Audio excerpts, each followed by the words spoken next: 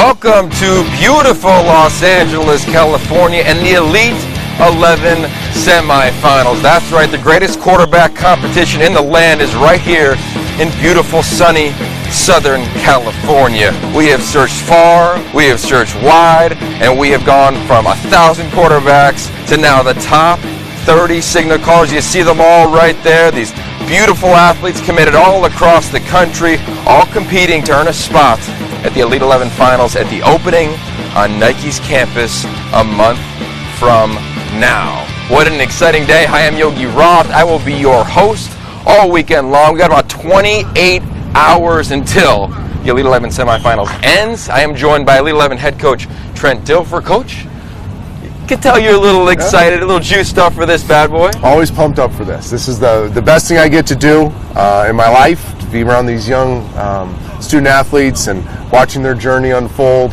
through the vehicle of quarterback. We call it Elite 11. We get to see so many cool things happen to these young men as we go through the journey with them in the spring, now with the semifinal opportunity here at USC, and then ultimately at the opening, the finals on Nike's world headquarters. I love seeing the journey of the kids. I love the staff, what they've invested into them. What Andy Bark started here 17 years ago with Elite 11 is amazing. The impact it's had, not just in football, but in so many big-time leaders in our country right now. This competition, and it's just excited to be. I'm honored to be the head coach. Well, it is your fifth year, right? A lot of great coaches always said the fifth year is a big-time year, right? You got to win a championship in your fifth year, or they get rid of you. We're working on that. We're in the semifinals now, but these young men, they were excited last night. They flew into Southern California. They got to see SoCal, see what it was all about. They got the nerves out of their system. We got to get them on the beach a little bit. It was absolutely beautiful in Santa Monica. The beach was amazing. Take a look. These kids get off the bus. They get off the van. It's a lot of times, for a lot of these quarterbacks, the first time they've ever been to sunny Southern California. You know me being a SoCal guy, I was fired up to have these kids here, and just coming off the bus, you just saw their eyes light up. Wow, here we are. It's the beach, it's the sand. Things don't get that much better, in the fraternity of Elite 11 trying to jumped right from the moment they got off those vans. Well, it's so exciting to give these kids experiences that they wouldn't otherwise have. And football's been their vehicle to open up so many doors for them, and this is a door that's opened up. The opportunity to go out to beautiful Santa Monica. Nike's done an incredible job gearing them up. We have this unbelievable beach club, beach access, cool environments with them. This isn't all just about work. This is about some fun too.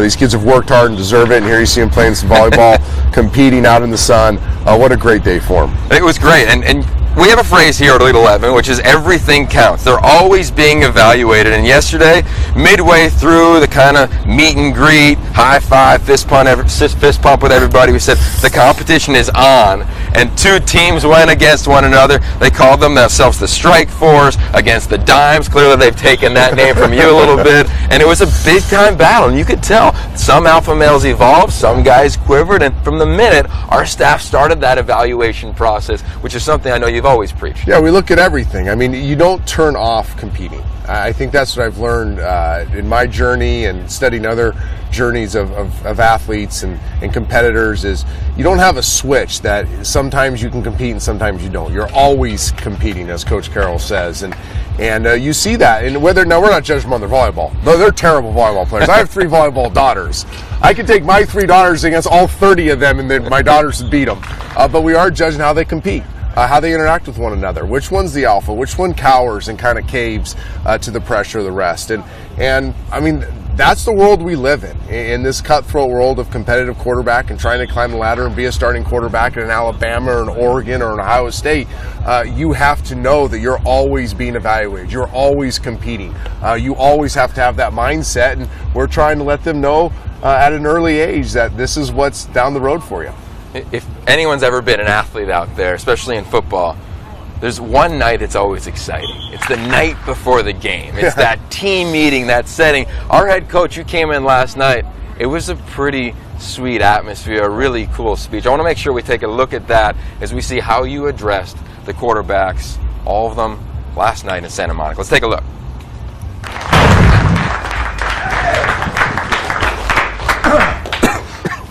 The most important part of football. The football. Have you ever thought of it that way?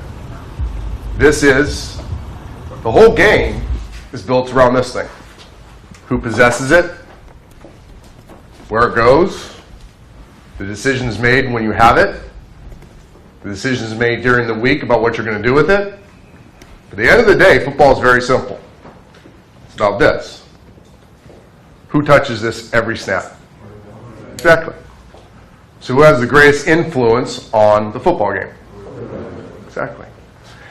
I thought a lot about what I wanted to tell you guys. And the one thing I want to try to do these next couple days is not talk a whole lot. But when I talk, please listen to what I have to say. Because I've thought very carefully about what I'm going to say. If I have one goal for this group, it's that you guys understand the gravity of the position of quarterback. The influence for which this position has. On the field, which we just talked about, because you control this, but also off the field. Because what's been lost in this new generation of quarterback is the fact that this is all that matters. And when you're a quarterback, you control the game because you control this. But you also control a bunch of people around you because you control this. What do I mean by that? It's the decisions you make off the field. Who you claim to be socially. The message it sends to your teammates, to your family, to those around you, your competition. Every time you step on the field, you make a statement about yourself, your family, your team, your friends. You're representing more than just you. And because you hold this, you have a tremendous amount of influence. You see, here's the flip side to everything that Andy and Brian talked about. And I've been blessed to coach these guys. And guys that are playing on Sundays, first round picks, blah, blah, blah. But a lot of the people that have sat in these chairs have failed. And it wasn't talent that caused them to fail. Everybody that's ever sat in the Elite 11 chair has had tons of talent. All you have tons of talent. I believe the reason they didn't make it is they didn't understand the bigness of the position. It was easy. They got by the best thrower, the best athlete, the dude, bigger, stronger, smarter. Played the game right. Were coached right. Were in the right system. So it was easy for them. But here's a promise. This position gets really, really hard the longer you go. You all want to sit with Tom Brady. He was the guy you guys, most of you want to meet with, right? If he was right here, he would tell you it gets harder and harder every year. It's hard. It's hard for a bunch of reasons. So when you don't understand that's what's coming, and it jumps on your back, guys tap out. The bigness becomes too much. Some call it pressure. The pressure gets too much. There's no such thing as pressure if you're expecting it. Pressure comes when you're not expecting it to be hard. When you're expecting it, it's just process. And when you can embrace the process of the bigness, the gravity of this position, the influence of this position, then you don't feel pressure. Then you can reach your human potential. There's something about the night before. And here at Elite 11, keep in mind, this is a long journey. This started in late February on the island of Hawaii.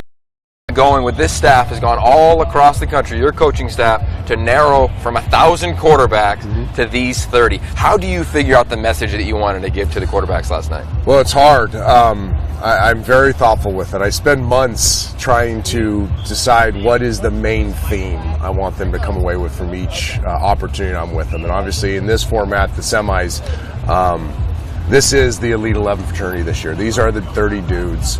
They'll forever be part of the community of Elite 11. And I want to make sure, I really believe, one of my core values is I want to influence the future influencer in a positive way. And all 30 of these guys, whether it's in football or something else, are going to have massive influence in their lives. Let's hope it's for the good and not the bad. And I think football is a great vehicle to be able to teach them some really important messages. And the message I was trying to get around there is what they do really matters. It's more than wins and losses. It's more than stars. It's more than resumes. It's more than offers. It's more than accolades. There's a lot of people watching them. And because they control the football, because they have such an influence on the game, they also have a huge influence on so many other aspects of life. And what they do off the field, who they portray themselves to be socially, how they interact with their classmates, how they treat other people. all that stuff matters. It matters as much as wins and losses. Because I believe these 30 kids are going to at some point help change the world for the better. And it's our responsibility as a staff, it's my responsibility as the head coach to make sure we use these opportunities to talk about something bigger than just football. The football matters. That's why we're here, I get that. But it doesn't mean we can't inject a lot of other life lessons within the format of football. You can tell these young men are pretty excited. They are going to have an influence. You also will have an influence via social media. We are listening to you all day long, all night long, and obviously into tomorrow at Elite 11, Snapchat, Instagram, Twitter, Facebook, whatever it is. And as you might imagine, our quarterbacks are also a little into social media. Just a little bit. And we're going to bring in the third member of our squad, AJ Lawrence, for a report on how they may have used that social media a little bit when they got a little something in the mail a few days ago. AJ, welcome. They sent in the mail something nice to the guys, a beautiful and wonderful little welcome kit so that they felt completely ready to go. Little tag on there just so that they knew exactly which bag would be theirs, and it included some fabulous items. One being a great black football shirt with Nike on it so they could wear it on the flight and be easily identifiable but also be unified, and then a wonderful Elite 11 edition Nike football. So these guys are really excited. They've got a great package of things going here, and they are all working together. I like it. I bet some of them wish they got some of those kicks, AJ. Those are pretty sweet shoes she's got on. Some style, but I mean, think about it again. You're a quarterback, Trent, in high school. Be 17. Get invited to football heaven, man, and all of a sudden you get this great package and all. What are your juices like? It blows my mind what these kids now have access to in a good way. I mean, so many doors have been opened for them, and there's so many resources for them, and Nike's just done an incredible job making sure that not just are they taken care of from a swag standpoint, they get to throw the best football out there, but they look dope. I mean, we saw them walking off the plane and out there this morning, and I mean, they just look awesome. I mean, they're already great-looking kids, but you put them in this stuff, and they look ridiculous. So it blows my mind. I mean, I remember when I was a rising senior after my junior year, I mean, I was thinking about going to work that summer just so I could put gas in the car so I could get to summer practice. They weren't flying me all over the country to go to quarterback competitions, so this is pretty awesome for these kids. Well, let's take a look at the list of these 30 quarterbacks. Because the way that it works is we've gone all across the country. 1,000 quarterbacks plus have been evaluated by the Elite 11 coaching staff, been whittled down to the top 30. 28 of them committed to major institutions all across the country. 8 have invites to the Elite 11 finals. They are invited. They are here competing to see who can be determined the semifinal MVP. And out of these 30 quarterbacks, 22 who have yet to be invited to the finals, some may get invited over the course of the next 27 plus hours now to the Elite 11 finals on the Nike campus. So Trent, as you look at this list, who has stood out thus far, and what are you and the staff going to be looking for as you potentially make these spontaneous invitations? Yeah, well, it's obviously a process, and everybody wants to get caught up in the numbers game, and I get that. And we're going to do some cool stuff in the next 27 hours. We'll invite kids to the opening and the finals as they progress through the drill process this morning, the concept install this afternoon, the 7-on-7 competition tomorrow. Again, everything's being evaluated, so how they handled install this morning. Haskins this morning was incredibly impressive in install. Blew my mind with some of his questions, his understanding. You can tell he's asked one of the past Elite 11 quarterbacks about this book because he understood peer progression with option, PSL. McElwain, another kid that, by the way, staring at me like holding on to every word I said, totally into the book, getting everything I was saying, taking notes. I don't know if they knew it, but that hour and a half this morning, I learned a lot about how these kids learn. Some of them were overwhelmed. They didn't know what notes to take.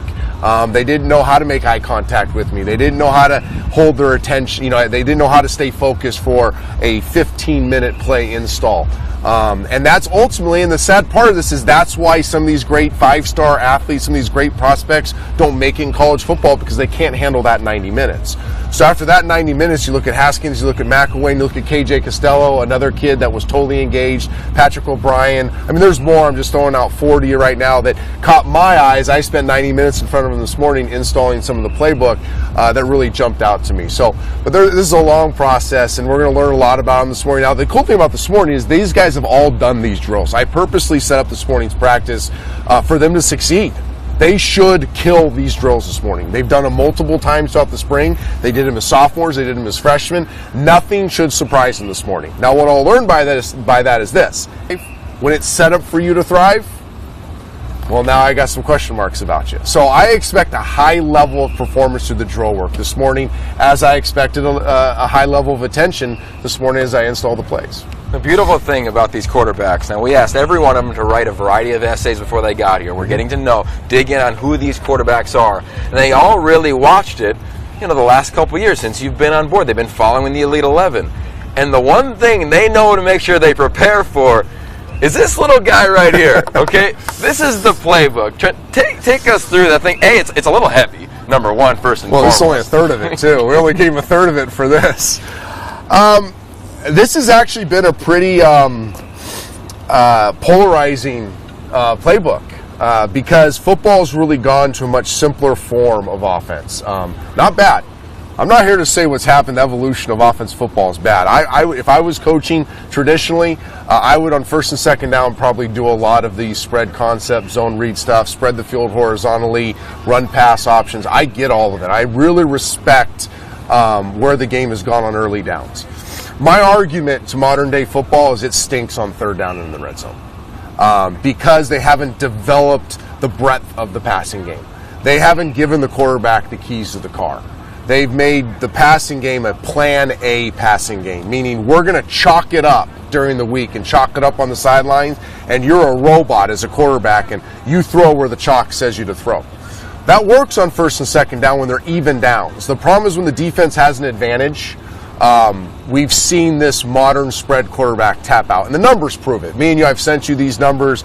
Joey Roberts, my director of operations, has done a long-term study on spread offense to traditional offense, where the critical downs come into play, and we've seen horrific third down numbers, we've seen horrific goal-to-goal numbers, and we've seen horrific come-from-behind must-pass numbers because the quarterbacks haven't been fully developed to get deep into progressions and truly have the keys of the car. So what I did was I built a playbook. A lot of this stems from my time with Mike Holmgren, Norv Turner, Brian Billick. I played under some great coaches. I took the best of what they taught me, and I developed a training playbook. And what I mean by that is these are great plays. Any high school, college could use these plays. But I built them in a training format. So the kids understand PP, pure progression, PO, progression with options, PSL, pre-snap look, key progressions. It's all about starting point. It's all about tying your feet to your eyes. And the ultimate goal of it is to empower the quarterback to actually play quarterback, not catch. And the problem with the modern day quarterback is they're just playing catch. They think they're playing quarterback, but they're just playing catch because they're throwing the ball to number one all the time. It's a plan A passing game. This playbook is going to train these kids, and they're already a little overwhelmed, but we've seen massive success when we've done it, is that it's going to teach them how to tie their feet, their eyes, and get to number three. So when the defense has the advantage and they take away one and they take away two, that just means three was more open. And the quarterback perfectly in rhythm, ties his feet to his eyes, gets through, and in time gets the ball to three, and now we have a runaway, and now we're streaking down the field. And the defense thinks they won the down because they dialed up the perfect blitz or the perfect defense to cover the perfect concept, yet somehow they still lost the down. That's what the surgeons do. That's what Brady, Rodgers, Manning, Wilson, Breeze, that's what they do. And by the way, they all run versions of these plays and run them exactly the way we're teaching these kids in high school. So they're not going to get this in high school. They're probably not going to get it in college unless they go to a program that has an NFL pedigree coach. But if they do get to the NFL, and if they do want to be one of the best ever, well, they're going to at least be introduced to this at some point. We've color-coded. I mean, it's kind of fun. We do a lot of cool stuff and have all the great technology. It's color-coded, and we build in the progressions, and I install it this morning. They'll get it. The guys that make the opening will have it for the next month to study at home. This week, we're just introducing them to it. And the way I framed it to them was, guys, I just want at some point in your life for you to have the experience I had under Coach Holmgren, where he opened my eyes to a world of football that I didn't know existed. And once my eyes were open to that passing game, and then I got to play for North Church, one of the great play callers of all time, one of the great concept guys. Man, the passing game became so much fun. I want you to be able to experience that, because there's only a few of us that got to experience the Bill Walsh tree of passing game, and that's home and Andy Reid. And I'm one of the fortunate that not only got to play for him for 4 years, Mike Holmgren, but I got to study under him and really dig deep into the why these plays were built, and then to spend time with Norv and his history through the Coryell passing system, and then to blend those together in a format that can train young quarterbacks. I have a lot of conviction this is the right way to train quarterbacks. Maybe not the right way to call games on Friday night or Saturday, I get that, but it's the right plays to train them to help them reach their potential as a player. Well, you know obviously a lot about quarterbacks, 14 years in the National Football League. And a lot of times at quarterbacks, you think you have the answer sometimes. You think you're ready, right? These kids, they know they get the playbook. They know they need to study 80-plus concepts. Yep. They've seen the show. But sometimes they're not always ready. Let's go a little throwback action and take a look at when some of the quarterbacks were faced with the playbook. Yeah. Designed for the mind of an NFL quarterback. To succeed, one must adapt quickly. Playbooks, it's pretty legit. It's about 170 plays. It's pretty complex stuff. Here, I got nothing, right? The playbook's intense. Coverages, plays, just really understanding the concepts, studying out non-stop. Gun tough left to Jet Brady. Trying to own a playbook in 2 weeks is pretty tough. We were familiar with it. Some of the concepts, the wording was just different to us. Motion to blank, Diz right, gone right, wide version pump, Z channel. Bang right, Fox too hot, Winston. My playbook isn't the best playbook ever. This is very strategic what I'm asking them to do. You're getting 2 yards from the back end line and crossing. Your coaches back home may have a better playbook than this. None of that matters to me, because what they're being asked to do is to buy into this system.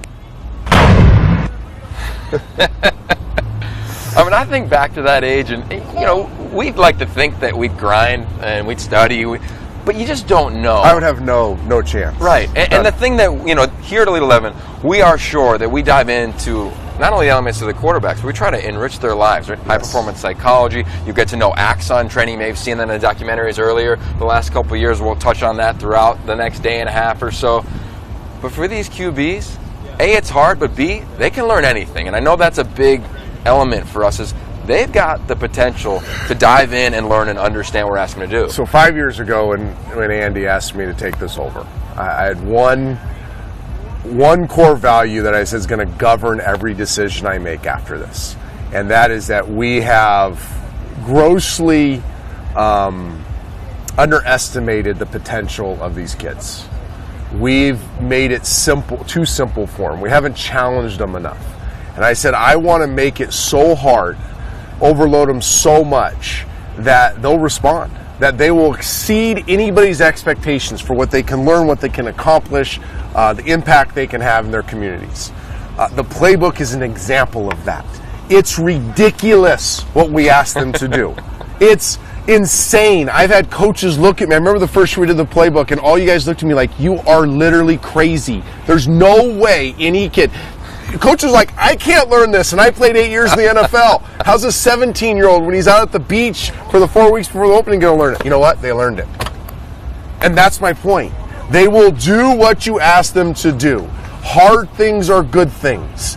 We've settled for easy. We've settled for, he can only do so much, let's make it easy for him. No, let's make it brutally hard. Because now I have to tap into some area in his core they didn't know he had, to dig deep enough to find it inside of him to actually learn this nonsense and then be able to go do it. That's the genius of this, is we're getting to tap into these kids' human potential by asking them to do things way harder than anybody's ever asked them to do. And I don't like doing hard stuff. I'm 43 years old. I got 4 kids, married for 21 years. I don't like hard things. But you know what? Hard things make me better. Parenting's hard. Makes me better. Being married this long is hard. It makes me better. Having the responsibilities I have in my life are hard. Makes me better. Hard things make us better. When we settle for easy, we tend to, that's when we make our most mistakes. I don't want these kids to make mistakes, so I'm going to make it extremely hard through the playbook for them. It's also hard on us as coaches. And to reset, if you're just joining us, Yogi, Roth, Trent Dilfer, Elite11.com. This is the Elite 11 semifinals, the journey to the Elite 11 finals. This staff, it's not easy because you fall in love with players. We've looked at 1,000 quarterbacks, narrowed it down to the top 30 in the country right here, right behind us. And I want to make sure we go back in history because there's times where we get to know these kids at regionals, right, at the opening regional competitions. Well, years ago, we saw a guy named Jameis Winston in Columbus, a skinny, young 16-year-old, didn't really know what he was about, knew he kind of had a live arm. Let's take a look, way throwback. You might not even recognize Jameis from Columbus in that regional. Take a look. We'll be right back.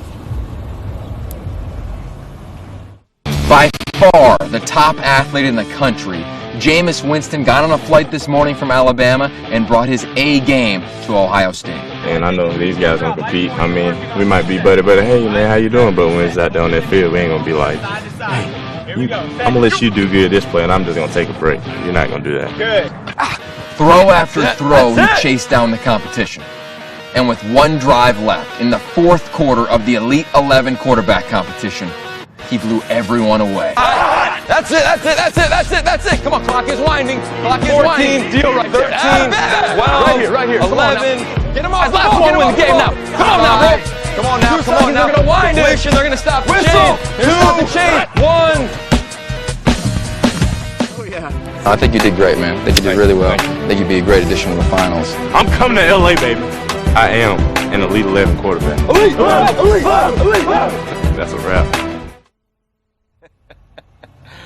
If he saw that, now, man. How young did you look right there? Come on now. Come on, man.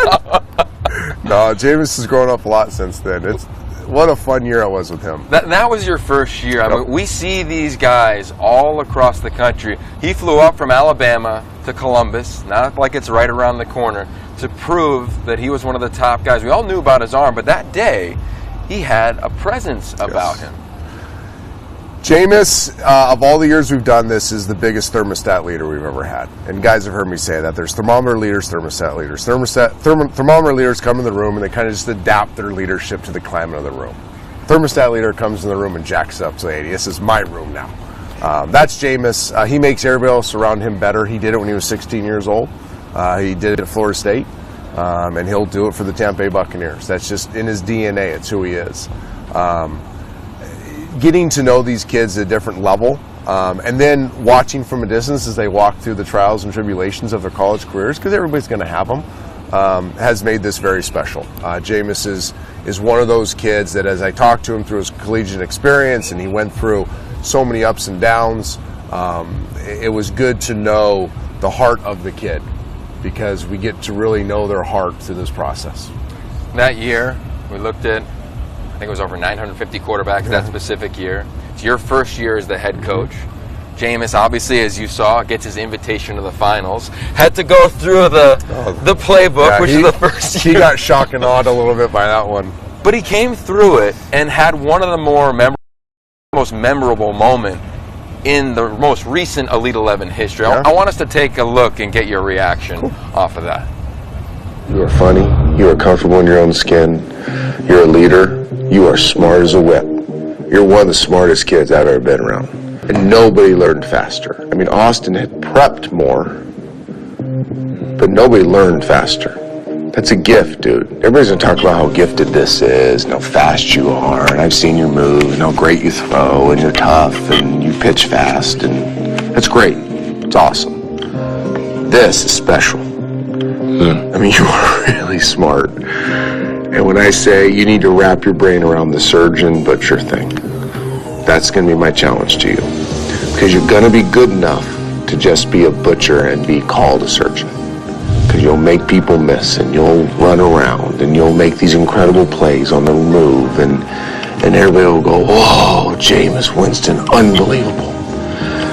But when you're playing on Sundays, which I really believe you will if you want to, it's going to come down to a 3rd and 7 in the 4th quarter, down by 4, and they're going to keep you in the pocket. And they're not going to let you be fast. and quick and all that. And that's going to be a mistake because you're going to beat them here. And that's what I'm most impressed with.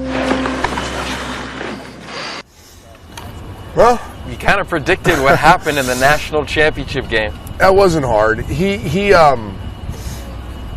a special learner. He can process at speeds that most people can't. And I get there's skeptics out there. You know, they're going to say, listen, this is what I do. I see thousands of quarterbacks every year. I evaluate them at the pro level, college level, the high school level. I talk to them all the time.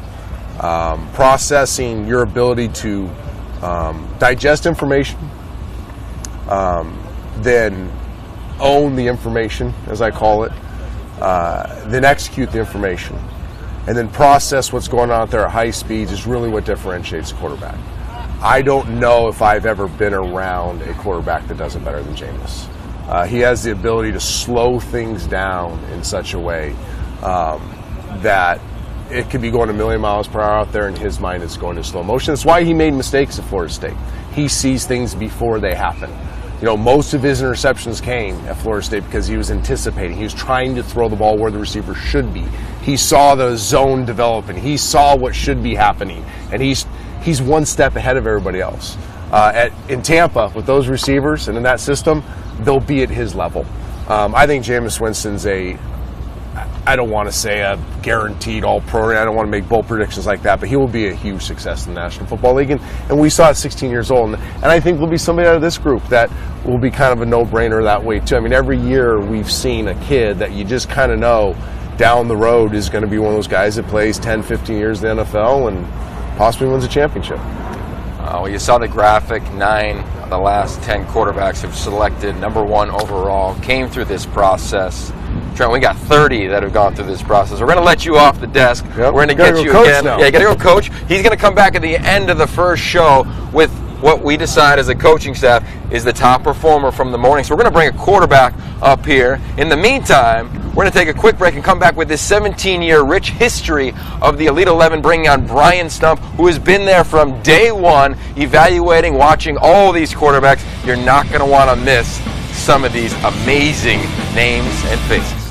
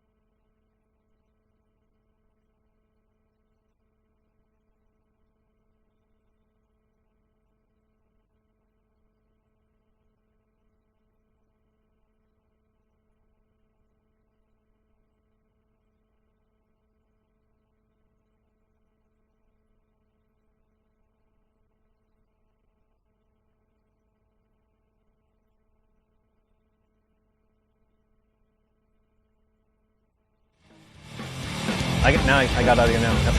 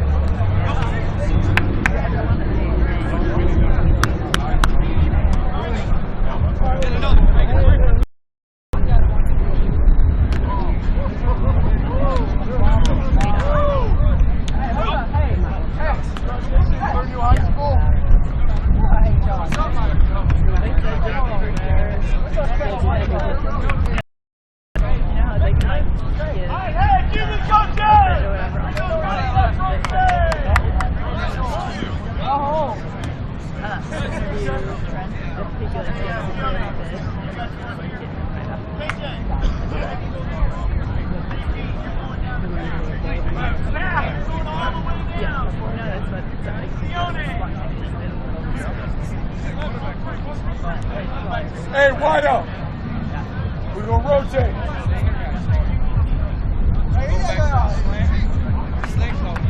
Oh, Joe. Play action.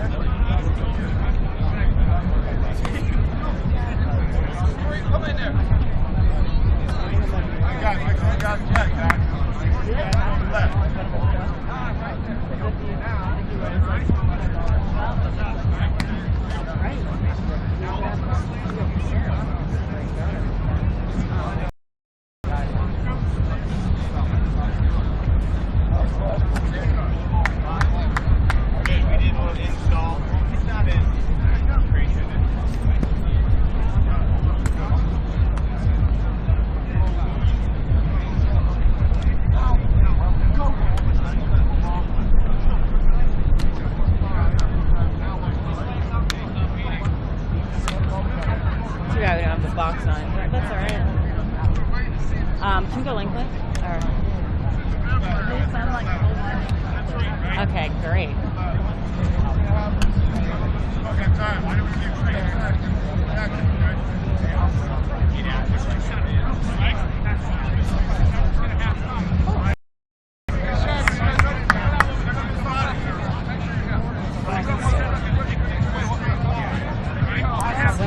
Can we do one more far away? You want more of like the players in the background? Yeah.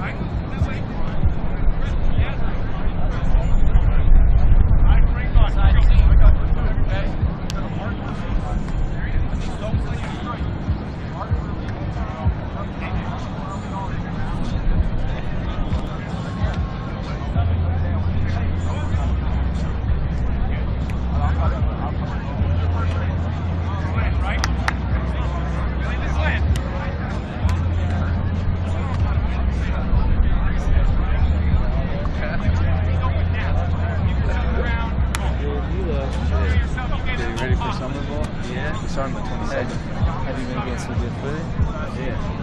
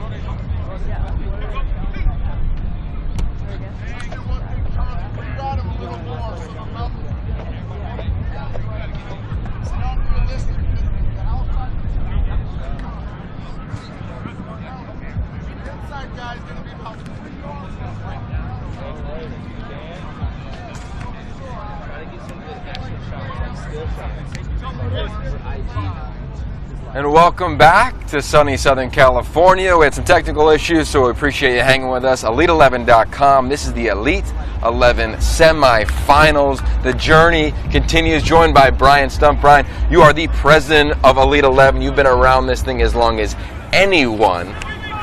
Why now a semifinal? Because this is something new to the entire process of the Elite 11. I think it's something we've been thinking about for a long time, and and you've been a part of it for a long time as well. And as we go through the final processes to get to what is now the 18 at the opening finals, the Elite 11 finals, we're sitting in a war room and we're beating up a guy we saw back in the first weekend in March, 3 months ago, and comparing him to a guy we saw in Columbus, Ohio 2 days ago. So, the freshness and recounting those guys in workouts, going back and beating up their film. So we figured, why not just bring them all to the same field, let them settle it on the field, so to speak, and hence the Elite 11 semifinals presented by Nike Football today and this weekend. It's awesome, and I'm so excited to be a part of this and have it go off this year, because it's been a long time in the making, and we got a great group of kids here. All right, so we got 30 quarterbacks, from 1,000 to 30, and then eventually we'll get to the Elite 11 about a month from now. We got about 26 hours left in this weekend. So let's dive into some of these quarterbacks. You've seen them more than anyone. Anyone stand out? What are some of the quarterbacks that you've really kind of fallen into, have really stood out a little bit, even though it's early on in practice one? Yeah, I think we're practice one. Kids have been here for really about 24 hours total, getting off their airplanes. I mean, for me, a guy right now that's excelling, he was a late invitee in terms of the process, is Brandon McElwain out of Pennsylvania, committed to South Carolina. He had his last playoff game in baseball on Thursday, so he's been in baseball for a while. We saw him back in April at the New Jersey opening regional, and he's been sharp from getting off the bus. There's a lot of Russell Wilson comparisons with Brandon because of his baseball acumen. His height, he's a 6-footer. He's a great student in the classroom, been raised by a great family, and he's been sharp on the field, though, from what I've seen so far here through the first hour. Real crisp, he gets it out quickly, and for a guy, again, that pitched last week in the baseball playoffs, he's shown no signs yet in terms of regaining his throwing mechanics and transferring onto the field today. He's such a serious young man. Last night, and you'll see all these profiles tomorrow, we're going to bring each quarterback up on set and do a one-on-one interview. But he's got a seriousness about him. And I've been around Russell Wilson a little bit with the Seattle Seahawks, as have you. This guy has a maturity that I think is different than, you've been doing this for 17 years. This is my 7th year on the Elite 11. I think it's top 10% from a maturity standpoint. Yeah, you call it maturity, seriousness. I mean, for me, it's focus as well. He's a guy, and you see it through the process, and you see it over the years. We really can't dive deep into it until we get him in this type of setting. So at the finals for 4 days, at the semifinals here for 2 days, you really get to spend time around the kids, and you see what their makeup is, and you see if they love football and if it's what they're going to scratch and claw for to be successful at. Some guys are blessed with natural ability, and football is great if it's football season, and then I'm going to go play baseball for a while, and that's fun too. You can tell Brandon he's one of those guys that's had his goals on his wall in his room since he was 8 years old, and he knows what he wants to do, and he knows how he's going to accomplish it, and it's transferring onto the field right now, as we see. Now, coming into last night, there was 3 quarterbacks that were uncommitted. Last night, one quarterback you were driving up from the airport with decided to make a commitment. Who was that, and what was that story like? Yeah, so Jalen Hurts, Channelview, Texas, a quarterback coming up here. He was sitting in the Houston airport all day yesterday. Him and De'Aaron King's flight was delayed. They were waiting for the air conditioner to get fixed. So I think he had a little bit of time to think stuff over and finally figure out that he was going to put it out there. He told me that he had committed to the Alabama coaches a week or 2 back on a visit, but he was going through the process, and he's not a real public guy. He's not about getting attention for himself. So he just said, "Hey, coach, will you guys put this out for me?" We said, "Hey, we're doing this great webcast tomorrow. You want to come up and do it on the stage and do some hat stuff?" He's like, "No, sir, coach. That's not what I'm about. I'm here for the football." So yeah, it's a great story, and in the age of guys with 10,000 Instagram followers and all that sort of stuff, to have a kid that humble and not about getting more attention for himself was really refreshing. So Jalen Hurts, great pickup for Alabama. Obviously, they've been going through this process and a little bit slower in some in terms of finding their quarterback in the class of 2016, but they found a good one in Jalen. Son of a coach, he's been around the game a lot. See him on the screen now. I mean, this kid, he just kind of jumps off the page when you meet him. Very mature young man.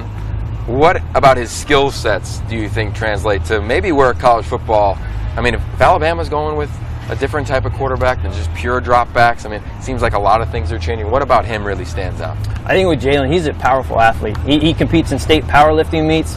He's a dual threat guy in terms of being able to move the offense. That his coach is also his father there at Channelview. So his coach has drawn some good stuff up for him, but he's able to execute at the highest level. So a guy that really reached near 1,000 yards rushing last year, as well as what he did with his arm. And you saw Alabama go that direction a little bit last year with Blake Sims. And Jalen, from a raw power standpoint, better passer than Blake was in high school, probably a little bit bigger, a little bit thicker. So he could be a guy as he gets into that system. And obviously there's a ton of quarterback depth at Alabama right now. A lot of good young talent with David Cornwell, who's coming on and pushing Coker, and then you got Blake Barnett coming in this year. So he's going to have to fight up the depth chart, obviously, but a guy that might be more of a fit if they're trying to tend toward a dual threat guy than a Cornwell or some of the other guys they have in there right now. Now, quarterbacks are constantly fighting up the depth chart. They're fighting to get an Elite 11 spot. Just to reset, I'm Yogi Roth, Brian Stump. This is Elite11.com. We're talking about the journey to the finals. Looking at 1,000 quarterbacks, narrowed down here at the semifinals to 30.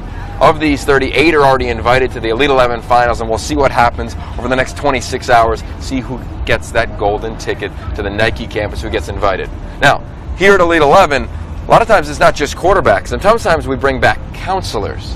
And that is a rich tradition. Andy Bark, the founder of Elite 11, started. You've been around for a long time. Former Cal athlete as well. I want to take a throwback. See if you can recognize this quarterback when he was a young man in college as he addresses the Elite 11 quarterbacks years ago. So I'm going to start by saying I'm honored to be here.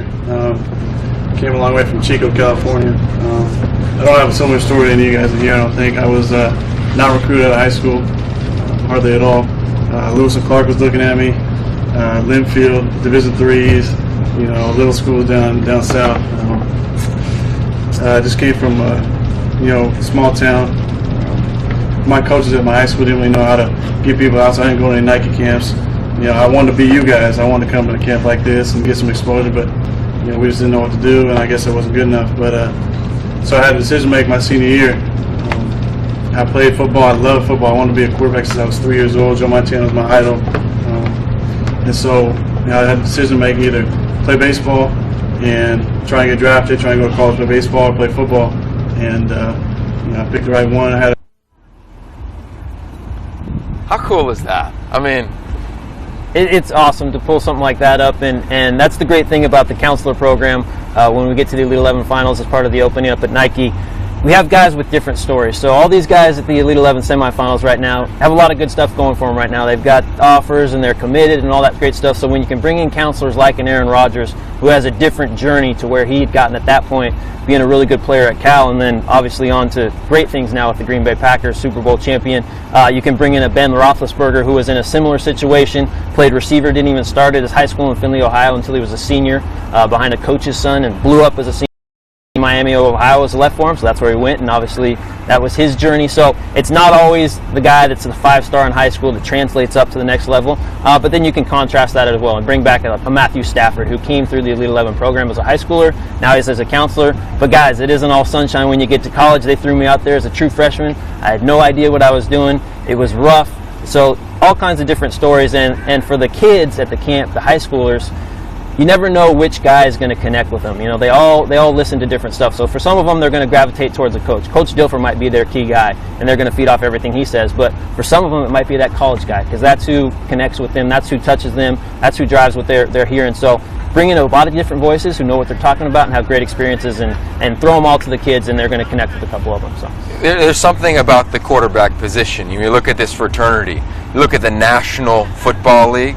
77% of the quarterbacks in the NFL have gone through this Elite 11 process. They're part of that fraternity. And one of my favorite moments is when Aaron Rodgers came to the finals 2 years ago and pulled the quarterback to the side and all of a sudden had an intimate one-on-one with him. It was David Blau. We're going to take a look at that clip in a minute, but you can see the projected stars in the NFL and who is an Elite 11 quarterback, and the list goes on and on. It's the who's who, and some of the guys that aren't in bold, they don't have a lot of years left in the NFL. It's just a matter of time where it keeps growing as we see this position continue to change. But really, Brian, one of my favorite moments was in David Blau, quarterback who's now at Purdue, and Aaron Rodgers had this amazing conversation at the Elite 11 Finals on the Nike campus. Take a look at that conversation between these two.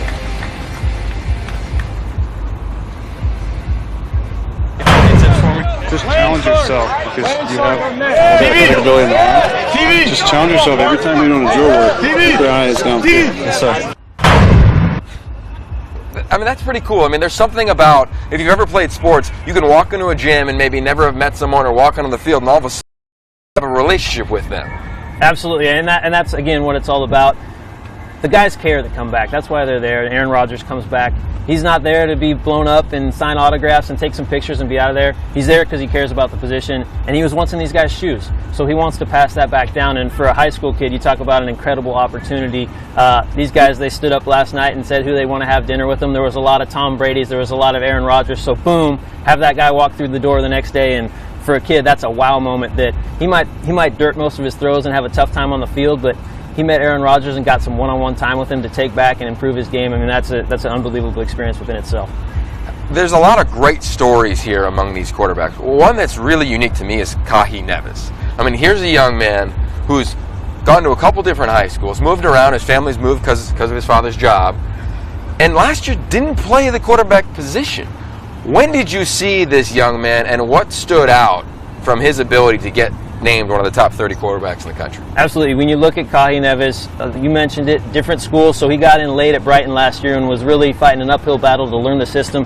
Physically gifted kid, though, and when you saw him at the regional in Oakland, you said, this guy's got such a chance. Why wouldn't we want to bring him in, work with him for these 2 days, see what happens? He could be a guy that's like a sponge, and when he gets around this environment, gets with Coach Dilfer and the rest of the great staff, and he could blossom. And it might be right now this weekend, and great, he's going to have a great shot to move on to the finals if so. But even if it's a slower process for him, we're going to flip that switch for him so he starts thinking outside the box. And when he goes back to Brighton this year, his first year as a starter, he can really tear it up for those guys his senior year this fall. I mean, he's got unique arm talent. I mean, he's been around the game for a long time. His father played at Utah. His dad's roommate was Jamal Anderson. Remember the Dirty Bird back when he was playing for the Atlanta Falcons in his NFL career. And I think when you look on the field and take a look at these quarterbacks, we always look for unique traits. He's got gifted arm talent. I mean, this young man, it seems like the ball just speaks every time it comes out of his arm. Absolutely, and I think when you look at the draft and the numbers that ESPN produced this year with kids playing multi-sport, I apply this to Kahi as well with playing multiple positions. You watch his film from last year, quarterback didn't work out necessarily. They decided to go with the experienced kid that had been in the program. Kahi wasn't on the sideline charting plays. He's in that middle backer, making plays, 65 tackles, starting. He's a football player. So for me, that translates just as well as being a great baseball player or a great basketball player. Dude's a football player. He'll get out and do whatever it takes to move the team, and that's going to translate into leadership as well in the next level. He's going to be in the huddle. He's going to be in the weight room, and dudes are going to respect him from the second he gets at Utah. That's amazing. I mean, there's so many talented players that are here at the quarterback position. I mean, from Woody Barrett, one of the most athletic guys, Kahi Nevis, one of the guys who hasn't really played a lot of that position. For you, what are you really looking for as the first workout gets about halfway through? I mean, for me, something the whole weekend, and again, I mentioned it earlier, you can't tell this about kids until they get here. One, it's how competitive are they? So, college counselor-wise, Ben Roethlisberger was here about 10 years ago now at least, coming to Miami, Ohio, going into his senior year, and when the dude showed up, he competed in everything, and that's what makes Ben great. He doesn't have the biggest arm. He's got a great arm. He's got great size, all that sort of stuff. But if it was ping pong, he was trying to win it. If it was the EA Sports video game challenge, he was trying to win it. If it was pick up basketball down at the beach, he was trying to win it. And you can tell that about these guys when they get in this alpha male environment with the top 30 quarterbacks in the country. There's going to be 4 or 5 dudes that step up and emerge as the absolute most competitive dudes in the group, and that's a trait you have to have. You can't get to college and be happy being the third guy, and I'm redshirting this year, and when he graduates, it's going to be my time. You got to jump in and you got to make the most of every rep you get, and you got to be a competitor. So that's something that to me I really focus on this weekend and see which guys are going hard in everything. Well, one of the biggest competitors we have on our coaching staff is a guy named Matt James, and he's with AJ Lawrence. AJ? How are these players Got a out here friggin' doing? Hall of Fame. They're doing great. It's been a great day. The weather's beautiful out here. Just getting into individual drills for these guys. So 4 different stations where they're working together on getting them off their platform, getting them out of the pocket on some throws to their left on the second reaction drill. Nice. A lot of these kids come out of a zone read offense in high school, so we got a little zone read station out of the gun for them. And then also from underneath the center, we got some pure progression drills for them and a progression with option drills. So they're trying to tie a little bit of their individual drill mechanics that we're working on to the playbook that we're working on with these guys, not only this weekend, but we'll carry all the way into the opening finals up at the Nike campus up there as well. So kind of an opportunity for them to go through some individual stuff, get their footwork down, throw the ball. These guys just flew in last night. Some of them just flew in this morning and are joining us, but to get out and throw the ball around and start getting evaluated. Oh, excellent. It sounds like you guys have a pretty good game plan going on. We got a great game plan going on here, but a great staff, great competition, great coaching, so can't get any better than that. Fantastic. Back to you guys at the desk. Well, MJ, he's all fired up. And the beautiful thing is that the position has changed, right? There's so many athletes, and sometimes we see athletes, Brandon McElwain, committed to South Carolina, a dual sport athlete. A lot of people talking about him early on in this camp as being one of the dudes, one of the guys competing to get invited to the finals. Well, I want to take a look back at Archie Bradley. I mean, this is a young man committed to Oklahoma, right? But also could play a little bit of baseball. And if you watch Major League, this guy now is starting for the Arizona Diamondbacks. Let's take a throwback at Archie Bradley when he's here at the finals a few years ago. Archie Bradley from Broken Arrow, Oklahoma is 6'3" with outstanding pocket presence. He's committed to Oklahoma, but is currently touted as one of the top Major League Baseball prospects this year. I'm a big fan of Bradley. I just think Archie, a baseball player, probably the main focus for his future when you're throwing 97 mile an hour as a righty. I mean, you got a chance there, almost like the Joe Mauer maybe of this year's class. Archie's a great kid, great personality, wonderful off the field, charisma, and we all say, oh, he's going baseball. Well, maybe he is. I can't believe he's not at the top as well. I wouldn't be serious about football if I didn't come here, and that's really what I'm trying to set apart, is that I am serious. I mean, I committed to Oklahoma to play football and baseball, football first. And, you know, if I go there and they aren't let me play baseball, then, you know, that's part of it. But I committed to the University of Oklahoma to play football. And coming out here and competing with the best in the country, I think really shows them that I'm serious. This thing was to prove that I'm legit at football. I'm serious about playing at the next level, and you know, I think getting third is just it's an honor, man. I really, really am grateful. Remember that? I mean, that was one of my early years, Soka University in Southern California. Yeah, I mean, Archie, if you go back over the years and talk to the staff that's been here forever and yourself as well, they're going to talk about him as one of the all-time dudes, just a guy that you want to hang out with. And I think when we went through the evaluation process that year and we were breaking it down, we're like, and the coaches said it, he might end up going baseball. But if he doesn't, he's going to have a real shot at football, and he's going to be a great guy either way, and a guy you want to have on your roster, a guy you want to have on your resume. And he's a guy that now we talk about the quarterback fraternity that the Elite 11 is. Archie's starting for the Arizona Diamondbacks, and he's still hitting us up after he got the line drive to the head a couple weeks ago. And, hey, bro, let me get some Elite 11 gear sent down my way and send you some Diamondback stuff. So he's in the fraternity, even though he's now pitching in the major leagues, and he's just a successful guy no matter what he did. And that's why we wanted to have him as part of this event. We want kids that are driven, and like we talk about with Coach Dilfer, they're going to be successful guys off the field. They're going to hopefully be successful fathers someday, businessmen, and Archie right now is a successful major league pitcher. He truly is. Now, this fraternity, we're going to be talking about it all weekend long. Brian, you're going to come back in the afternoon. We're going to talk about one of the coolest things that Elite 11 has done in its 17-year history. You are right at the middle of it, so make sure you come back in the second practice to check out Brian's stuff when he comes back on the desk. We're going to take a quick break here and come back with Matt James. Matt James has been all over the Elite 11 for 17 years. You're not going to want to miss it.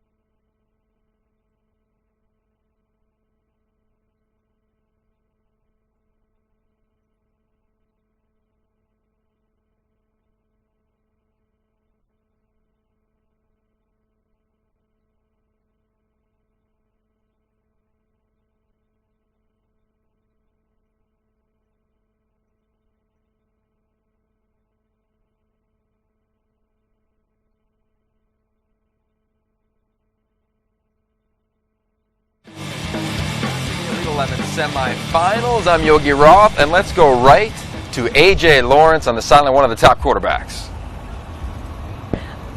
I'm here with Marshall Henry, one of the parents of an incredible player out there, Malik Henry. And do you want to tell us a little bit about your son and his progression with football? Well, he's grown as a kid and as a football player. I think the last 6 months have been a learning experience for him, and he's growing, and he's looking forward to moving on and getting to Florida State and seeing what happens from there.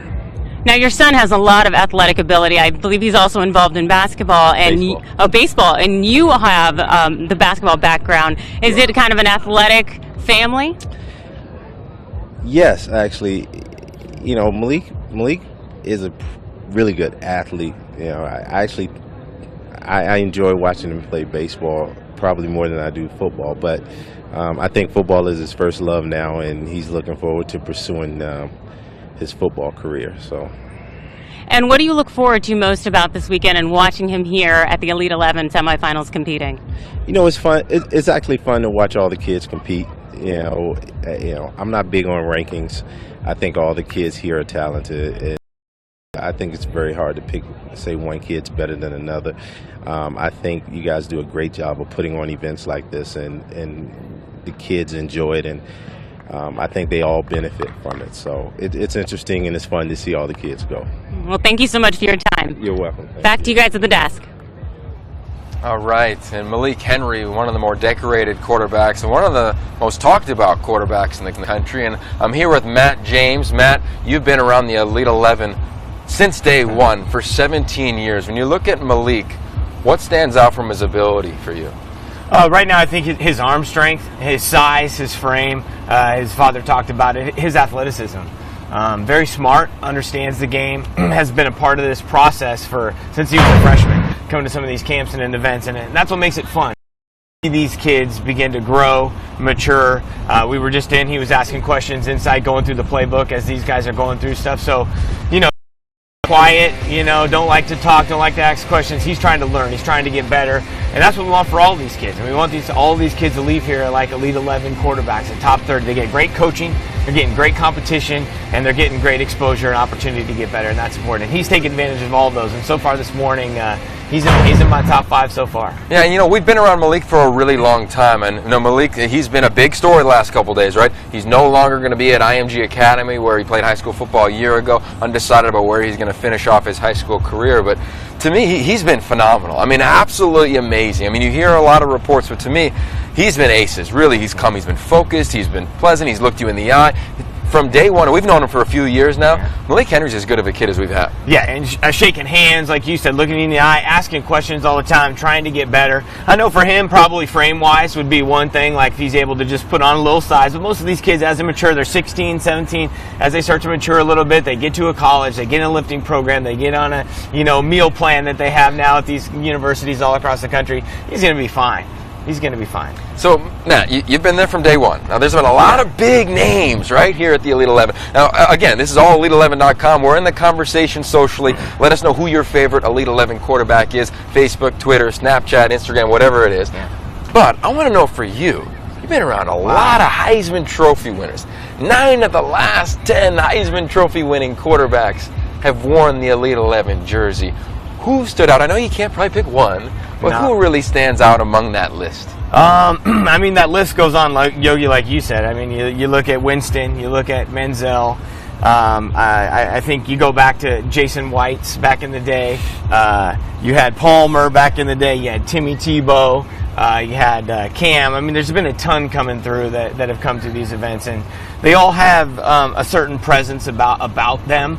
And this thing is more than just of what the guys are doing on the field. It's kind of what they're doing off the field as well. So that's an important piece for it as well. But I think just with this last year, I think because of the intangibles of both on the field and off the field, I think Marcus Mariota has been one that's really stepped out for me. Matt Leinart was great, coming from here. Sanchez was awesome. When he came through here, his leadership ability, his understanding of the game, his way to rally other guys around him as well leads to success both on and off the field. And I think that's the one thing I think if we could hang our hat on, especially for these kids leaving here, all 30 of these kids leaving with that mindset and that ability to go back and influence not only the kids in their community, but then as they go into college, I think that's a win-win all around. There's so many young men who have influenced thousands in high school, then millions in college, and more millions when they get to the NFL. And we see it throughout that whole process. And you have more airline miles than anyone in the history of Elite 11. I mean, you were literally in a different city every weekend. But I can remember years ago when we found a guy named Teddy Bridgewater. Now, Vikings fans and Louisville fans, you're going to know who this young man in the country probably does as well. Let's take a little throwback action and look at Teddy Bridgewater when he was a little skinnier, I guess.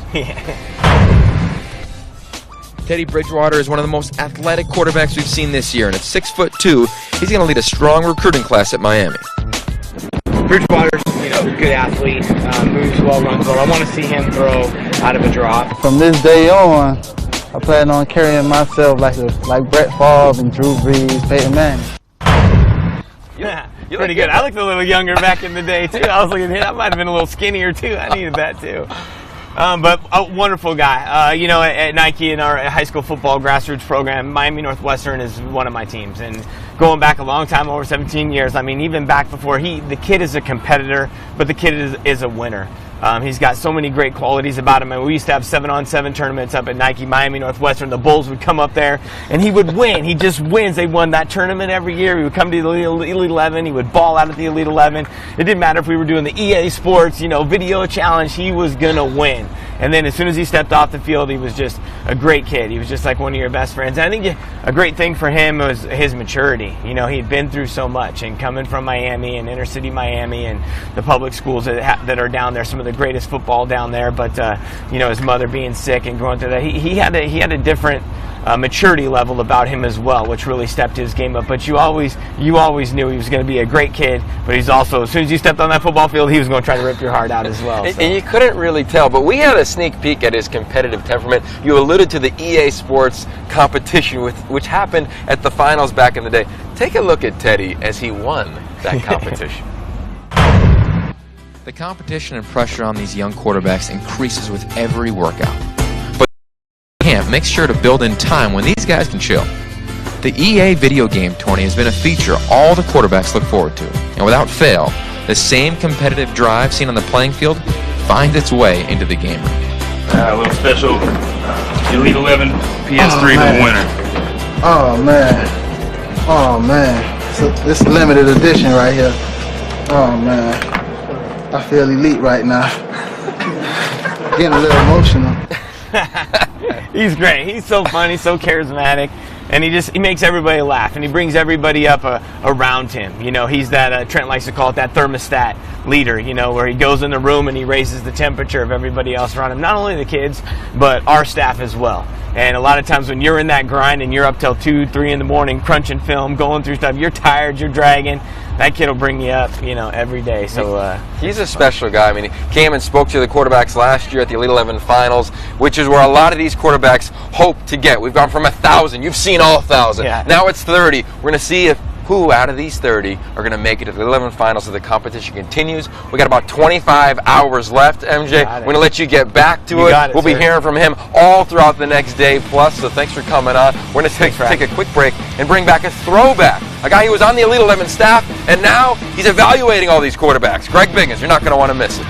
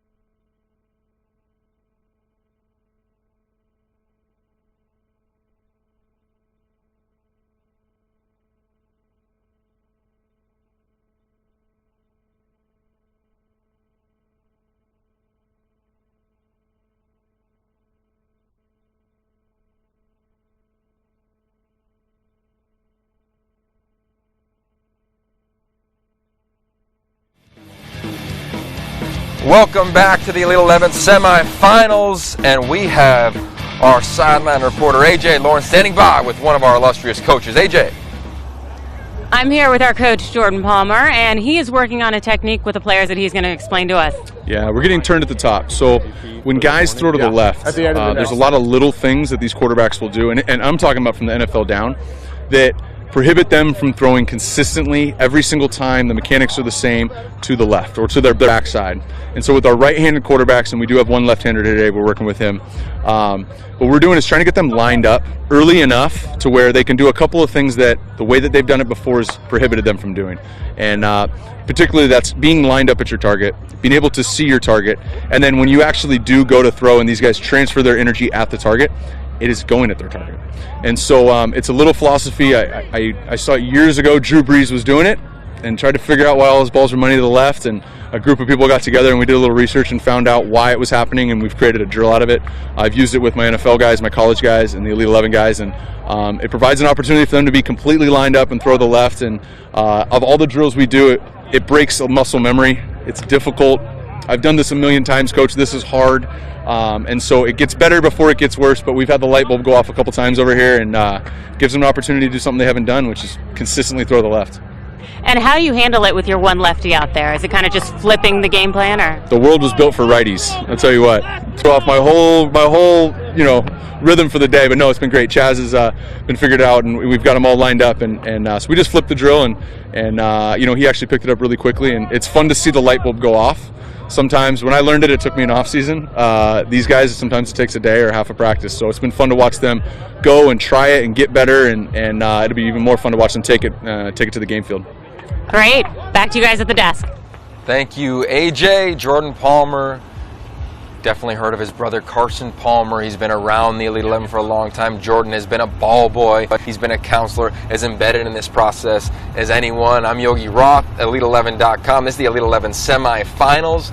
We like bringing a lot of guests up here. But I get really excited when Greg Biggins shows up. Greg, the national recruiting analyst at Scout. Greg, not only are you an analyst for Scout, but 14 years with the Elite 11. You were on our staff. We won't talk about why you're not here, but you're always a part of us. You know that. What about Elite 11 makes it so special? So much. I mean, traditional. It's got such a great reputation of being about the kids. And that's so much has changed. When I first started, there was no media. It was about getting kids and teaching them how to coach, how to play football better. So we didn't want media there. We didn't want kids to be affected by it or have all that pressure on them. It's just about, hey, there's a dearth of quality quarterback. Let's make them better. That was always Andy Bark's philosophy, just make the kids better. Obviously now it's completely blown up, but I just think all the guys have come through the program, and the message is still the same, getting guys better. So I love it. It's like home for me being back here, and it's been a great event so far. I can remember sitting in war rooms with you early on. This is only my 7th year. You've been doing it twice as long as I have. Do you remember those times where we're talking about these quarterbacks and how much they wanted to be a part of this Elite 11 process, and how the evaluation process for us as a staff has grown and evolved and evolved and evolved? What's that like to now sit back 14 years later and say, this is kind of unique? Well, the game has changed completely, right? I mean, now you're seeing guys that are 5'10", 5'11", that can play in college ball. It used to be, we need the upside guys. And the upside guy kind of was code for, he's got to be 6'2", pocket guy. Now I want a mobile quarterback, right? That's kind of the way the football is kind of going. So evaluations have kind of changed where those guys now have a chance to make it because of the Russell Wilsons, Johnny Manziels, those guys. So I think it opened the door for a lot of guys years ago didn't have a chance to make this camp. And one of those guys might be Chaz Surratt. AJ is with Chaz right now, the only lefty at the camp. AJ. So Chaz, how has it been so far in terms of adapting to the drills? It's been pretty good. The coach is doing a good job of getting to fix how the drill would be for me since I'm left-handed. So it's been different, but it's been a good experience right now. And when you're playing just regularly in your high school games and whatnot, do you find that it's kind of easy in terms of changing the drills and changing the plays and everything to suit the left-handed game? I think so. I mean, my coach at my high school does a good job of changing the way to a lefty. So it's been good. That's how I've been raised through playing quarterback, and my coach has always done a good job. It's been good. And do you have any favorite NFL left-handed quarterbacks? Probably Michael Vick. I grew up a big fan of Michael Vick, so that's probably my guy. Well, thank you so much. Back to you guys. You want to talk about a winner, Chaz Surratt. I mean, Greg, 44-2 the last 3 years of his high school career. I mean, this guy's an absolute baller. Who among these quarterbacks, you've seen the entire country, obviously based on the West Coast, who are a couple guys that have stood out or you're really excited to see and why? I'm a big Shea Patterson fan. I just think he's a gym rat. You know, he's one of those guys you have to pull off the field. He's a competitor. I mean, a lot of these guys are out here to learn and have fun. I guarantee, knowing Shea, he wants to be the #1 guy, and he's going to compete in every single drill. I think he's got so much talent, arm, ability, mobility, smart. Jacob Eason, just a raw, physical, just Drew Bledsoe look-alike, right? The way he can get out there and just spin the football. I like Haskins from what I've seen so far. I love Guarantano. I mean, I love it. It's a good group of guys. I'm kind of learning new faces as we go, but a lot of guys have really impressed me so far. But so far, probably Shea and Jacob have been two guys I've been most impressed with. How about the West Coast quarterbacks, particularly O'Brien and KJ Costello, Patrick O'Brien and KJ Costello? Tell us about those two quarterbacks. I mean, I think O'Brien, what a Cinderella story, right? I mean, no one knew who the guy was at all until the Nike camp, opening regional, another kind of a switch, right? The LA opening regional, goes out there, wins MVP, lights it up, saw him on the 7-on-7 circuit, dominated, was the best quarterback probably just about every single event out there. He's had a good day. I mean, he belongs here. Going to Nebraska, KJ guy we've been watching since he was just a freshman in high school. Kind of similar to Jacob, just a big, huge, raw guy with a lot of physical tools. For me, I love KJ. Want him to maybe decision making. A guy that smart probably shouldn't be having such a touchdown interception ratio. It should be a little bit, I'd say, more spread out. But I mean, he's got a ton of upside for sure. How about a guy like Derek King? Here's a young quarterback who isn't 6'4", doesn't look like those two SoCal quarterbacks, those pro-style prospects, right? One's going to Nebraska with Mike Riley, the other one's going to Stanford with David Shaw. And here's Derek King, probably the best athlete of the group. Yeah. No, I got to see him. They brought a Texas team out. Had no idea if I was just an athlete, a receiver, running back, and he was lighting it up. And again, the game has changed. 10 years ago, Derek King is not at this camp, I don't think. Just because you're saying a 5'9" guy, you're saying, okay, he's maxed out. He won't play in college. At TCU, he'll probably go and win a Heisman. I mean, he is gifted. And you're around him for 2 seconds, there has that something about him. There's just leadership. You just feel like this is a winner who you want to have in your huddle. I love the kid. I think he's going to be really, really good in college. And another guy who may not have made it a couple years ago, Zarek Cooper. Yeah. I mean, on his way to Clemson, when you look at his film, when you get to know this young man, what pops off the screen for you? Just talking to him last night, again, he just has a presence to him. You just feel like you're talking to a guy who just gets it, who understands it. Physically, I think he's that dual threat guy, but even if he couldn't run, I think he still has value because he can throw the ball good enough. So I think sometimes you say dual threat, it's almost like you're calling the guy, oh, he can't throw it. For me, dual threat means you can throw. You just happen to be able to run also, and he can do everything well. Beautiful. Well, you can do everything well as well. As come on set. We love having you here. We know practice, the first one, is getting close to an end. We're going to take a quick break, come back with George Whitfield, one of the biggest names in the entire quarterback space, and he's phenomenal on TV. You're not going to want to miss it.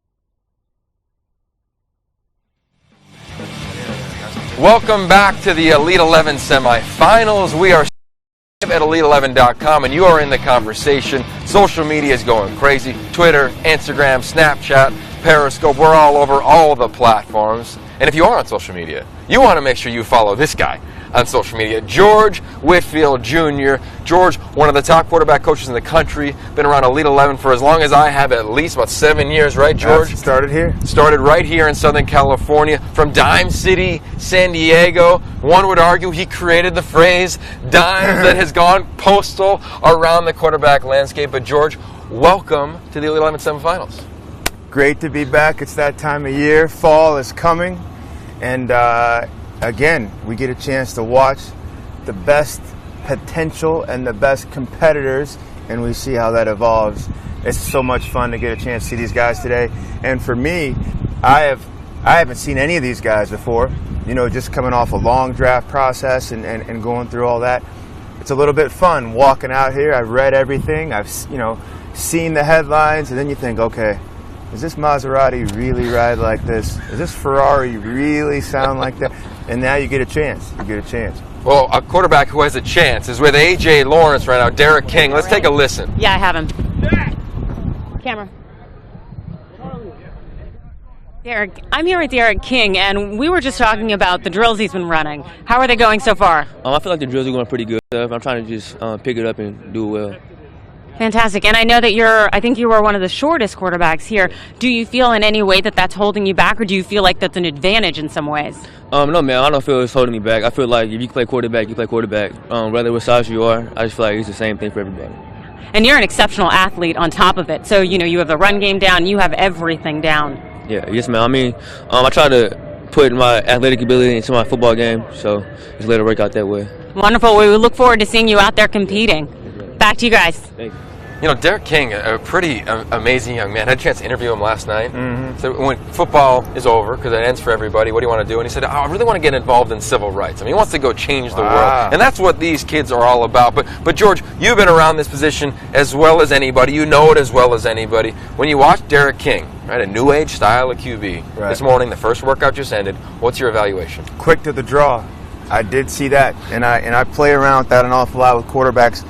Some right off the hip, and some is like a musket, and they cock up and shoot. But he is the first. He's the latter. Just quick to the draw.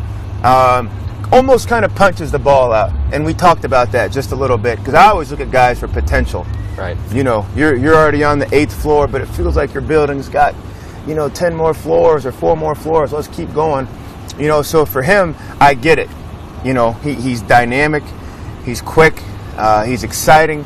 But, you almost want to kind of refine some of that to have that longevity and that consistency a little bit. But he is talented. And I love the question, does your height hold you back? How tall do you have to be to hold this 13-ounce football? I don't know. Russell Wilson said, I'm good right here. I guarantee you he doesn't want 2 more inches. You know what I mean? I think some of these athletes like the chip on their shoulder. But somebody who also has a bullseye on his chest, Jarrett Guarantano. This is a young man out of Bergen Catholic, New Jersey, for QB gurus, right? For quarterback junkies. Matt LaVecchio went to Notre Dame, started as a true freshman. He was in the same class as me, so I got to give him a little bit of love. But this is a big-time high school. A lot of big-time players will come out of that. He's committed to Tennessee, and he's got the bullseye on his chest. What did you see from this young man? I mean, 6'4", 195. I mean, come on, George. I'm going to come clean to America. I said last year in our staff meeting when he was an underclassman, he would make the Elite 11 if his year if his class was up now. Probably the best one of the 2 best pure throwers on this field behind us. Every single time he can get the ball to do what he wants. Now it's just a matter of just going ahead and understanding the overall, concepts and timing and meeting people with the ball. But that ball, it's Glazer got it. That ball knows exactly where it's going when it comes off his hand. It's amazing how small the football world is. I mean, he's committed to Tennessee, where Butch Jones is the head coach. Right. His dad played wideout at Rutgers. Right. And the GA at Rutgers then was Butch Jones. So the connections among the football community are not as big and broad as you think.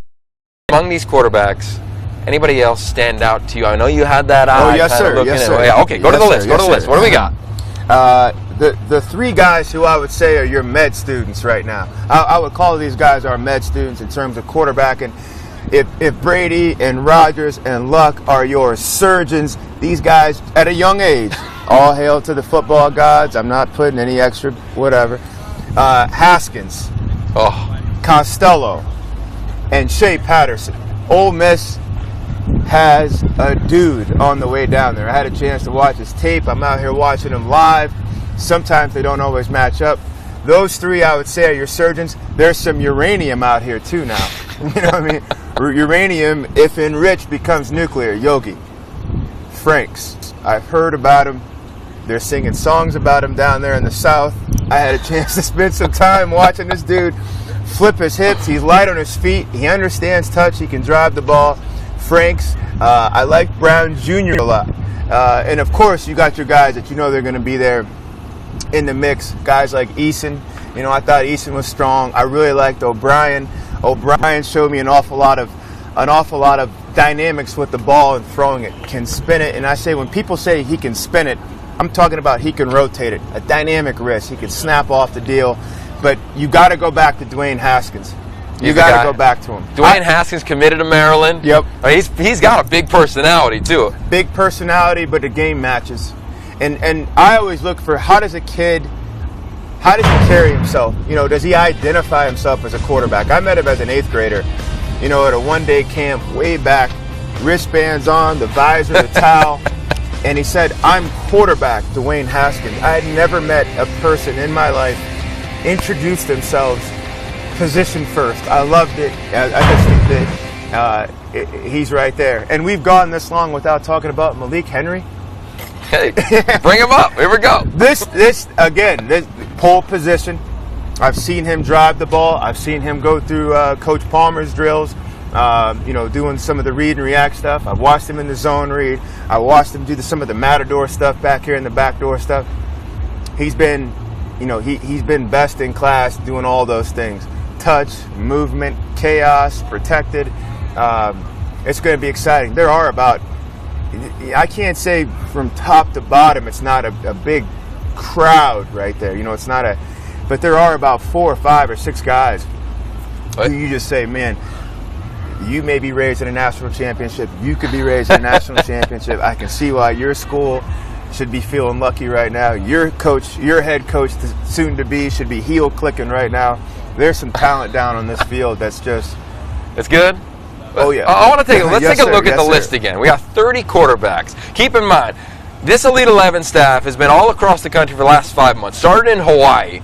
Over 1,000 quarterbacks have been evaluated. This is your top 30 quarterbacks, okay? And now 8 of them have been invited to the finals. And among the rest of these quarterbacks, over the next now 24 plus hours, we will decide who gets invited to the finals. So a really dynamic group. You look at these guys, I mean, it's just talent for days on this roster. Well, we didn't even talk about Woody Bear, probably the best athlete out here. You mentioned KJ Costello. He is not yet an invitee to the finals. So it's going to be fun to watch these quarterbacks. Patrick O'Brien, one of the greatest stories that is out there that we will get to right after practice today. But really, George, a lot of unique talent, and I think Patrick O'Brien, he's worth hanging on for a minute. Oh, yeah. When you go back to the Los Angeles Regional Opening, right? That was many moons ago. It felt like it was years ago. A lot of big names were out here. KJ Costello, a lot of big guys who people knew. Nobody knew who Patrick O'Brien was. Right. He did not have a single offer on the table. He wasn't in the best group, and all of a sudden, like you said, he had him in his sights, and all of a sudden starts picking them off one at a time, throw for throw. By the end, this young man is named MVP, and we talk about transitional skills and how everything counts. Well, last night, these young quarterbacks all did an Axon assessment where they're assessing everything from the shoulders above. How well is their mind? How well can they process? How well can they handle this entire playbook? And he had one of the top scores. And I think that's really interesting when you look at a young man who was completely below the radar, right, and now he's going to go to Nebraska and play for Mike Riley, who's as respected as anyone offensively. Right. I just think it just comes to show some of these guys just need a stage. That's all. Some of them wake up and the stage is outside their front door and the lights are there and everything's set. You know, the type of school you play for, football you're exposed to at an early age. How early do I get on the field in some places? You know, some of these, kids that we get a chance to see are sitting behind 2 future Division I quarterbacks, and their opportunity doesn't come, till a certain time. And I think this is what we're seeing in O'Brien. Give me a stage. How about Felipe Franks? Or go seek it out. Felipe Franks, man, I tell you, you hear about guys, you see them, and then you get a chance to get up there and kick the tires and then watch him react. You watch him in a Shark Tank. Every big, talented kid isn't really comfortable in these type of situations. He's comfortable back home, but you get him up here with guys same size, same skill set, same everything, and some of them take a step back. This guy's been jumping up front. I love the fact that it's his temperament that seems to me to be his biggest asset on the field. Quietly competitive. No flinch to him. He's been going around. He's been sharing, feedback with other quarterbacks. And as such, for such a big guy, Yogi, he's pliable. He's massive. I mean, this dude comes off the bus 6'6", 200 plus. I mean, he is perfect. And you nailed it. I mean, we got a chance to talk to him last night. You'll see the interview tomorrow when you tune back in at 10:30 in the morning Pacific Standard Time as the Elite 11 semifinals continue. But this is a military kid. Yeah. When he's traveled around, he's as disciplined as anybody. He's going to look you right in the eye, shake your hand. Yes, sir, no, sir. Can I help you pick up your trash? Can I help you pick up your plate? All the little things. And we have a phrase we love around here. The way you do small things is the way you do all things. That's right. Yes, and sir. Felipe Franks has done everything right. I think he is a big-time quarterback. We've seen a lot of guys go down to LSU. I think over the last 5 years, he's the best prospect they've gotten down there. And they do an awful lot with quarterbacks down there. We've seen far less gifted guys go to LSU and win national championships down there. You've seen what Les Miles has done. You've seen what Cam Cameron's done with the tutelage they've been bringing guys along with. He comes down there, the type of guys they're going to put in that huddle, oh my goodness. I mean, LSU fans, look out. Raise a glass. This is to you, LSU. The beautiful thing that I know you love, because both of us we got great relations with our parents, specifically our fathers. Well, AJ is with 2 dads right now to give us a little bit of report. I'm out here with Jim Garantano and Dwayne Haskins Sr., parents of Garrett and Dwayne. And I think you had a little bit of travel going on here to get all the way from Jersey. Yeah, it's been a long trip. We had a stopover in Knoxville, Tennessee. Jared had an opportunity to work down there with Coach Gruden down for the last day down in Knoxville. So we stopped over in Knoxville and then made our way back here last night. So we got in like 1 in the morning. So it's been a heck of a trip. Wow, and you traveled out from Potomac, Maryland. How was your trip? Wonderful. We had a great time. Really enjoyed ourselves. Fantastic. And is this the first time you come out all the way, I guess, to the West Coast to see your son perform? Yes. Absolutely, first time. And what do you guys enjoy most about this kind of events? They're having fun. That's what I like about it. You can see the camaraderie with the young men, and I really appreciate them working together. I started to realize that the friendships with the kids has been exciting for us to sit back and watch the boys. A lot of these boys are really big fans of each other, so this event lets us kick back, sit back, watch it a little bit, enjoy, see them compete, but most importantly, relationships. Well, we're great to have you here. Very glad to have you. Thanks. Back to you guys. AJ was exactly right. I mean, the beautiful thing about Elite 11 is that it's this fraternity. And when we're 17, we think we're going to play forever, right? I mean, you and I would still be playing if we could, if we had that ability. Yeah. Oh, yeah. But what we have is this brotherhood, this fraternity. And I think as athletes, you don't realize and recognize that the parents get connected too. And we both played college football. And when parents go to games, they love that. That's their thing. That's their moment. And to have that here at Elite 11 is absolutely amazing. And when you look at Guarantano, I mean, he just came off a workout with Mr. Monday Night Football, John Gruden. You look at Haskins, I mean, one of the most dynamic players we've seen. I mean, to see the parents connect is really a gift that is a really unique part of Elite 11. And in a lot of ways, Yogi, the parents go through what the quarterbacks go through. In this situation, with young quarterbacks who are emerging, you couldn't possibly understand what the pressure is like at the kitchen table, what the pressure is like in the stands, when people are screaming for your son, or they're booing your son, or your son, he could do so much more for us. They're just screaming. Only another parent of a promising young quarterback prospect would understand that, and I think that's special because now you get that connectivity. Same as like you were talking about in the brotherhood of playing in the Elite 11. This is huge for us. And you know as well as I do, a lot of our Elite 11 alum, they grow up, they go into college, and you see them midfield as the NFL quarterbacks do. Hey, Yogi, good to see you, man. We're still going to, Elite 11. We're kicking your ass. But it is good to see it. How's everything? And it's fun. A lot of those guys call each other. I don't think fans realize that, if I play Trent next week and you already played Trent's team, I may call you, Yogi. What was some of the fronts they were going after you? What'd they do in the red zone with you? What'd you see on third down? We got our notes, but because you and I have that connectivity again from this early age, we can bond, we can share, we can do some of those things, and that stuff happens more than. No, you're exactly right, and it's fun to watch the players develop the relationships. And yesterday, we were on the beach in Santa Monica. The volleyball was getting rolling, and right off the bat, the most outgoing kid, Mr. Jalen Hurts. Mm-hmm. I mean, this is a young man. Again, he's not the biggest guy either. What have you seen from him thus far in Workout 1? First of all, kudos to Coach Saban and Lane Kiffin stepping outside their normal box at Alabama. Because Alabama has had success for an awfully long time. They have a prototypical vision of a lot of their positions. And Jalen Hurts, as you look at him, he is more dynamic than the typical Alabama quarterback that comes in. They put talent in front of their, normal protocol, and it's going to pay off for them. This guy can do everything. He can do everything. Already big, physical, tough, we get that. Now, how skilled are you, and how transferable is that in some of these chaotic moments? And a lot of, what people don't really realize, I would say half of what we do, half of what these guys are doing back here behind us is what we're doing off platform. What happens when a rush comes? What happens when I'm getting pursued? I'm getting dogged. I'm throwing we can say off platform. I had to jump and make a play. I thought I was safe right here in the pocket. I can't. I have to reset somewhere else. I've been watching Jalen do this all morning. Everything. Heart rate never seems to go up. Plenty of arm strength, plenty of touch, plenty of, rotational dynamics. They've got a guy now down there that they can challenge defenses with when they bring 6'7". They got a guy that hacks you, as opposed to playing through the progression and finding the weakness in your defense. He's going to become the weakness in your defense. This is going to be exciting. Yeah, he's an interesting one. Son of a coach. Yeah. Right. He's got a mellow personality. Commitment yesterday to Alabama. And a lot of times we're around these high school kids. There's a lot of pressure. 30 quarterbacks here. Before yesterday, 3 of them were not committed to colleges. Now there's only 2.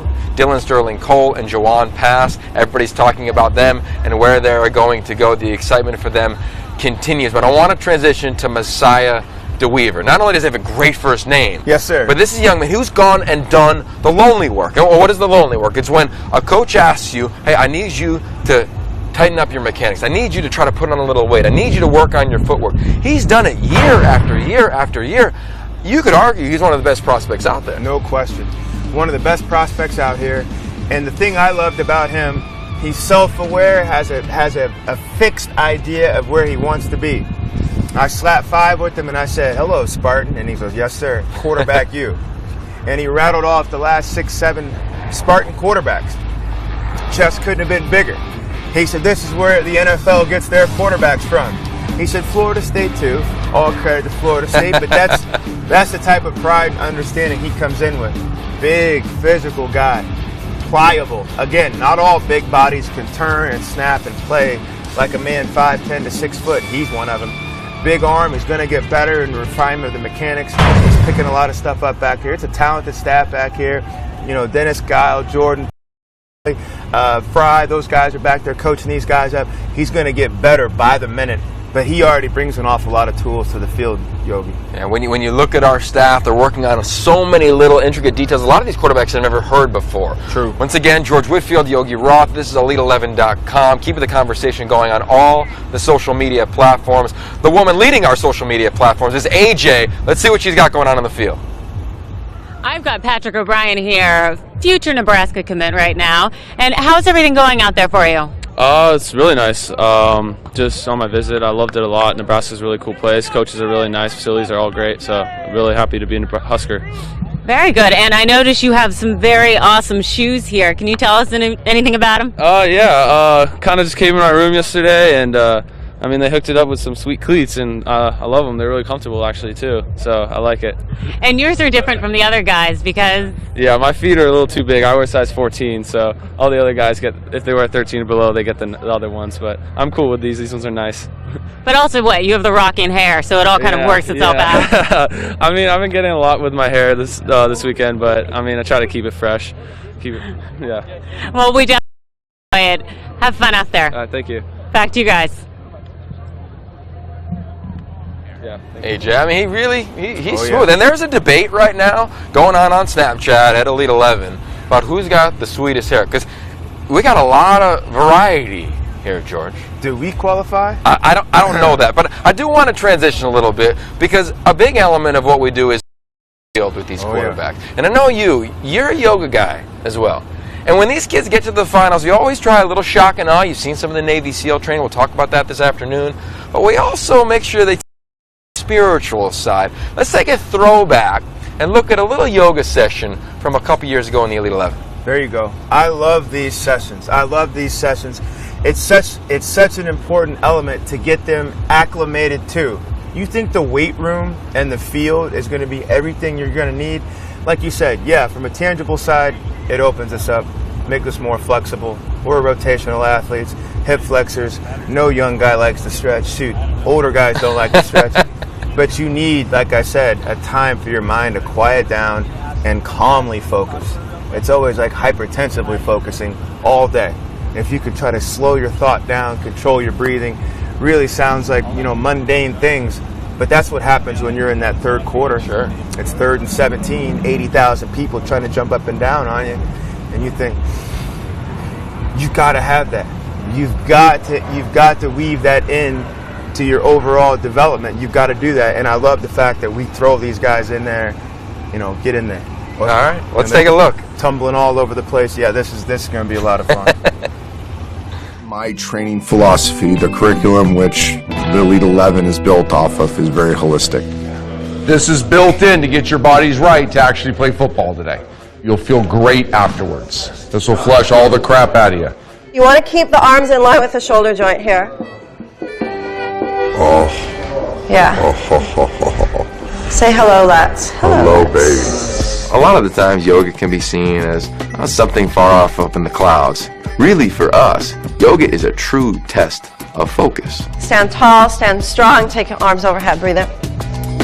One of the things we did is we pushed them into the level of uncomfortableness. Because right on the edge of uncomfortableness is where people grow. See you, DeAndre. The way you are in yoga, the way you are in 7-on-7 is being evaluated. We found out who truly could quiet their mind.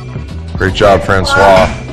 Nice. Keep the legs straight. He's totally in it. He's focused. Where they have the opportunity to really pay attention to that little voice inside their head, supporting them to go further, to go deeper, to dig in. Yes, breathe. Can you breathe here? Breathe. Or things that get in their way. Just going to float down. The doubts and the anxieties and the fears of not being good enough. Look at Ben. Reach up to the arms. So when we put young men in uncomfortable positions, the ability to be calm, feel the energy, and then be able to get back into this moment. And we watched as they were truly listening and building on the principles being taught by Coach Dilfer, Mike Gervais, and the rest of our staff. You can't beat a little yoga action. And one of our coaches, who would consider himself a yogi, might be Adam Trefalis. He's with AJ on the field. So can you tell us anything about what's going on right now? So what we're doing right now is we're putting them through what might be one of the oldest or first thing they probably learned. To us, we call it luck.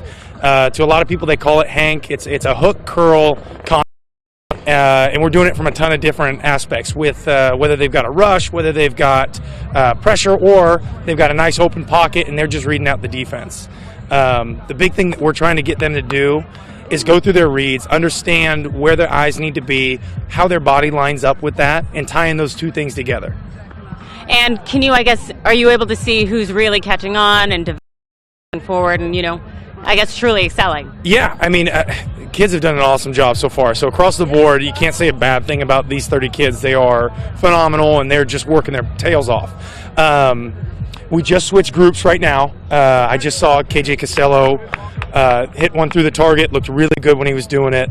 The biggest thing that we're trying to get them to do is just take on a new concept, maybe something different, right? Because that's what's going to happen. They're going to get to college, and the coach is going to go, I know you've done it this way. I want you to do it this way. And the adaptability or the figured outness has to be huge. And so that's a big thing, because a lot of these kids come from systems or are going to systems that haven't run the traditional style, the West Coast style offense, right? That the majority of these coaches have kind of grown up with. And so giving them a piece of that, because it's all going to come back around, and it's all comes from the same idea, throw it where the guy isn't, right? And so teaching them those concepts and how to adapt to it is really the big thing. And I know you have stationary targets here, but there were some moving around in gray shirts. Where do those young men come from? So I believe that the great thing is the student sports have done a great job of reaching out to local high schools, junior colleges, and even I think I saw a couple that were guys that are at schools now that have just are home for the summer or haven't quite gone to their college yet. You know, the and the Nike training camp, the opening type stuff has been such a great thing in all these different communities around the country, that when these kids hear that we're here, how can I get there? Yeah, just yesterday when we were setting up, we had 10 different kids that were just working out on the field, and they go, can I be here? Can I work out? Can I work for you guys? Just because they know that what we're trying to do is so different, and we're trying to excel these kids to a point that they might not have ever thought. And I think it's a neat thing that other kids come out just to support, because they're not getting anything out of this except for the idea that they get to see these top quarterbacks. They get to catch from them. They get to come work out, right? What better for a kid than to come get a workout in? Great, thank you so much. No problem. Back to you guys. Trefalis, one of our coaches, been around for the last 5 years as well. Like I San Jose State, backed up Peyton Manning with the Indianapolis Colts. I mean, he really had a unique career. And I think all of our coaches, you included, George, everybody has such a different perspective. So it really is football heaven in these graduate level quarterback training by our staff. No kidding. And really, and Trent's the first one to say it, learn from some of the mistakes that we've all made, and not so much mistakes, but the past. I got knocked out by doing that. Let me help you here with that. Right. You've come from a unique perspective, playing alongside one of the greatest wide receivers in the game today, Larry Fitzgerald, and seeing the passing game from that side, coaching here when this was, the bastion of football, to a degree still there, rising back up, but with Pete Carroll and all the Heisman Trophy winners here, there's an awful lot that this staff brings to the table collectively, and these quarterbacks would be, they'd be smart to just try to grasp as much as they can. Let's talk about two quarterbacks, one specifically who might be a little raw in Juwan pass. I mean, you turn his film on, everybody watching has probably seen it, and boom, it just jumps off the screen. He does some freaky things athletically. What have you seen through one workout from Juwan pass? Again, I probably mentioned this before, but if I had to describe pass in one word, uranium. It's all. I love that. It is all there. It's all there. Now it just needs a little bit of enrichment, just some refinement. It's just really what you've been exposed to. And I'm sure at such an early age, he was the kid that could take off and go 80 yards down the sideline. He was the one that could break 6-7 tackles, hop over 2 or 3 more guys, and make another 50-yard flick for another touchdown. So as you go up the football pyramid, the talent gets you. The refinement now has to come in, because your physical skill set won't be everything. But this guy is going to be special when he does, when he does get there. Well, one of his favorite players is a guy that you trained, Cam Newton. Yep. Back at Cam at that age, right? Yeah. 17 years old. You could argue they were right around the same size. I mean, this is 6'5", 205, skinny kid, but a lot of unique traits. How do you compare these two athletes? Well, I compare them pretty favorably. Juwan reminds me in some aspects of Cam. Cam was a big kid, and he'd get out there and he'd say, I'm going to figure it out.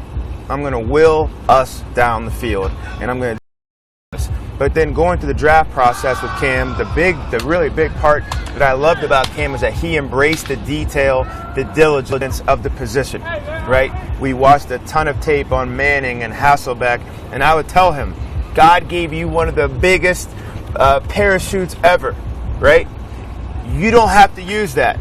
Only pull that when you get in trouble. Fly through the cockpit like everybody else does, and then when you have to pull that, that jetpack out, then pull it out. But let's play in the position. Let's play through the true mechanics of the system, and I'm so proud of him.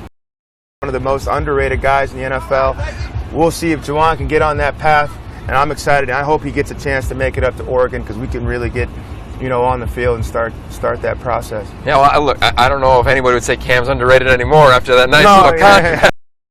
Cam. What's up, man? But yeah, there it is. I think he's a really unique young man. I mean, and again, last night, Trent Dilfer addressed the quarterbacks here at the Elite 11 semifinals. You saw it in the open of the show when he was on set, and he talked about if all of the things, the easy things, the parachute was taken away, your legs, the zone read, the bubble screen, would you be able to?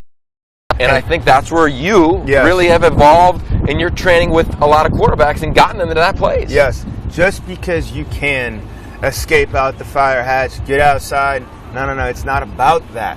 It's not about that. Because then what happens if you have a sprained ankle? Are you completely neutralized? Right. You're battling a sprained ankle, you can play, but is your whole game gone? I was going to put my 4.4 speed on, now what happens today? You're battling sore ribs. I'm a big tough guy. I pose my will on him, my strength on him. Are you done now? Right. No, that can't be, and especially when you see quarterbacks, the talented ones that make it 10 years, 12 years, 15 years. Trent is a perfect example. Brady, Manning, they never had the Olympic-style gifts, but no, they could operate, function, and thrive back here. They had just enough to manipulate through the pocket. We call it pocket tolerance down there in Dime City. I can handle enough of this pressure, but it's not necessary for me to dart 60 yards. If you're younger and you can do that, you should do that. But you also need to get yourself acclimated to what's going on back here behind your lineman and in this pocket. Sliding to find lanes. Understanding the difference between pressure and danger. My linemen are sliding back into me. I just need to adjust. I have a free rusher. I need to prepare. I have a protocol. Ball security. Those sorts of things. You could play long into a career if you can get that all adjusted and you can stay healthy. You're exactly right. And as you see the quarterbacks going through routes, some are going through targets, a lot are going through red zone throws. And when you look at a lot of spread quarterbacks, they struggle when the field gets shorter. A lot of spread quarterbacks, they struggle in the red zone. And I think that's a big point of emphasis from this staff early on. Can you anticipate throws? Can you find small windows? A natural passer, we're seeing KJ Costello on the screen now, but not only him, but someone you can compare to him potentially is Jacob Eason. I know you've been watching this young man, 6'6", 215, out of Washington, committed to Georgia, to an NFL style of offense there. What have you recognized from him as the pro-style prospect this morning? Does Washington have some kind of factory up there? They're just shipping guys down. They just ship down Max Whittick down here to USC, then they're just going to ship down Eason down there to Georgia. I think LaBelle Durant's doing an incredible job. The thing I picked up in this first morning here with Eason, he's consistent. And I'm not so much talking about his play, I'm talking about in his demeanor and his reactions. Big ball, throws a dime, head nod. Misses a throw, kind of throws it behind a guy, receiver drops the ball, head nod. Like, I love that. You must have that Teflon feel to your game. You must have it. Going down to the SEC, you must embrace it. Now, here's the challenge for Eason. Will you be able to handle chaos? Oh, we get that you can read sheet music. We get that you can play on script. Oh, we get that. We get that you've been just steamrolling teams up there in Washington. But how will you do in Guatemala? 120 degrees. Gets hot in Guatemala. Oh my goodness. Everything's coming out of the bushes. What will you do in those circumstances? Again, you don't have to be Superman, but Clark Kent with a little bit of, a safety kit or something, just something. I'm going to be curious to see how he does with that. How about Woody Barrett? I mean, this is a young man coming out of Florida, right? Just committed to Auburn earlier in the week. He was at the first Elite 11 opening regional way back late February, early March when Orlando, Miami, he was there. I mean, this young man, I might say he's the best athlete on the field. No I mean, question. Jet Duffy might disagree, but this guy he defines freak. So take everything I said about Jacob Eason and turn that upside down. Barrett, we get it.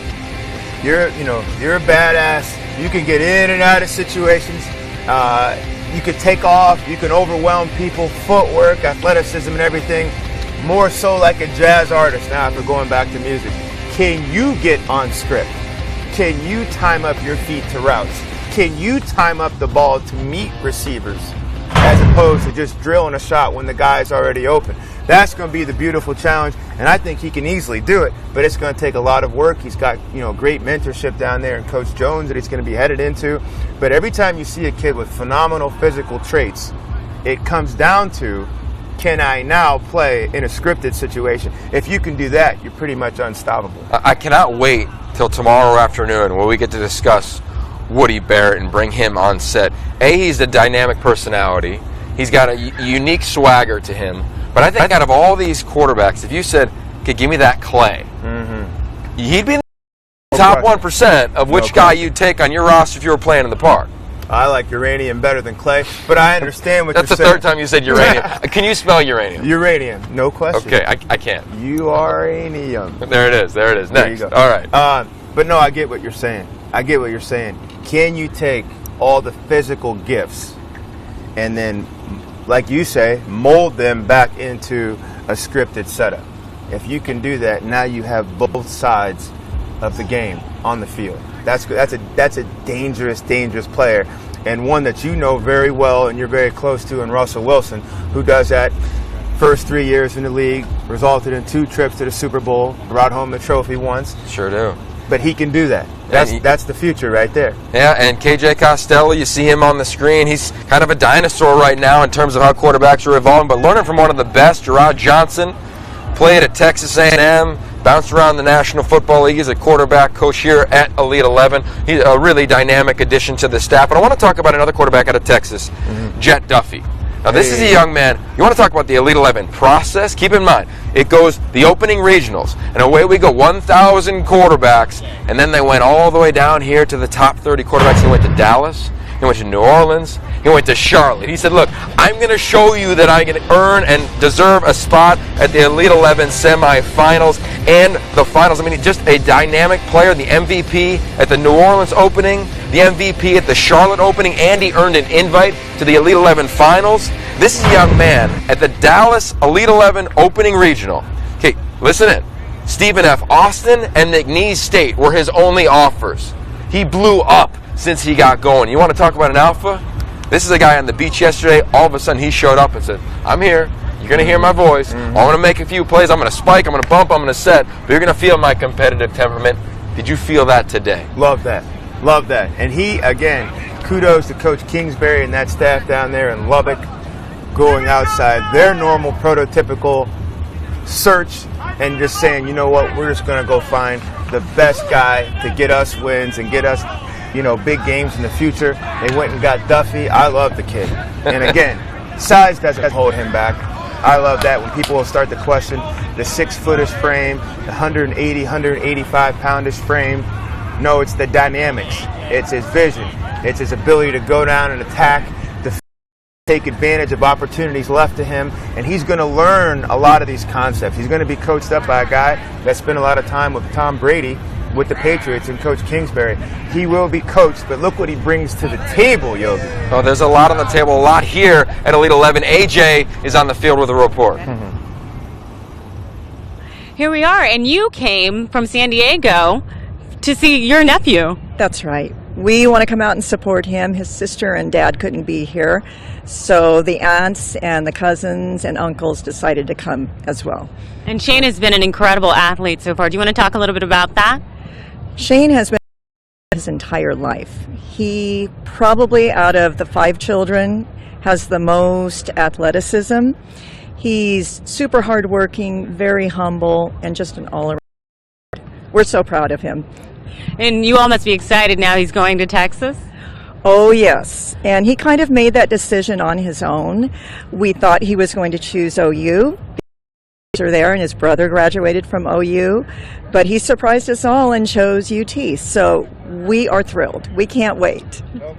Well, Shane's going to do some pretty great things out there today on the field. We're excited to watch.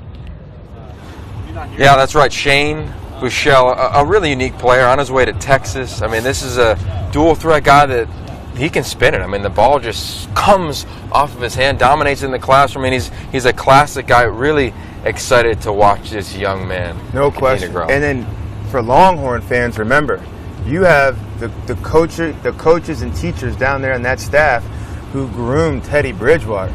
Came out of Louisville as one of the most pro-ready quarterbacks in his draft class, and then you saw what he did last year as a rookie. Shane's about to come through that same curriculum, same path. This is going to be exciting if you're down there at UT. Yeah, really like really just a variety of athletes. So many unique players from the state of Texas. I mean, really, the sun's coming out here in sunny Southern California, and a guy who, well, every time he smiles, the sun is shining in Seth Green. You got to talk about Seth Green, committed to Oregon. What did you notice about this dual threat athlete, another quarterback from Texas? He's going to be scary. Seth Green, you're talking about another big frame kid, big arm kid, and more football he's exposed to. I think he's going to move at warp speed. You know, accustomed to the gun. He's going to be able to stay in that when he's a duck. He's going to be a scary guy in this competition. I love that. All right, well, the quarterbacks have finished up practice 1, and Coach Trent Dilfer is assessing. Give us his assessment of the first practice of the Elite 11 semifinals. Coach? All right, guys, listen up. Really good morning. We talked about it in the install this morning, right? That we're setting you up for success. This is all stuff you've been introduced to at a regional.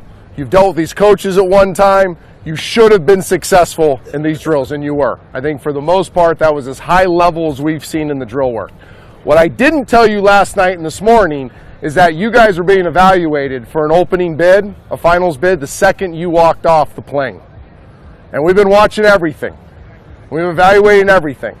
We have left for the opening. And one you earned one this morning. You actually earned the plane yesterday.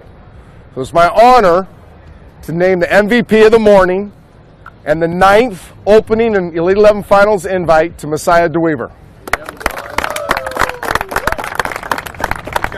Messiah, you killed it. Great job. Now you get to go do some TV with me when I'm done. Just hang out. All right, so guys, listen up. Rest of the day, we're going to go meet. We're going to have lunch. We're going to go over some more install, talk through the morning, some question and answer, and we'll be back out here in a couple hours for some more work. All right? Great morning. Felipe, break them down.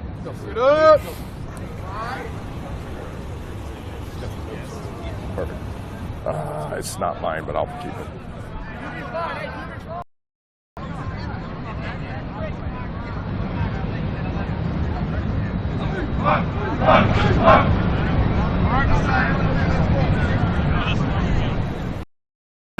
The beautiful thing about the Elite 11, George, as you know, the competition is always on.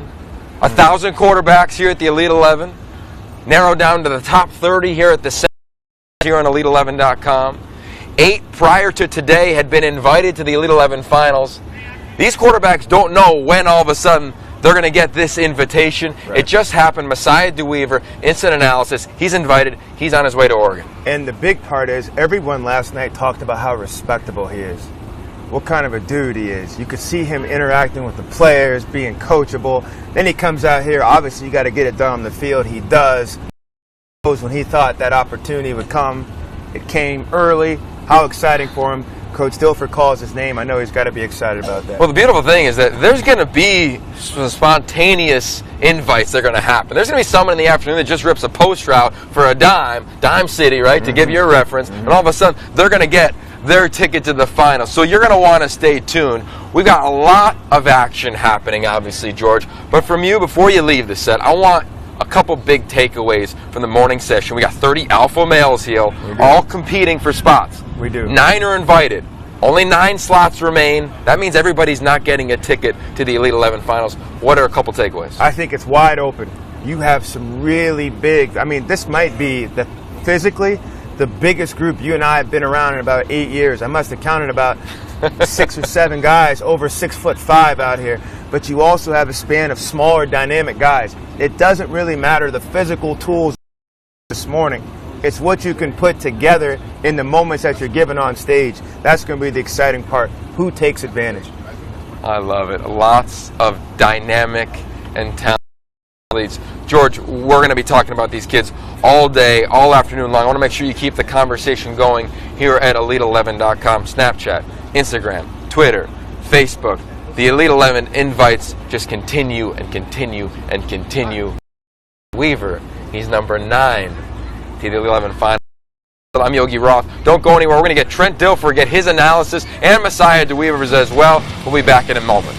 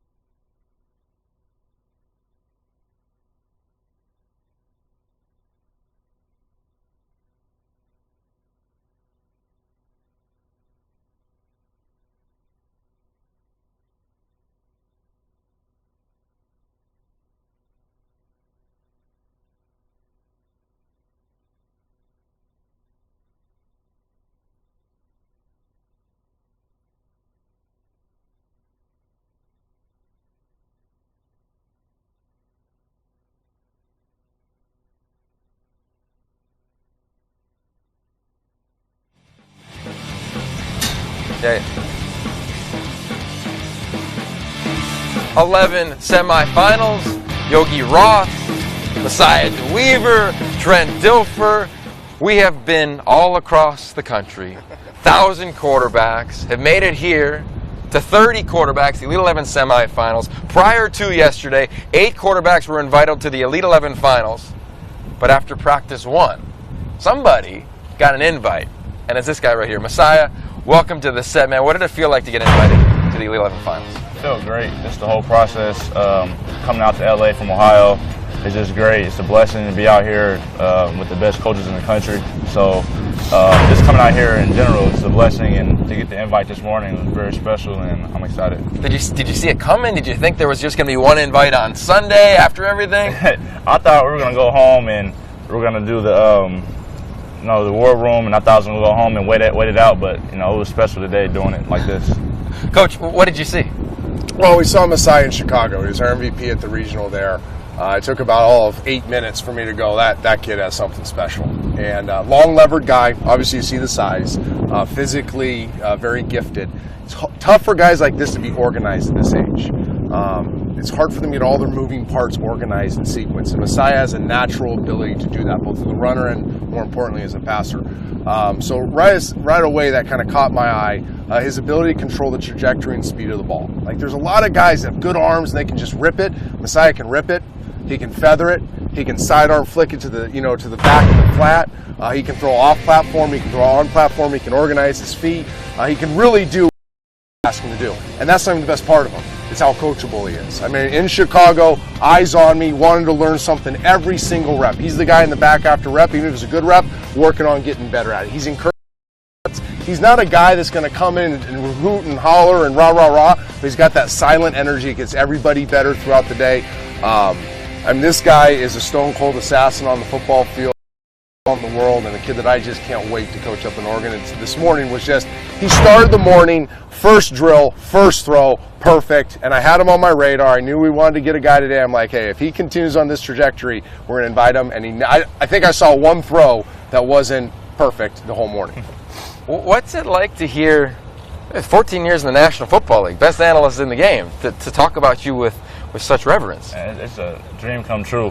Sitting at home when I was in 8th grade, I told my mom, watching the show with Jameis, Winston, and those guys, that I wanted to be in this position. My mom said, my mom and dad just said, go out there and work for it. That's it. So I went outside and worked out in my backyard, and to hear that's just a blessing. Lonely work. The lonely work. The lonely work. I'll tell you, when you do the research on you, right? We talked to everybody involved in your world. From freshman year on, it seems like every offseason you've really dug in and done that lonely work and made jump after jump after jump. Yes, sir. Now here with 29 other of the top quarterbacks, what's it like to be around other guys that are alpha males and crazy competitors? Right. Everybody you come across is the best in their state or area. There's no bad guy here. Everybody here is one of the top in the country. So just to come out and compete and go off of others and try to be better than others. That's what it's all about, competing, making somebody better after we leave here today. After I leave California, I want to go back to Ohio and be the best. So I know coming out here with the best guys in the country, that's going to get me better for my senior season and when I continue at Michigan State. Now you've gotten the invite, so that means you're just chilling, right? A couple more practices? No. Oh, okay. They know me better than that. No. It's a blessing, but the weekend's not over. I still have to work. Like, I don't have an invite right now, so I'm thankful for it. But the rest of the weekend, I'm at it like I don't even have an invite. Well, one of the things I'm going to talk to the kids about right now at lunch is, you're competing all the time, right? Whether you're 9th on the depth chart, you're the starter, somebody's always chasing you. There's sharks in the tank all the time that want your job. One of the things these guys are competing for, Messiah now is one of the 9 invites, is reps at the Open. We get into a real jam at the Open. Once the Elite Finals is over, there's 3 quarterbacks per team. There's only a few games. So you're fighting to start the first half of the first game. You're starting to fight the first half of the second game. You're fighting to be in there in the fourth quarter of the big game. So a lot of the eval from the regionals to the semis to the finals, the opening, all gets you reps, the opportunity to showcase your talents more and take your opening team down to win the winning drive. So the competition never stops. And these guys know me better than that. I'll say this too. I'm going to say, Michigan State, since my 5 years of doing this, Michigan State does as good a job as anybody in the country at identifying guys like Messiah. For our 5 years, they found that guy that me and you look around the country like that kid's got a chance to be a pro. I think Michigan State looks a lot like we do, and they find these guys, and their roster is full of quarterbacks that were good high school quarterbacks, become great college quarterbacks, and have a chance to play in the National Football League, and I see that from Messiah as well. 1,000 show up, few prevail, my man. You're one of the few. Messiah DeWeaver, the 9th invite to the Elite 11 Finals. This is the Elite 11 Semifinals. Trent Dilfer, the latest invitee to the Elite 11 Finals. I'm Yogi Roth, and we're not going anywhere. The competition rolls on. Elite11.com, 2 p.m. Tune in. Every social platform. You're going to see this guy continue to rip it. We're going to make sure we're going to start a little tradition right now. I'll get a little picture between you two. We'll see you guys later. 2 o'clock, okay? 1, 2. Oh, that's nice right there. That's very good.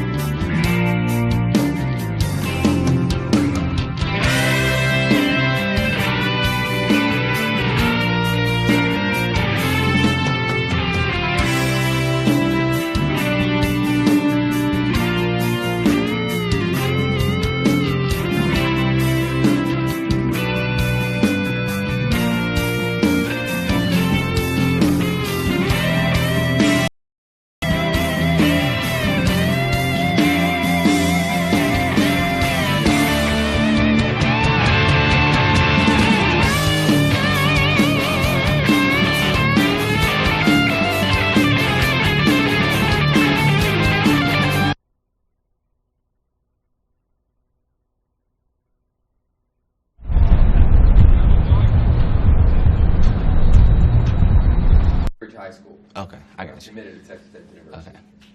3. Jed Duffy. I go to Mansfield Lake Ridge High School. I'm gonna leave. Oh, let me start over. That's okay. Hold on. Oh, you want me to do? I'm gonna leave 11 quarterback and then. So you said my name, Elite 11 quarterback, and then my high school and where I'm committed? Yes. Okay. Yeah, be strong. Okay. Side weird. Elite 11 quarterback. Wayne High School. Committed to Michigan State. That's it. Hard. I know you're harder than me. Yeah. Whoa. Nah, I was just saying. I was just saying. You know, See, who's me? right. Okay. Can you show me that football? Can you point it at the lens? And take it away. One more time.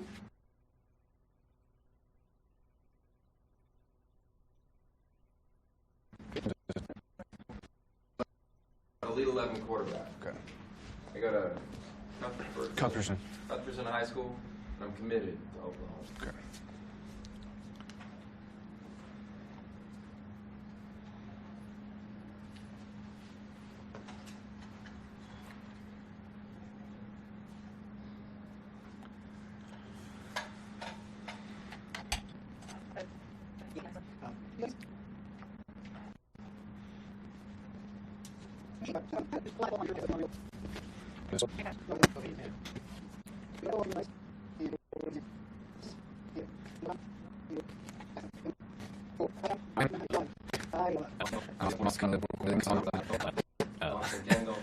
I'm Austin Kendall. I'm a lead 11 quarterback. I go to Cuthbertson High School, and I'm committed to Oklahoma.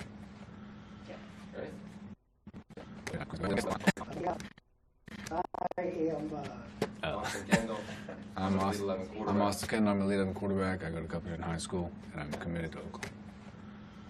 Ready? 3, 2. I'm Austin Kendall. I'm a lead 11 quarterback. I'm going to. It's okay.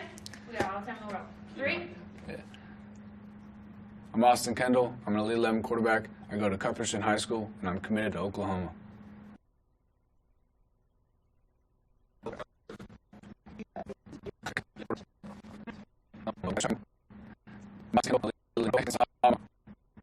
I'm I'm Austin Kendall. I'm an Elite 11 quarterback. I go to Cuthbertson High School, and I'm committed to Oklahoma.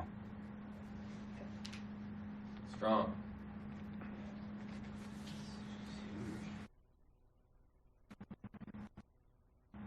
I'm Austin Kendall. I'm an Elite. I'm Austin Kendall. I'm an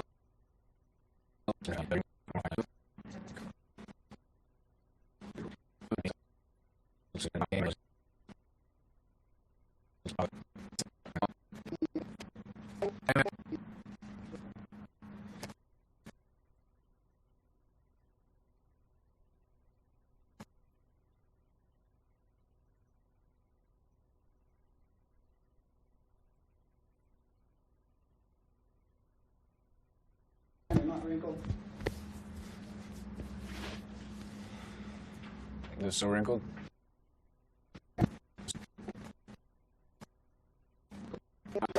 I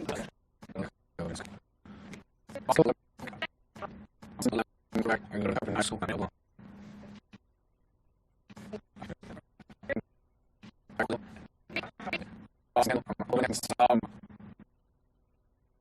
I'm Austin Kendall. I'm an Elite 11 quarterback. I go to Cuthbertson High School, and I'm committed to Oklahoma.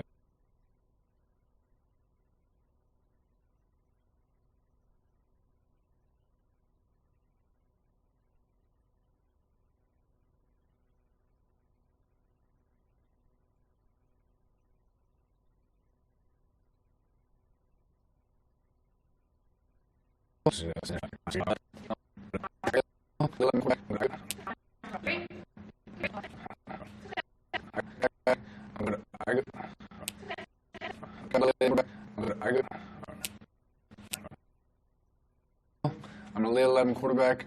I'm going to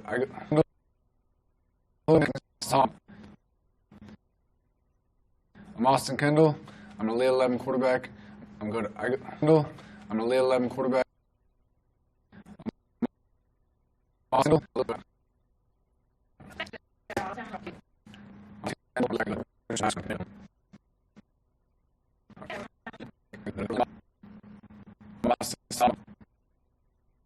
I'm Austin Kendall. I'm an Elite 11 quarterback. I go to Cuthbertson High School, and I'm committed to Oklahoma. I'm an Elite 11.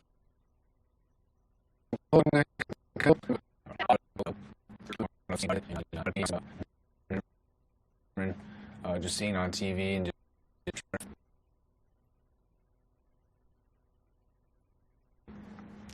I heard about Elite 11 when I was about a freshman. Just seeing on TV and just seeing all the hype about it, and it just really interested me.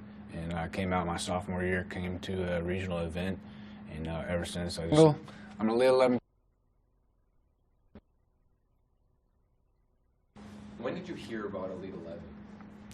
I heard about Elite 11 when I was about a freshman. Just seeing on TV and just seeing all the hype about it, and it just really interested me. And I came out my sophomore year, came to a regional event, and ever since I just I'm an Elite 11 quarterback.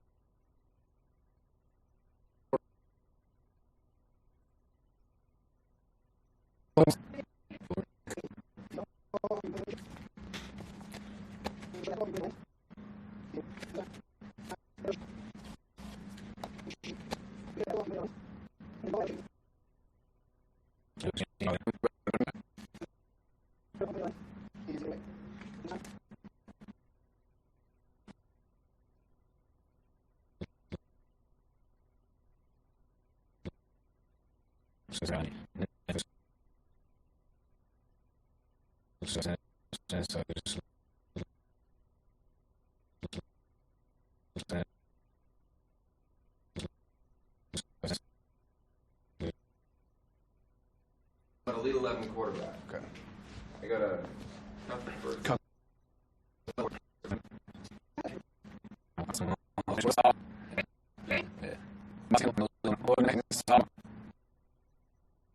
I'm Austin Kendall. I'm an Elite 11.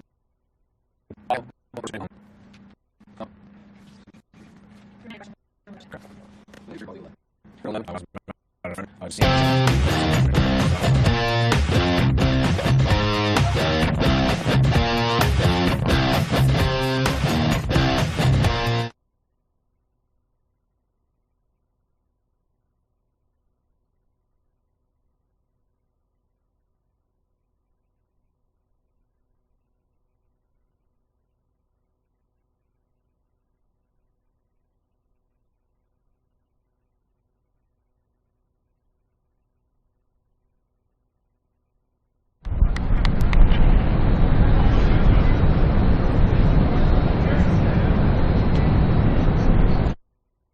Show me that football. Can you point it at the lens?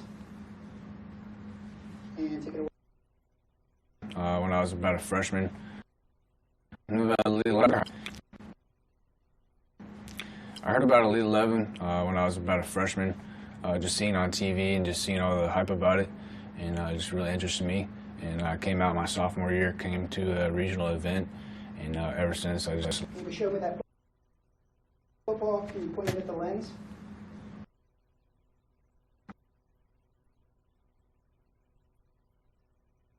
Hear about Elite 11? I heard about Elite 11 when I was about a freshman. When did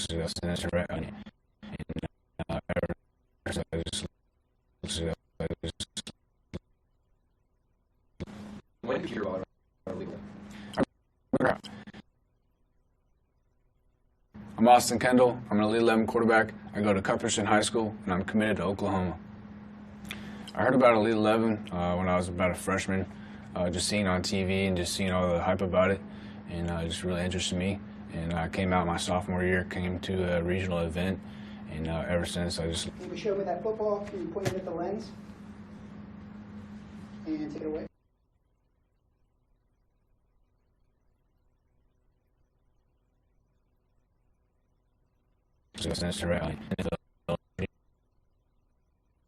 I heard about Elite 11 when I was about a freshman.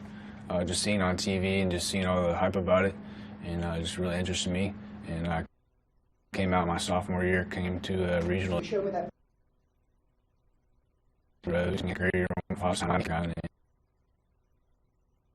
I heard about Elite 11 when I was about a freshman. Just seeing on TV and just seeing all the hype about it, and it just really interested me. Can you show me that football? Can you point it at the lens? And take it away. One more time.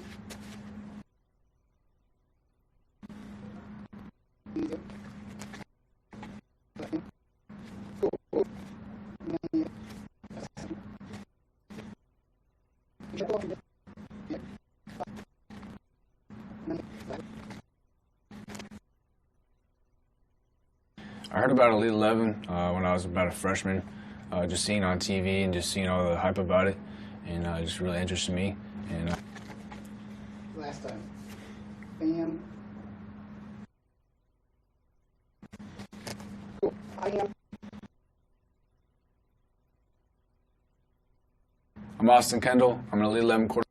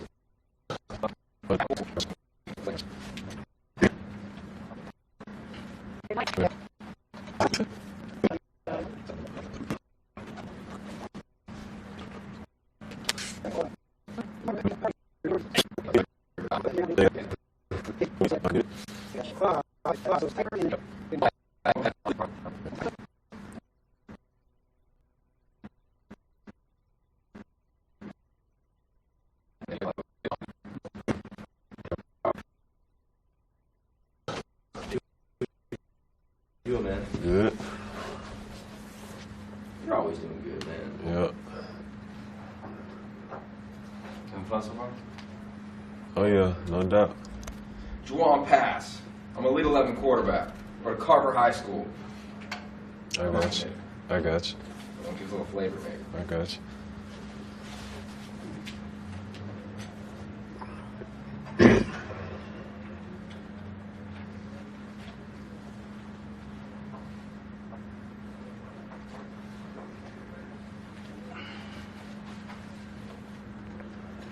Better get used to these lights. Oh yeah. Yeah. Bright lights. Hard.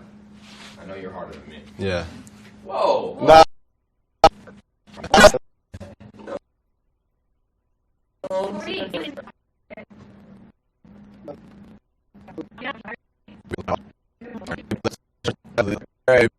Barrett, Elite 11, West Orange High School.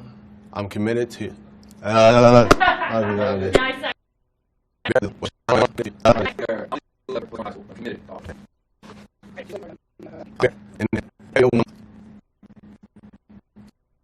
I'm Woody Barrett, an Elite 11 quarterback, West Orange High School. I'm committed to Auburn University.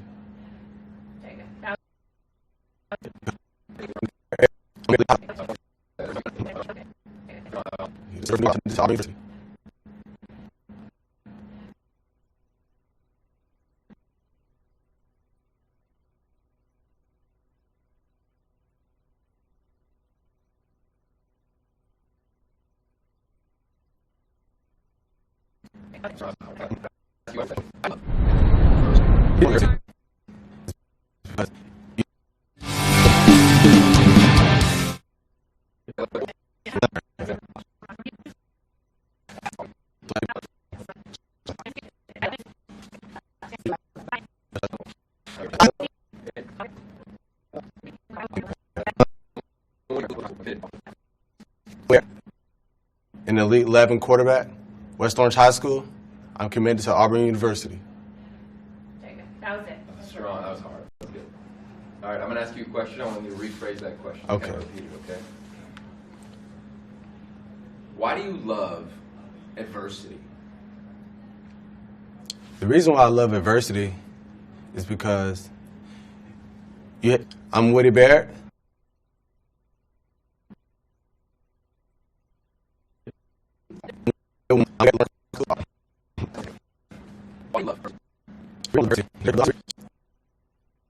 The reason why I love adversity is because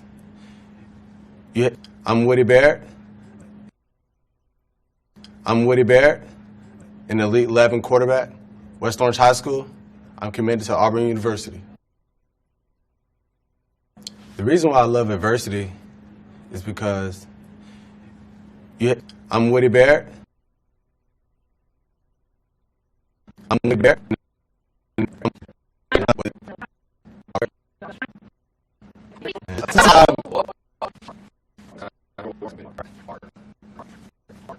Yeah. I was just saying.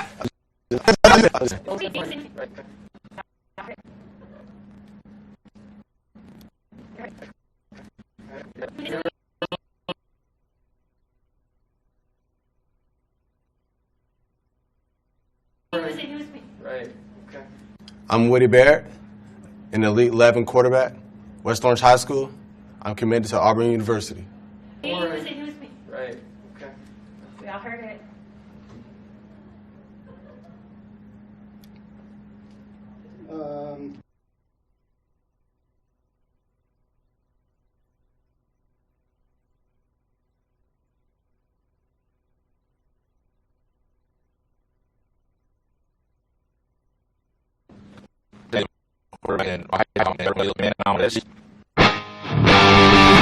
My name, Elite 11 quarterback, and then my high school.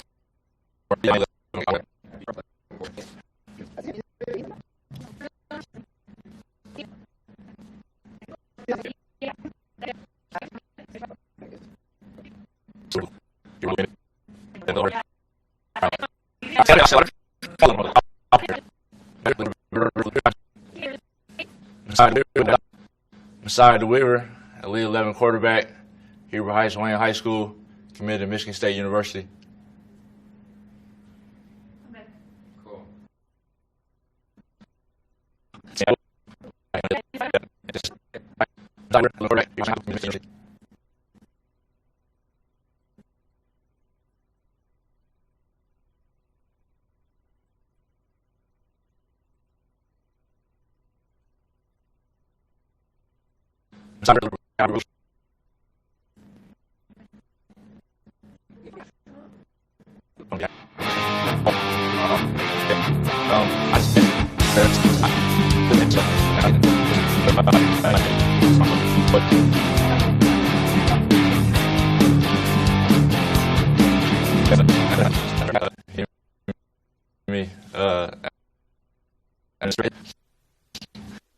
It's interesting to me.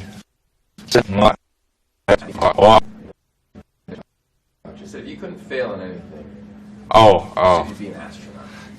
Yeah, it's interesting to me. People that are astronauts, like, they get to go out of space and do something not normal. You never hear about anybody being an astronaut, so it's just something that just sparks my interest in life. So I always want to learn how to be an astronaut. Besides the Weaver.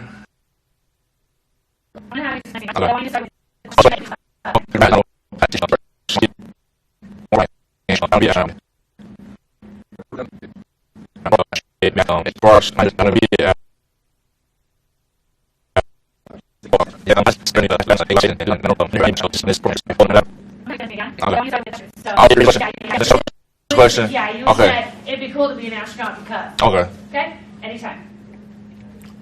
It would be very cool to be an astronaut because it's not normal. It's not everyday life. You don't see someone every day being an astronaut. So it sparks my interest that I want to be an astronaut. Besides the Weaver, astronaut one day.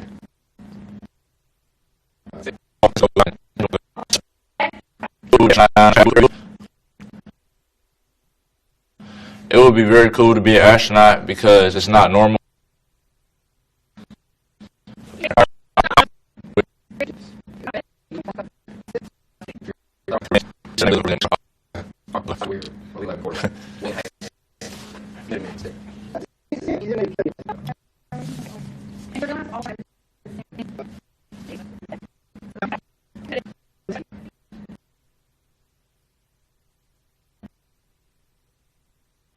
It would be very cool to be an astronaut because it's not normal.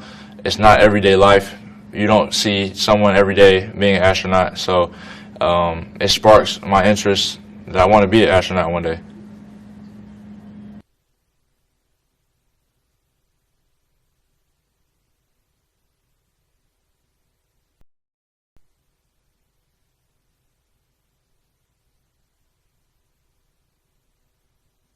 I'm Woody Barrett, an Elite 11 quarterback, West Orange High School, and to Auburn University.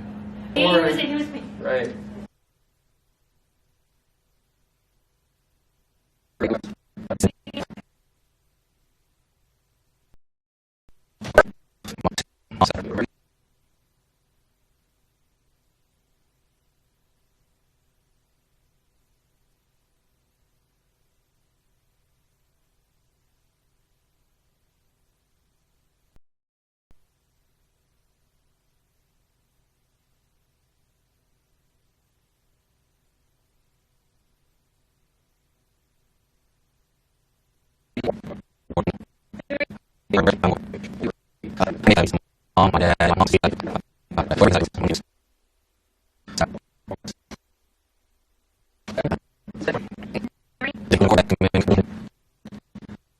Jed Duffy. I'm an Elite 11 quarterback, committed to Texas Tech University, Mansfield Lake Ridge.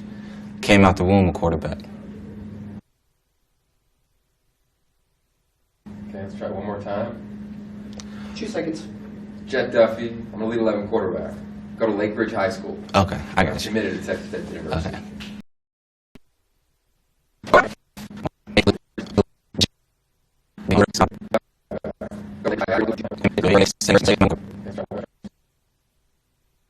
Jed Duffy. I'm an Elite 11 quarterback, committed to Texas Tech University, Mansfield Lake Ridge.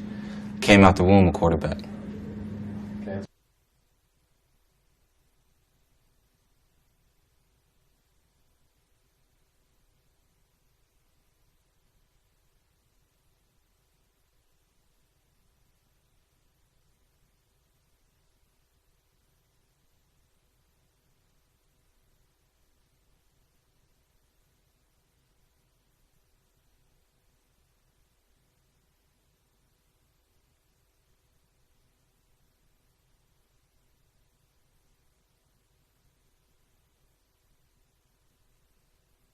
I'm Woody Barrett, an Elite 11 quarterback, West Orange High School.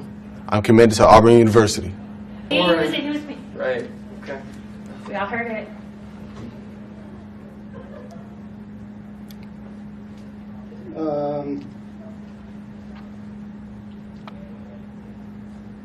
Yeah. Cool. I'm gonna give you a countdown, and I'm gonna.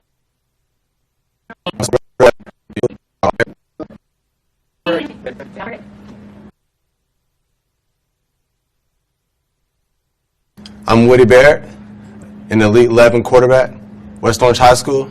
I'm committed to Auburn University. He was me. Right. We all heard it.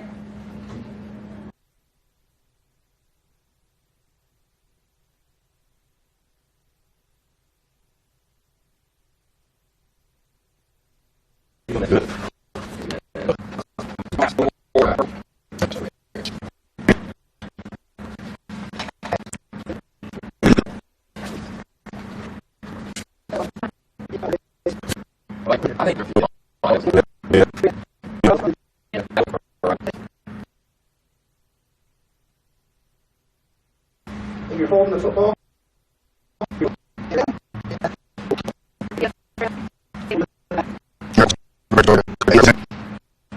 My name is Eric Cooper. I'm an Elite 11 quarterback at Jonesboro, Georgia, committed to Clemson University.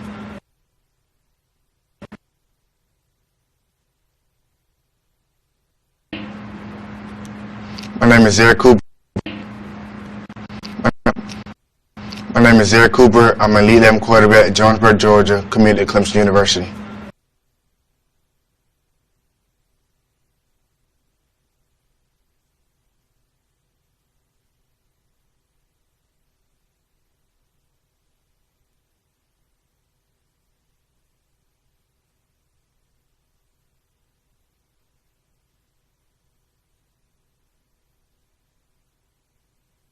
It would be very cool to be an astronaut because it's not normal.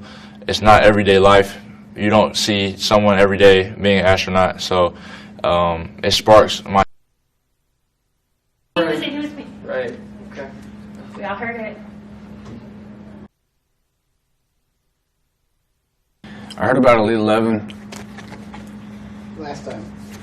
Bam. Cool. I am.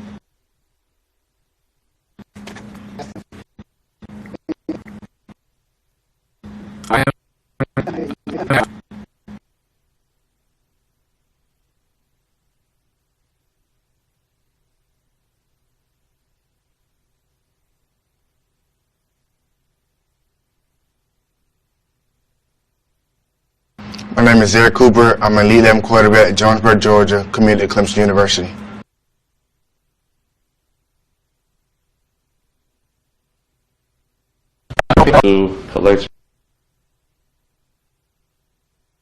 Collection, a lot of Jordans, a lot of Nikes.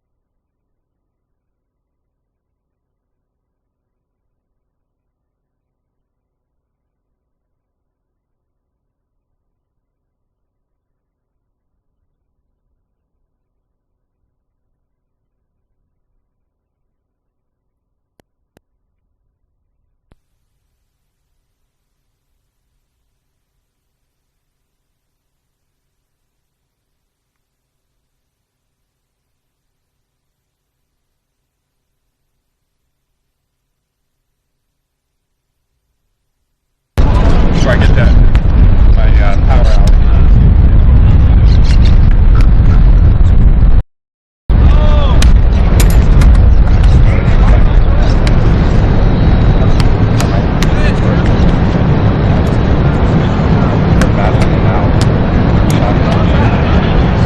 I'm Austin Kendall. I'm an Elite 11 quarterback. I go to Cuthbertson High School, and I'm committed to Oklahoma. My name is Eric Cooper. I'm an Elite 11 quarterback at Jonesboro, Georgia, committed to Clemson University. Jed Duffy. I'm an Elite 11 quarterback, committed to Texas Tech University, Mansfield Lake Ridge. Came out the womb a quarterback.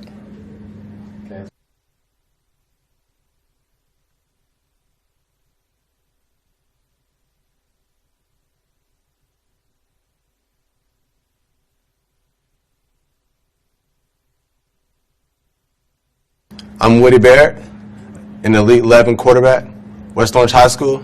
I'm committed to Auburn University. He was me. Right. Okay. We all heard it.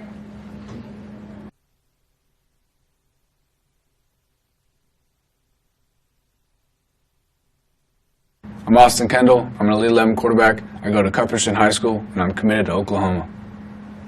I heard about Elite 11 when I was about a freshman. Just seeing on TV and just seeing all the hype about it, and it just really interested me. And Cool.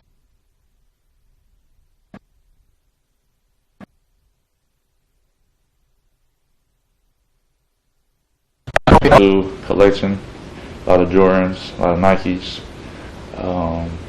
That's about it. So I'm about to take you downstairs and I'm gonna go through my shoe collection. Football, Elite 11 bag. Let's go out the field. We got a baseball field today because the field being used, but it's an everyday thing, man. Easy. That's easy. That's easy. That's easy. That's easy. That's easy. There we go. Touchdown. That's easy. That's it. We're fine, Dallas. Stop at LAX airport. Grab something. I was made for the camera, bro. And the fact that I don't have one, I think it's because y'all are taller.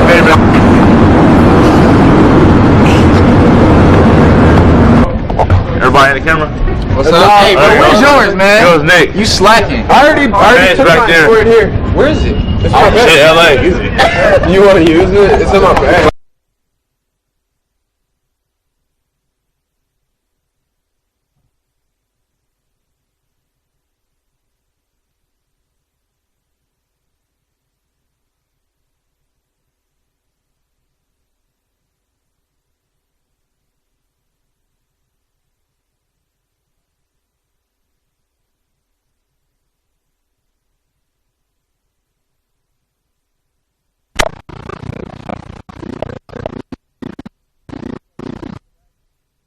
That's easy. That's easy. That's easy. That's easy. That's easy. That's easy. There we go. Touchdown. That's easy. Fine, Dallas. Stop at LA.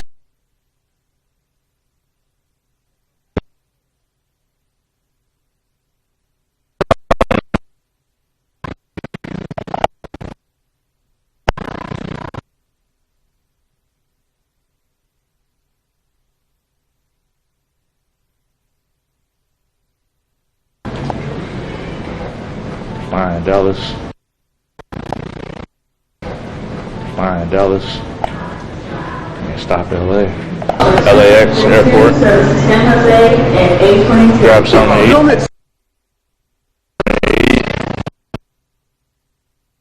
I was made for the camera, bro. And the fact that I don't have one, I think it's because y'all are taller.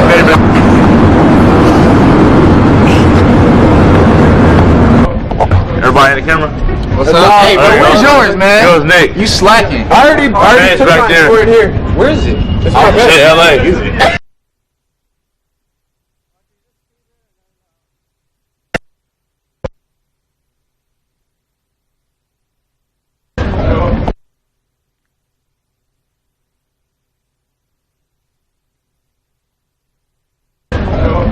Everybody in the camera? What's up? Hey, bro, where's yours, man? Yours, Nick. You slacking. I already took back mine there. for it here. Where is it? It's my bag. LA. You want to use it? It's in my bag. Collection, a lot of Jordans, a lot of Nikes.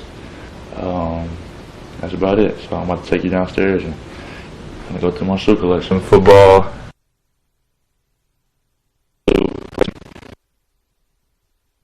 A lot of Jordans, a lot of Nikes. A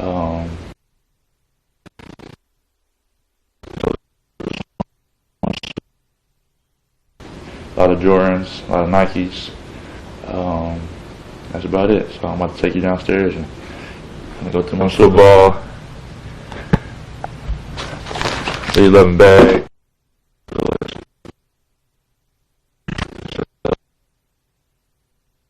Collection.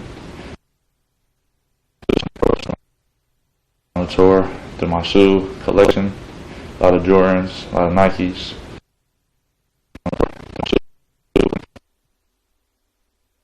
A lot of Jordans, a lot of Nikes. That's about it. So I'm about to take you downstairs and I'm gonna go to my shoe collection. Football. 11 bag. Just got out the field. We got a baseball field today because the field being used, but it's everyday thing, man. Easy. That's easy. That's easy. That's easy. That's easy. That's easy. There we go. Touchdown. That's easy. Fine, Dallas. Stop at LAX airport. Grab some.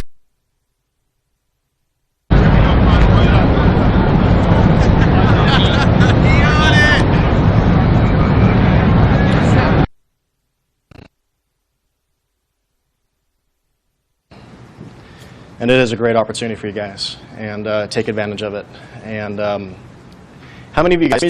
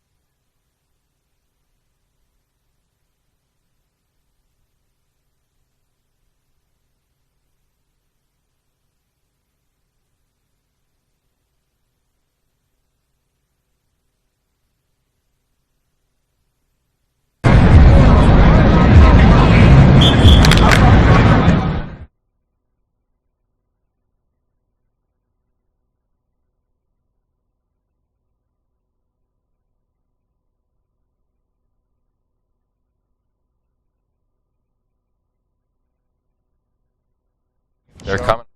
Oh, good. Greg?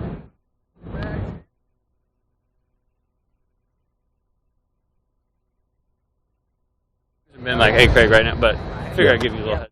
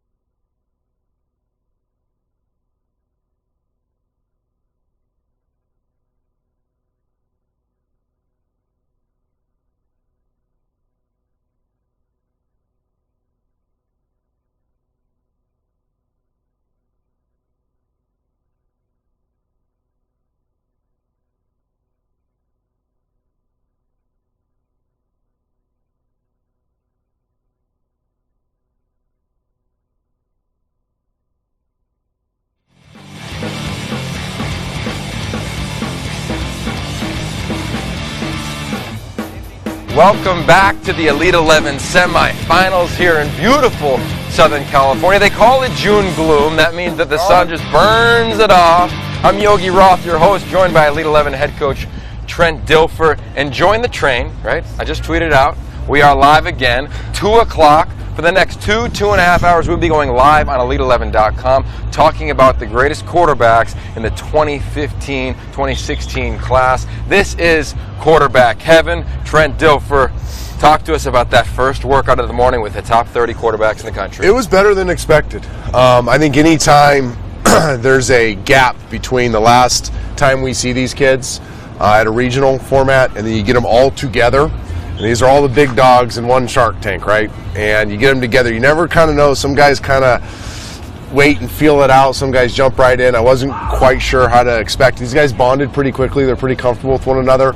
I think I set the day in such a way, I set it up for success. It was a drill morning, stuff they've all done to a certain degree, so there was some familiarity with the drill work. We didn't ask too much of them, and they performed at a high level. I thought certain ones obviously understood that although it was a comfortable format, there still needed to be an edge to it. There still needed to be a certain amount of energy, a certain amount of intensity to it. The Messiah DeWeavers, the Shane Buechels, Shea Pattersons, guys like that really kind of stood out because they kind of grasped the moment. Some of them are still trying to fill their way out, but I think that'll change this afternoon. So to remind you, this has been going on for 5 months. It started in Hawaii in late February. It's gone all across the country, over 1,000 quarterbacks evaluated. We have the top 30 right here on Elite11.com. Nine quarterbacks have been invited to the Elite 11 finals. The one named Messiah DeWeaver, he gets the automatic invitation after the MVP performance in the first practice. Coach, what stood out about this young man? Well, everything. I think we talked about earlier at the end of the first show. Since the time I saw him in Chicago, here's a physically very gifted kid. He's long, he's powerful, he's strong, but he's organized. And what I mean by that is he can organize all these long limbs and moving parts, and he's very fluid as an athlete. His stroke is pure, his base is wide, he ties his feet to his eyes, he changes ball speeds very comfortably. He can rip it when he needs to rip it, he can layer it when he needs to layer. He's got a great touch ball. He can change the trajectory. We did some very advanced drills. We got to throw it up and over backers to the back of the end zone, over safeties, around flat defenders, and he just very naturally changes the trajectory of the ball. But most importantly about Messiah is he's a kid that's so coachable. He wants to get better every rep. It's never good enough for him. He's not a rah-rah guy, but he's a guy that's encouraging everybody, makes everybody else around him better. He's a guy that I think people mistake sometimes. I ask for thermostat leadership, come in a room and jack the temperature up to 80. That doesn't mean you have to be jumping up and down and slapping butts and high-fiving. That just means you bring a certain juice to you, a certain energy, a certain presence that makes everybody else better. Messiah has that, and what a great morning he had. What a great regional process he's had. I mean, he was the MVP of Chicago. He killed it in Columbus. He comes here day one of the semis and rips it. He was by far the MVP of the morning. That's why he got the bid. Let's take a look at him. I had a chance to catch up with him last night. Here's a little profile of Messiah DeWeaver. Endurance, a lot of Nikes. That's about it. So I'm about to take you downstairs and I'm going to go to my football. Elite 11 bag. Scout the field. We got a baseball field today because the field being used, but it's an everyday thing, man. Easy. That's easy. That's easy. That's easy. That's easy. That's easy. There we go. Touchdown. That's easy. Flying Dallas. Stop LA. LAX airport. Grab something to eat. I was made for the camera, bro. And the fact that I don't have one, I think it's because y'all are taller.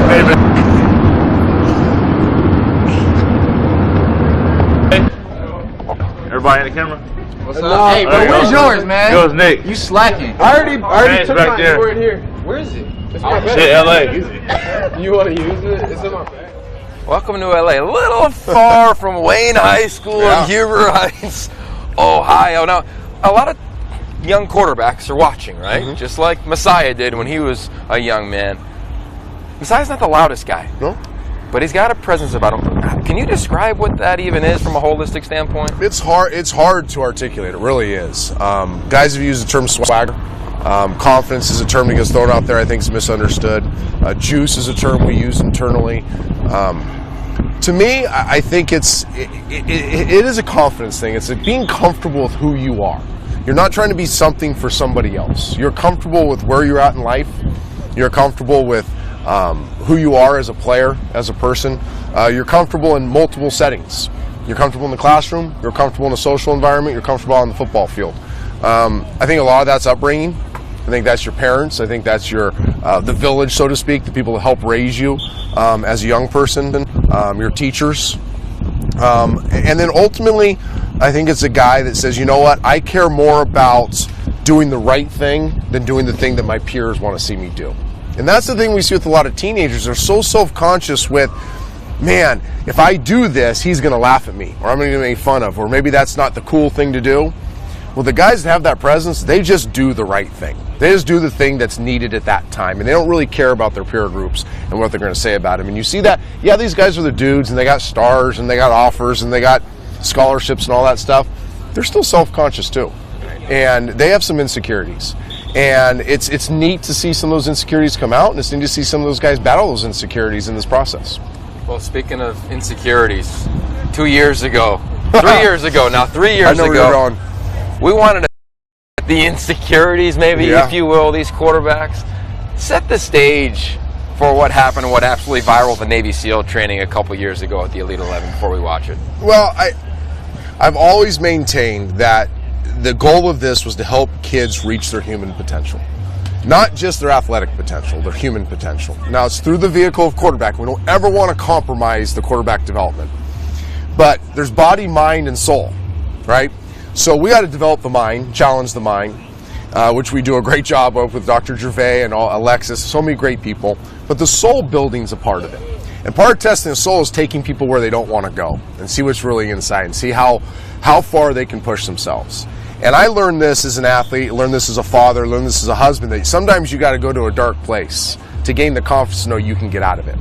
So I wanted to create that environment, a safe environment for the kids at the Elite 11, so I had this crazy idea to get the Navy SEALs involved.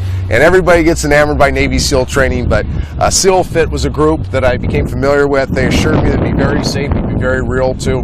And we figured that this would be an opportunity to take these kids to a place they'd never been. There'd be a great deal of confidence that came out of it, knowing that they could get through stuff they never even comprehended having to go through before. And it was a success, and something I'm sure will come back into the mix at some point. Okay, well, without further ado, buckle your seatbelt and let's get a little throwback to the Navy SEALs. Day 3, Rankings Day. But first, the high school quarterbacks gather before the sun rises. Told only to meet in the lobby, the anxiety of the unknown begins to creep in. This morning we woke up at 4:45 a.m. That was a big shock to us. I was real tired, you know. My roommate woke me up because his alarm went off first. I guess I set mine later. Between all the quarterbacks, we didn't know what to expect at all. People were thinking we were going to Disneyland, just watching the sunrise or something like that. You know, I brought like some good, decent clothes, brought my new shoes, brought money with me and everything. I wouldn't do what I'm about to do if I didn't think it wouldn't help you reach your human potential. Understood? It's going to take everything you have to endure what you're about to endure. Coach Dilfer wasn't very happy with us. We had 15 interceptions, so we knew it wasn't going to be anything good. We got to the beach, and when we were waiting there were some logs still fit, and I think that's when we kind of knew what was going to happen today. Under the supervision of Dr. Michael Gervais, the Elite 11 high performance coach, and led by retired Navy SEAL commanders Mark Devine and Ryan Zinke, SEAL Team 6, the SEAL Fit coaches Shane Hyatt, Chris Smith, and Lance Cummings begin the morning with a shock. So the first thing that the players experienced was disorientation, and we were the way they normally experienced their mornings and their days, and we got their minds confused. My instructions will be very clear. I am here, you are there. You will stay 6 feet behind me at all times. You understand? 6 feet behind me at all times. Do you understand? Sir. 6 feet behind me at all times. Do you understand? Yes, sir. Get 6 feet behind me at all times. Do you understand? Follow me. Attention to detail, gentlemen. Hurry up, hurry up, hurry up. Boom, he just runs, sprints off. I knew it was going to be something physical, but yeah, I didn't know it was going to be Navy SEAL training. Ready, down. 1, down, 2, down. 3. Oh, this is going to be, okay. This is going to be rough. All right, count off. 1, 2, 1, 2, 1, 2, go. 1, 2, 1, 2, 1, 2, 0. What? What'd you say? What? 1. Drop down. Drop. You can't count from 1 to 2? It's not complicated. We can do this all day, gentlemen. The second thing we did is we got their heart rates up quickly. And when that takes place, people differently. You are shaking already. Look at me. Look at me. Are you really that tired? Get up, get up. You guys have been moving for 10 minutes. I came in here expecting just a little 7-on-7, just football. I mean, this was not what I was expecting at all. You know, as a quarterback, you're always the leader, and this morning we had to follow a lot. Link arms. The first thing they told us to do was, lock arms and walk straight into the ocean, fully clothed. I mean, I had my shoes, my socks, my sweatshirt on, all that kind of stuff. You know, it was a shock, especially getting in the freezing water at 5 a.m. We were just diving into the ocean, locking arms, getting splashed by water in our face. I think we did 1,000 push-ups today, honestly. My arms are dead. It was a 4-hour just grind. It was hard. It was one of the hardest things I've ever done in my life. Not about you. There's no adoring fans here. Nobody cares. No cheerleaders. It's just us. You guys want to learn how to be a team? It starts now. The overall purpose of this exercise was to put these men in an uncomfortable situation, to find out how well they're able to think under pressure, and to really provide them insight into how their mind. Treating us like we were trying to get into the Navy SEALs. I mean, if you had your hand on your hips, you do push-ups. If you were loafing, you do push-ups. We did a lot of log lifting over our heads. That was very intense and tough. Serve with honor. Serve with honor. On and off the field. On and off the field. Oh yeah. Oh yeah. Oh yeah. Oh yeah. Earn my position every day. Earn my position every day. I am that man. I am that man. It was very physically taxing, and that wasn't even what they were testing us on. They were testing us on how we can adapt to our mind telling us no, but our body has to keep on going. Just fighting your body telling you to just quit. Like, you just need to just keep pushing and pushing and pushing. Hurry up, gentlemen! No, you can't let those things get to you. You just got to think about it and just tell yourself it's not that hard and just tell yourself to keep pushing. You can do anything you set your mind to. It's all right to be a little tired. So I guarantee you, in every game you're ever going to play, you're probably going to be tired. The question is, what are you going to do when you get tired? Are you going to have that kind of lackluster performance right there? Or are you going to drive, take your team to a winning position? We were pushing each other, we were pushing ourselves, and I don't think any of us really backed down from this challenge this morning, and I was really proud of everyone here. Overall, this experience, it provided an insight to these men and us to observe how well they deal with pressure. But it's really a tool for them to be able to better understand how they work and the areas that they need to work on, pursue their potential. Hopefully I'll never do something like that again. It was real hard, but once you got into it, you got the camaraderie, the quarterbacks, you got the teamwork going. It was just real great bonding with those dudes. That just brought us all even closer to each other. I mean, I was telling them, like, y'all are all my boys for doing this. I mean, we just went through this together. I mean, we aren't never going to do that again in our life. Just being a team, it created a brotherhood with us. I mean, that was the best part about it. We're all getting along pretty good, but we're still going to keep competing against each other. We're halfway through camp. Literally, there's 60 hours remaining. We started 121 hours. And what we said the first day was that, one, every single thing counts. And we're not just looking for the 11 best quarterbacks. We're looking for the 11 best competitors. At some point, you realize, as great as this game is, it's not what defines you. Life will be very, very empty if this game defines you. I made that mistake. 9 years ago,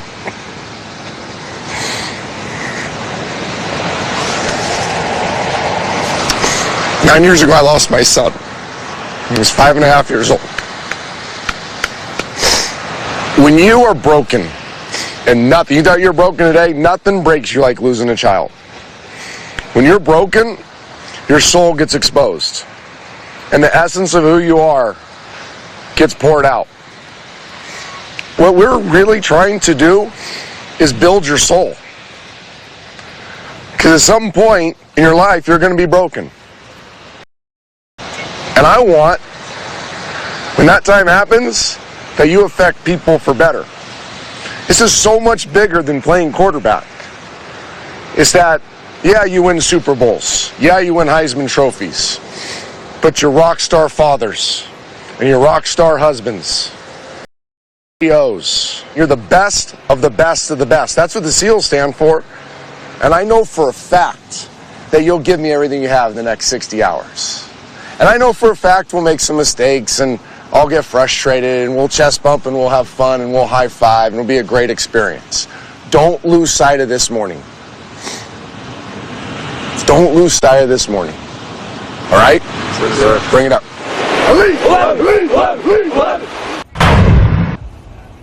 I forgot how awesome that was. I haven't seen that for a couple years. That was a special morning. That group especially, I think of all the groups of Elite 11, that's the one, and maybe it's because of that experience that stands out the most to me. What they showed through that process, and the backstory to that is after that morning, they got a couple hours of rest, and then we went for 7 straight hours on the field. It was probably the best 7 hours of 7-on-7 we've had at Elite 11. These kids found something deep inside of them that they didn't know they had. And that was the message I was trying to share there is we're all going to get broken in life. For me, it was losing my son, maybe getting fired, maybe being bankrupt, it might be getting left by a spouse, whatever it is. Losing a football game is not brokenness. And too often we've made football too big. It's super important. Nobody loves football more than me, you know that. Right. And I think it's hyper important to be the best you can be, but it's not life. And we need to use this vehicle to teach them something bigger than quarterback. And I think that's probably the most unique opportunity we had to take these kids a place that they probably wouldn't have gone otherwise at an early age, to gain the confidence so they can get through some stuff. So later on in life, when they hit some rock hard times, which, by the way, going through the names there, some of the kids have gone through some big-time adversity in college. Let's not shy away from that. They all have. Some are in some deep trouble right now, going through some tough times. I have full confidence that they're going to pull out of it because of what they learned that morning, what they learned through this process. So everybody knows that's followed us doing this. This is way more than developing great quarterbacks, future NFL quarterbacks, which we will. I care more about the senator and the fire chief and the congressman and the lawyer and the doctor and the husband and the father than I do about the quarterback. Well said. It's pretty interesting when you look at 17 years ago, Andy Bark started the Elite 11. This is your 5th season. And you see it not just growing from the X's and O's, because it does, but we call it beyond the X's and O's. Yeah. We're going to have 2 of them tonight. These student athletes are going to get to hear from Team Red, White, and Blue. They're going to get to hear from Alexis Jones about what it means to be a real man. They're going to hear from Dr. Michael Gervais tomorrow, the sports psychologist you saw in the piece. Why has that been such a big, you came up with that phrase, beyond the X's and O's. Why has that been such a big element? Because you're a football junkie, right? You could talk X's and O's all day long. Yeah. But why, and when you don't have, we don't have a month with these kids. We don't have a month of training camp. We got less than 24 hours now. Why is that such an important part of the process? Because I made the mistake, and I mentioned there on the beach, that and I had great parents, and I had great coaches, and I had great mentors, and I had great teachers. I don't blame any of them. I was raised as well as you could be raised in this format. And I still made the mistake of letting my identity get wrapped around what I was doing between the lines. I let the X's and O's, metaphor for the game, define me. And that's a roller coaster of a life, man. There's some great times, and there are some rock bottom times. But you got to understand that, we're on this earth hopefully for 90, 100 years. You're only going to play football for a short little part of that time. That we better be learning big time lessons while we're playing football. It's our responsibility, mine and yours, the rest of the staff, Andy Bark, Brian Stump, everybody that coaches a kid. It's your responsibility to use the sport as a vehicle to teach them bigger lessons. Beyond the X's and O's, the holistic training, I just think is natural. I don't know how you don't do it. In fact, my mind's blown when I hear about college programs, NFL teams that don't do this stuff. That doesn't make sense to me. The other thing, too, is you're going to be a better player if you're winning off the field. I'll never forget all the young NFL quarterbacks that I've mentored over the years and helped them, through the process of going to college to the pros. I always say one simple thing: win off the field. Start winning off the field, and next thing you know, you'll start winning games on the field. But when your life's a train wreck off the field, or you're disorganized, or you're confused, or you don't have a purpose, it's going to translate between the lines too. It's not going to be as good. So I don't think we're doing anything heroic here. I think we're doing what we're supposed to be doing, and that's using this great vehicle of football, quarterbacking, to teach these kids something that they otherwise wouldn't be taught at this age. Well said, well said. Let's welcome in the third member of our team, AJ Lawrence. AJ, how you doing? Hi, I'm doing pretty good, and I am here with Aaron Taylor, a former offensive lineman for the NFL. And Aaron, can you tell us, kind of just based on your experience, what has been the evolution of the quarterback? Well, it's interesting, right? Like today's football game is a spread game with guys that are a lot bigger and a lot more mobile than they were in the era that I played. So from an offensive lineman's perspective, you would like to be able to have a guy back there that if you gave up a little bit of seepage or got beat when you're pass protecting, that can kind of extend the play and be a little bit more mobile and dynamic, not just throwing the football but outside the pocket as well. So when I got here, my first impression was how much bigger these guys are in high school now compared to where they were when I played the game back in the 90s. So the game has changed, but the more it changes, the more it stays the same, and the coaching that these guys are giving them is outstanding. These kids are really, really lucky to be here. And from watching these young men out here, how are you seeing any difference maybe in the drills that they're running and the plays and whatnot?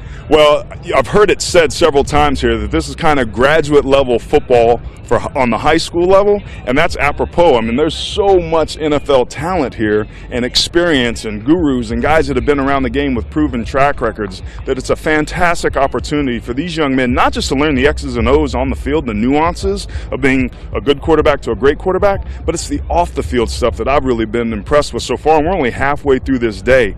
The mindset, how you conduct yourself, confidence. Jordan Palmer gave a great talk on confidence. All those things are outstanding. They're not only going to help these guys go on to college and maybe for a few of them play in the next level, but also in their lives and be good, productive men and husbands and sons and fathers. Absolutely. Thank you so much, Aaron. Thank you. Thanks. You know, I had a chance to meet Aaron Taylor, and you see it as much as I do. When you are done playing, there's a big part of you that misses the game, obviously, when we would play forever, but a way bigger part of the stuff that's beyond the X's and O's. I mean, Aaron called me a month ago, never met him before, because can I come be around Elite 11 a little bit? I mean, this is a guy, 16th pick in the draft, played at Notre Dame. Year. We played at we won a high school award together back in 1989. He was in De La Salle. We need that picture.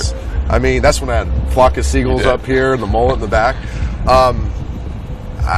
Yes, you leave the game and you realize the game was awesome. I don't ever want to minimize how cool it is to play football. But it's just a small little thing. And these people that make their whole life about playing the game, they're missing the bigger piece of the game. Opens up doors to go do so much more in life. I'm convinced that my 14-year NFL career set me up to do something far greater. And that's communicate the game through television, and especially to these young people and a coaching staff around the country. I mean, that's what my 14-year playing career is. It wasn't about winning a Super Bowl, going to a Pro Bowl, the great relationships I made. It was to set me up for this next phase of life where the influence is exponentially larger than when I wore helmets. So I think Aaron gets that. A lot of guys, I mean, we have tons of ex-NFL guys out here. They don't make any money. Like the perception out there is like this is a cash cow for all these coaches. Everybody's losing money doing this. They're doing it because they love the kids. They care about the next generation. They care about the bigger picture that's out there. And I hope people understand that it's not, I get it. I get the recruiting geeks. I get the hooray for your school and follow everything. And that is important. I don't want to minimize that. Celebrate these kids for the opportunity they're getting to learn so much more than football. And they're going to come on your campus. They're going to be better student athletes because of what they're going through. And a lot of these ex-NFL players that are getting their hands on them and coaching them and saying, hey, listen, we're going to help you become a great football player, but we're going to help you become more than that also. The staff is clearly getting after. This is the Elite 11 semifinals. We've gone from 1,000 to now 30 quarterbacks. Total 9 out of 18 have been invited to the Elite 11 finals. The competition continues on, but Trent, the football is going to be a part of it, right? You're going to hit the field in a second, and a big part is how they think, how they process, how they chunk information. We've brought on Axon. Had a chance to talk to the players last night, did an Axon assessment, basically studying these players' minds and how they can react, how they think, how quickly they can adjust, and we got the Axon scores back today. Talk about the quarterbacks that came out impressive and what this Well, Axon first of all, has let's done. explain it. Axon is a innovation company, a technology company. It's kind of found how to train the brain, the athlete's brain. I stumbled across them a few years ago, developed a great relationship with them, and I felt it was necessary to take. Chip Kelly was really the first coach who was at Oregon to implement this technology with the program, and I felt like these kids deserve the same type of coaching, the same type of exposure to this type of training. And it's very complex stuff, high-level scientific stuff. We got an assessment score with them. It does not quantify who's smart and who's dumb. That's not what it is. It's their exposure to this point of football. They were flashed high levels of information in quick spurts. How quickly and how correctly could they process this information? They got a score that came out of it. Guys like Patrick O'Brien were off the charts. Tells me he's been exposed to a lot of offense. He's been coached well. Probably the son of a football coach or been around football his whole life. But that's not what we're grading them on. We're also going to get a score tomorrow afternoon that's going to see how much they learned in this short period of time. And the difference between their initial score when they got here last night and what they learned by Sunday, now that's going to tell me something. How pliable is your brain? How easily can you learn and how quickly can you process? So I think it's a valuable tool. A lot of college programs, NFL programs are using it. I think more should. I don't know why you wouldn't. If you want the best out of your athletes, we all know that from here up is as important for me as anything else. This company's found a way to truly have effective change on the athlete's brain, and our Elite 11 quarterbacks get it every year. They really do. And AJ Lawrence, she's with the guy who's really at the forefront of it. You might know his name from back in the day, Joe Germain, the former Ohio State Buckeye legendary quarterback. AJ, tell us about Axon with Joe. Joe, tell us a little bit about Axon. We've heard them already set it up and say all the great things that go on, but can you dive a little bit deeper? Yeah, absolutely. Axon Sports, we're all about the brain of the athlete. So we focus on really what we call high-speed decision-making, which to us means you have to make accurate decisions. Everybody knows that. But if you make accurate decisions really slow, that doesn't help you as a quarterback or an athlete, in any sport for that matter. So we focus on not only developing the accuracy of decision-making, we want them to make those accurate decisions really fast. And how has it worked so far in terms of the players you've seen in their performance with Axon? I think they've done a great job. This is our third year being with Elite 11, and it's an honor to be a part of this process and see these young guys come through and see them go on and do so many great things. But it's amazing to see the guys that have really assessed. We always do an assessment on an athlete first to get a baseline of where they're at as far as their decision-making process goes, and then watch them train over the course of a week and then reassess. It's amazing to see how much improvement a young quarterback or young player for that matter can make in such a short period of time. The brain is an amazing thing. And as you see kind of the quarterback role continue to develop more, with the running game and whatnot, does that cause you to change how Axon operates and kind of what it calls for from players? Absolutely. Transferability is really critical to everything that we do in all of our training. There's a neuroscience basis to everything that we do, so there's always that foundation. But to make athletes better on the field right here, we have to make sure that whatever decisions they make on the field, they're making those same decisions on the Axon training. But then we also do it from a field level perspective. And when you add those two things, they're making the same decision from a very similar perspective to how they actually see it out here. That's where we get that transferable effect of helping them improve in what they're doing. Thank you so much. Back to you guys. Axon. He said it way better than me. Well, yeah, he's been boss. no judgment. But let's take a look, take a deep dive at what some of these players go through. Because I'll tell you what, it may sound kind of easy if you're on the couch, but it definitely I failed not. miserably the first time I took the assessment. Take a look. I think training the mechanics, the physical is very simple. Science helps us there. But this game's so mental. It would be cheating if we didn't emphasize that just as much as the physical. The competitors are expected to learn an NFL-style playbook. This is no high school film room. It's been hard for me to be that tired and still try and push through some of the things that we're doing. Double left belly pass, left Manning, F shallow cross. The playbook this year is overwhelming because these people have the capacity to pull it off. I believe 17-year-old quarterbacks can take an NFL curriculum, and that's what we give them. All right, sprint right Montana. This guy is running adult. We run some Rogers twist H-pop. It's at least a 2-hit, 2-shuffle throw. 3-jet breeze H-pop from the middle of the field. It's almost like an inside bang 8. 2 yards numbers, 18 to 22 yards down the field. In an age of touchscreen technology, players simulate the immediate decisions that must be made on the field.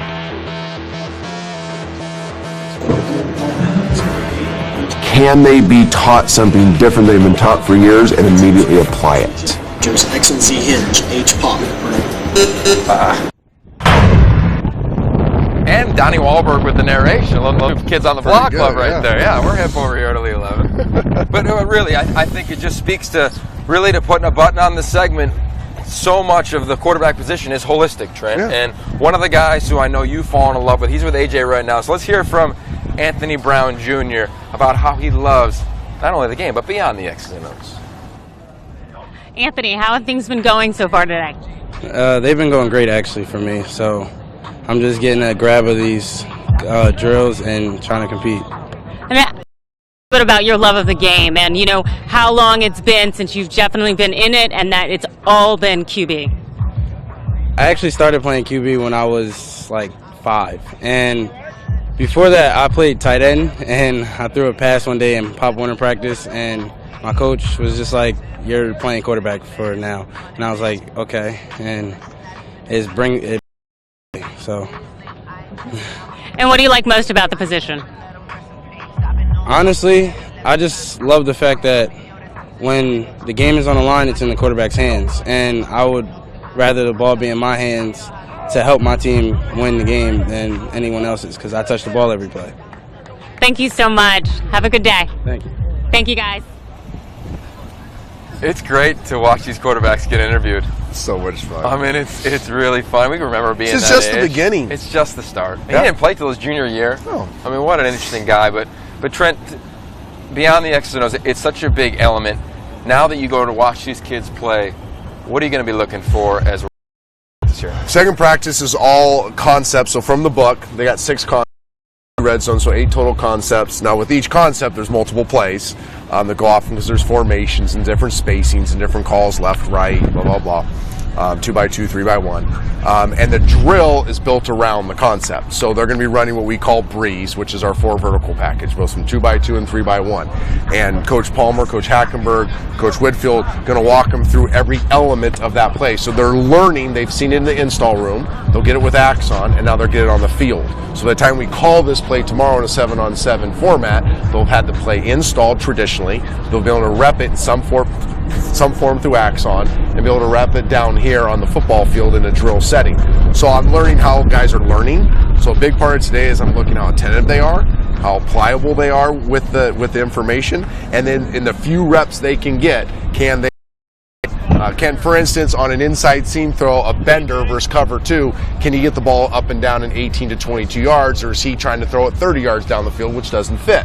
So are they processing the learning with the playbook onto the field is a big part of today. All right, it's all about the process here. Elite 11 semifinals, top 30 quarterbacks in America. 9 are invited to the Elite 11 finals right now. Will there be a 10th? We're going to find out. We're going to take a quick break and come back with a coach you definitely want to hear from. Trent Dilfer, I'm Yogi Roth. This is Elite11.com.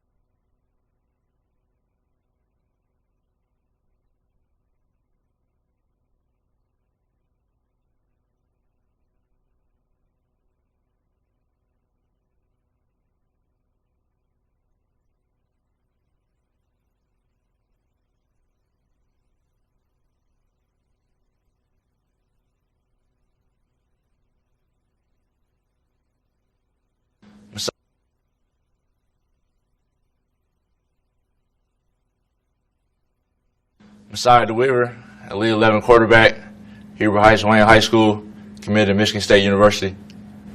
It would be very cool to be an astronaut because it's not normal. It's not everyday life. You don't see someone every day being an astronaut. So it sparks my interest that I want to be an astronaut one day. Welcome back to the Elite 11. That's Messiah DeWeaver, the latest invitation to the Elite 11 Finals, joined by Jordan Palmer. I'm Yogi Roth. This is Elite11.com, and we've got A.J. Lawrence, which with a former receiver who might have been a big-time quarterback if he played right now. Yes, I'm here with Matthew Hatch. That's what he likes to be called, Hatch. Yes, my friends call me. He used to be a high school quarterback and then went the receiver route, and now he's guiding our receivers here. Tell us a little bit about what you have going on here. Basically, we brought all the receivers out today to give them a good look for the quarterbacks. You know, it's an Elite 11 competition, so we need receivers to be having the right depth and be at the right place at the right time for the ball to get there from the quarterback. And are you working with them on any specific movements or? I'm trying not to get too caught up in getting to the details as a receiver's coach because it just takes too long to learn at a setting like this. So I'm just trying to make sure they get their depth and get their head around in time for when the quarterback's delivering the ball for them. And as a former quarterback, can you tell me, kind of, I guess, based on your observations, how are things going with these guys? It's going pretty good. I mean, I think these are, top 30 country, and some of the guys are probably a little bit more, tense, a little bit more nervous because they're seeing the competition and their goals. Some of the kids' goals are to get to the opening, and they're looking at this as a platform to get to the Nike Open later on this summer. So, probably a little bit of, some nerves out there, a little bit uptight, but, as an overall group, this is one of the best groups I've ever seen. Yes, they are pretty exceptional. Thank you so much. Thank you. Back to you, Yogi. Yeah, you're exactly right, AJ and Hatch, joined by Jordan Palmer, 7 years in the National Football League, 17 years with Elite 11. You've pretty much been born and raised on the field with these signal callers. Now to be not just a former player, not just a counselor, but now you're in it, man. You're a coach. What's it like to have that perspective? I have 12 months of a busy schedule, and this is absolutely my favorite thing that I do. As you said, this is my 17th year, and I'm only 31, so when I was a little kid, I was filling up water cups, I was shagging balls, I was, cleaning up dudes' cleats before the next workout, and got a chance to be around it a little longer, run routes, and then I was tried out for it, didn't make it, and deserved to not make it, and then I came back as a counselor twice, and that was when I really fell in love with this whole process. I saw getting this group of guys together at this point in their life. You got to think, this is the most influential kids in their community. These are the quarterbacks. These guys that everybody looks up to. Kids that, when they go to the movie theater and the other kids from other rival schools see them, they know who they are. This is the most influential time in their life. They're 17 years old, 18 years old, transitioning from high school to college. And in a lot of cases, we're some of the most influential people in their lives. And that's the part I think I've fallen in love with the most, is that you can have such a big impact on kids who have the opportunity to make an enormous impact. We just got done talking with Coach Dilfer about how we really want to train these quarterbacks beyond the X's and O's. And at lunch, you talked to the quarterbacks about confidence. Yeah. What are a couple of the nuggets that you discussed? Well, I think the first thing is, I've spent a lot of time with our resident sports psychologist, Dr. Mike Gervais, who I'm sure we'll hear from, and others, and just honestly, I've been around it a long time. And I firmly believe that confidence is not something that's just God-given. It's not hereditary. You can't buy it on eBay. It's something. It's a muscle that you can develop every single day. And it transitions into my business life. It transitions into my marriage. Confidence is something that you'd love to have in spades, and when you don't have it, you're missing something. And so I talked about, it's one thing to say, yeah, be more confident, and you can do it, buddy, and I believe in you. But really, what we're talking about is strengthening a muscle. Just like a bicep, just like a hamstring, you strengthen your confidence muscle. And I talked through a couple of the ways that you can do that physically. Developing your stroke, being more efficient, making sure that all three throws are the same. You drive it, you layer it, you throw a touch, and really in that system, you can look at it and go, man, I can play anywhere if I can do those three things. And on the mental side, how you study your offense, how you understand the defense, it's actually a muscle that we can develop every single day, just like when these kids go to college and they get their workout plan and they try and get bigger and stronger. The difference is that confidence is far more important than any other muscle in your body. I want to talk about a specific quarterback, Jake Zembeck, because to me, his story's incredible. From a confidence standpoint, what have you seen from this young man, committed to Penn State? I know you've been around him through the first 24 hours or so. What have you noticed from him on the field? You know, it's interesting because we got 30 kids here and there's 30 alphas. Right. You know, it's kids who are the coolest dude in school, and they played for a couple years. You know, but with him, I think he's kind of had that quiet confidence where even in a group of 10 quarterbacks, you can see him stick out a little bit. And it translates to not, oh, he threw the ball well, he must be confident, but how he reacts to these drills that we're doing where we're changing some things and we're introducing some new ideas and how to do it. And when you introduce something new and you try and break old muscle memory with a quarterback, the first thing that happens is you get frustrated. You know, I've been coaching my brother the last 2 months, you know, as he's rehabbing from a knee surgery, literally training him. And the dude gets frustrated. He's 35, he's trying new stuff, it's frustrating. But how you deal with that is really how coachable you're going to be. And you can tell a lot about the trajectory of a young player by how he handles those things, and I think he's done a great job. Of course, your brother Carson Palmer, former #1 draft pick, Heisman Trophy winner from USC. But let's stay on Jake for a minute. I mean, he's New York's Player of the Year as a sophomore in the largest classification for the first time ever. And this is a young man who's been so dedicated to Elite 11, so much so that his dad in 7th grade sends an email to the staff of Elite 11 saying, hey, where do you guys get those targets? You were kind of like that because you were so involved in it. What's it like to now have that dream actualized? Do you think sometimes they get the yips a little bit? Do they get a little too over anxious? What happens with those quarterbacks that have really been trying to get on this field for so long? Yeah, I think what's really cool about this experience and the fact that, you know, for high school, this is a big deal. You know, we're on a nice set right now. You know what I mean? This is streaming live right now, and we got music playing, we got people here. I think it's an awesome opportunity to get these kids in a situation that they've been hungry for. Because the kid that he wants to come in and replace, Christian Hackenberg, did the same thing a couple of years ago.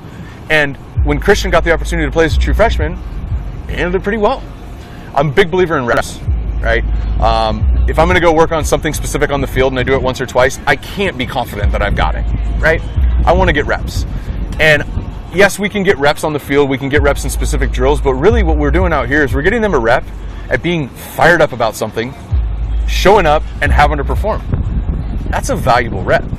This process is a valuable rep.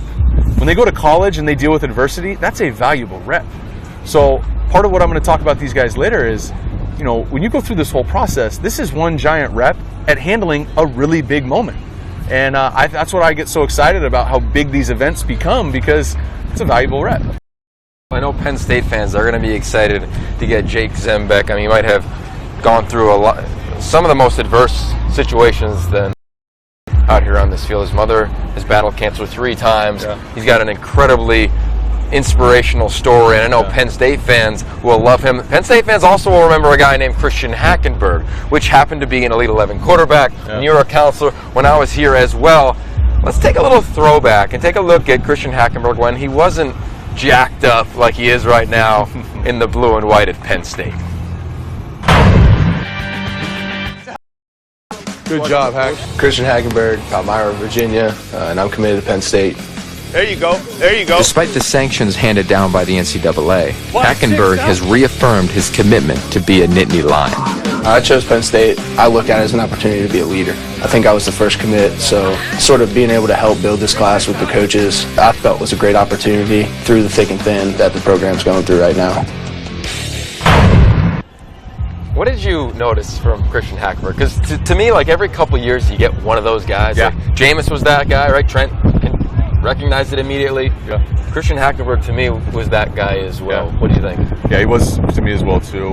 He was a guy that I feel like when you ask that question, right, and you say, you know, what's different about this guy? The longer it takes for me to answer, usually the more right, you know what I mean, the more we're on the money in terms of that kid, because I can't pick one thing. Right. Confidence, I think he was off the charts. I mean, he was just a kid who nothing was too big for him. You know, no moment was too big. He was not MVP. Right. And it bothered him, but not visibly. You know, Christian came out and we worked out last 2 weeks ago and spent the weekend together. And it's funny, we kind of talked about that. And it bothers him to this day, but he didn't throw a fit. You know what I mean? I think he just handles two things really, really well. I learned this, I got a chance to play for Mark Trestman in Chicago, and a mentor of mine, one of the best coaches I've played for, and Mark said, you can handle, there's two things that are going to strike you inevitably. And the better you can handle these two things, the better quarterback you're going to be. And it's success and it's adversity. No matter what, these things are going to strike you. And success might be a really good throw, or it might be a Super Bowl. Adversity might be one bad rep or losing the worst game because you ended it with a pick. Christian's one of those guys who just handles both those things really, really well. And I think we saw it when we were in Redondo Beach. I think we saw it that whole week at the Elite 11. We saw him handle success really well as a true freshman, and he's had some adversity this last year, and we saw him handle that really, really well. And that's just a guy that I'd bet on. Right. I believe in him. And just working with him now, and now seeing him all swolled up, he's 235, and the 235 I always tried to be, right, of course, and failed at. But he's just a guy you bet on because the way that he handles those two things, and big, strong, athletic, can rip it, son of a coach, all that stuff. It's just it completes it, and it makes for a long answer. Heck, we like. You're our resident SoCal coach. I mean, you've got the I'll take that. OC thing going on, right? You love surfing, stand-up paddleboarding, all that good stuff. How about Jack Allison? 6'5", 200 pounds, coming out from Florida. He's the lone surfer, I believe, of the group. What did you think about Jack from that first workout this morning? Well, I went around and I asked these guys what their nicknames are. And he won the nickname contest. Oh, yeah? Captain Jack Swagger. I love it. But just the confidence to say that, with the look on his face. Yeah, I think there is a correlation to being the surfer type vibe and Ohana and all that. There's a correlation between that and being laid back. There just is, and I look at that as a compliment. And so with Jack, I've noticed that he's easygoing, he's laid back. He can talk a lot in these settings about what it takes to be a leader and what it takes to rally the troops and all that stuff. And you know as well as I do, there is no one way. There is no formula for this is how you lead. I've been around quarterbacks who are rah, rah, rah, here we go. And I've been around guys, I backed my brother for 4 years who doesn't say a whole lot, but commands a whole lot. And I love that laid back vibe. Christian is that guy. Blake Bortles is that guy. That laid back, kind of that surfer vibe that guys are naturally drawn to. But at the same time, what I'm excited to see is we put these guys in some tough spots is when stuff hits the fan, is Jack also going to stand up, stick his chest out, and show himself? Well, that's the thing, right? I mean, you seek that killer instinct at the same time. You could be laid back, but when it's on, you're the guy that's not just going to pat somebody on the back. You're going to step on their throat to a large degree. Yeah, you have to be able to stand your ground. The longer these guys play, hopefully these guys get a chance to play as long as they want to. And when you play in the NFL, you walk in as a rookie, you are talking to 33-year-old men who are married with 3 kids. Right. And so you can be SoCal all you want, but you also have to be able to assert yourself. And so that's why, again, this weekend's such a great rep at being able to see guys do that. And the guys who do make it on to the Nike opening in Oregon, they're going to have a 7-on-7 team of guys they don't know who are rated higher than them on the boards. And they're going to have to assert themselves there. And so there is no one way, but there's a great opportunity for us to work with them. We have so many great coaches who played a long time at all different levels who can kind of say, hey, that's I love this about you. This is awesome, but you can taper this back a little bit. And it's just about allowing them to get the most out of what they have. Yeah, and these kids are getting a lot right now. I mean, here we are, the Elite 11 semifinals, streaming live at Elite, taking all the conversations on social, Snapchat, Instagram, Facebook, Periscope. We are all over every platform you got. Jordan Palmer's definitely a follow. And the sun is shining, and we can't not talk about a quarterback who plays right here where the sun shines in Cody Kessler. Yeah. I can remember his story like yesterday. On his way to the Cal Berkeley Nike Regional Opening competition, he's about to commit on his way up to the University of Washington, gets a call from UCLA, gets a call from USC, gets offered at both places, and all of a sudden shows up on campus, heads everywhere, and he still actually dealt. So let's take a look at the SoCal quarterback who calls this place home, Cody Kessler. Cody Kessler from Bakersfield is one of the most athletic quarterbacks in America. He's committed to the USC Trojans and heads into his senior season with Our job is to find the top 11 players in America. That's what I was telling my coach. I just have to go out and have fun. I'm getting loose. I'm getting into it. I'm ready to throw some rap. Cody he's always been such a Yeah, like you, such a nice guy, you know. But he's has that killer instinct, and I think there's something to that about these young men. I'm excited to see Jack Allison, even though he's not a SoCal kid, but he's got that SoCal flavor. Yeah. Now, speaking of Orange County kids, there's a couple quarterbacks here from your neck of the woods. Yep. Talk about KJ Costello, Patrick O'Brien, and what you've seen through a workout and a half. Yeah, well, the thing to even start before that, I think what we saw is them have a subpar performance at the regional in Los Angeles in January, I believe, which is, it's tough. It's coming off of a junior year. There's a lot of stuff going on, but what we saw was progress. And really, as a quarterback, the thing I'm telling these guys is every day you step on the field is an opportunity. Every throw that you get is an opportunity. So you're either it's an escalator coming down. You are either going to work really hard and make it up, or if you're complacent, you're just going to slowly go backwards. And we saw both those guys progress. And what's been cool to watch today is where they're at in that progression. With O'Brien, I think we see a big arm. I think we see a quiet, really cool, laid-back confidence. And a little bit of swagger. I've been jacking around with him on his haircut, which I love, and his responses are great. By the way, respect. Yeah, and his responses are great. But we're seeing that arm, not just an arm. I think we're seeing accuracy and an understanding of the types of throws. Behind us right now, going on is a play that we call double right two-jet breeze, and it's 4 verticals. And every offense in the country, high school, college, NFL, they run 4 verticals, right? My outside guys are running fades, my inside guys are running seams, and there's different responsibilities based off of what the coverage tells us. But what I saw before I got on set was him having a really good understanding of the types of throws. It's not close my eyes and throw the ball as hard as I can. Cover 2 bender is different than a single high seam. And so I think his ability to control the football has been what's been most impressive to me. KJ's a kid, he went to Santa Margarita. I went to Santa Margarita my freshman year. My brother played at Santa Margarita.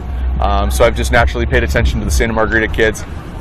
Johnny Stanton's a kid who has a special place in my heart, played at Santa Margarita, he's at Nebraska now. And so been paying attention to KJ. Got a chance to start as a sophomore. It's been really fun to watch him, because it's kind of big time ball, watch him grow into a really good leader, a guy that I know that his teammates really like following. He's a big, strong kid that can throw it, but it's been fun to watch him become more than that, become an athlete, become a leader, and a great student. And so it's been really fun to watch that progression of KJ. And those 2 guys, when you get 2 guys from the same neck of the woods, right down the street, they show up at a couple camps together, there's a quiet confidence, and right now they're in the same group. It's a quiet little competition going on between those 2 guys. It'll be fun to watch. It will be fun to watch. Somebody who's always fun to watch and fun to talk to is Seth Green, and he's with AJ down on the field. Hi, Seth. How's it been going so far today? It's been going great. Great experience. Just loving it out here, having fun, competing, learning, just everything you could ask for. And the drills you're running so far, have you found them to be at a graduate level and challenging? Yes, a lot of them are just higher level thinking processes, so stuff you're going to see later if you're not seeing now, with that just helping you get prepared for your future. And I know your future is leading you to Oregon, and you must be pretty excited about that. Yes, it's God blessed me with the opportunity to go there, so I'm just looking forward to it, preparing for it, just enjoying it. Wonderful. Thank you so much, Seth. Hey, thank you. Appreciate it. Yes. Seth Green, he's one of those guys that I think he's gonna make the world a better place. No matter how many touchdowns he throws for, how many touches he runs for, he's so dynamic. And I know making the world a better place at the quarterback position is big. Yeah. The last 2 years, you brought an organization up to the 11 finals called NIGU. Yeah. We're going to watch a piece on that from the past, but I think Seth is the type of guy who's going to totally influence kids, whether he goes to the finals or not. He's going to be one of those types of alpha males that is always giving back. You and I try to be those guys as well. How did you get involved with NIGU, and what is it? So NIGU is a foundation that deals with children battling life-threatening diseases, and in particular cancer and leukemia. And what we've been able to do is, well, I guess how I got involved is I heard the story. It was I've worked with a lot of foundations. Every year in the league, I spend my Tuesdays, my off days, somewhere doing something. I was raised that way, and when I heard a story about a girl named Jessie Reese was 12 years old. She was told that she had a life-threatening disease. And what she chose to do with her remaining time for 6 months, she started this foundation as a 12-year-old. She was told about her disease, and she was walking through the hospital, and she was so concerned about the other kids. She was outpatient, got to go home, and she was so concerned with the kids who didn't get a chance to go home. And so what Jessie did is her parents woke her up in the morning, and she had all of her Beanie Babies spread out and her lunch bags, and she was writing things like "Never ever give up," "Get well soon," We love you. We support you. We're praying for you as a 12-year-old. She started put these other kids way before her, and that is what started the Jesse Reese Foundation. She battled for about 12 months and earned her angel wings, and from there on we've been able to hand out something that she started, which is Joy Jars. Her middle name was Joy, Jessie Joy Reese, and it's a jar that's completely stuffed to the max with toys, no airs allowed, and it's simply encouraging young children who are battling life-threatening diseases to never ever give up. And so it's coined the phrase NIGU. And we're excited to announce this year we handed out our 100,000th Joy Jar. Wow. And I believe the latest I heard is 28 countries. And so I've joined the board of directors. I've been able to help share Jesse's story. Really, that's all I do is I'm sharing Jesse's story. Thank you for the opportunity for me to do that now. But I was able to do it a couple years ago at Elite 11.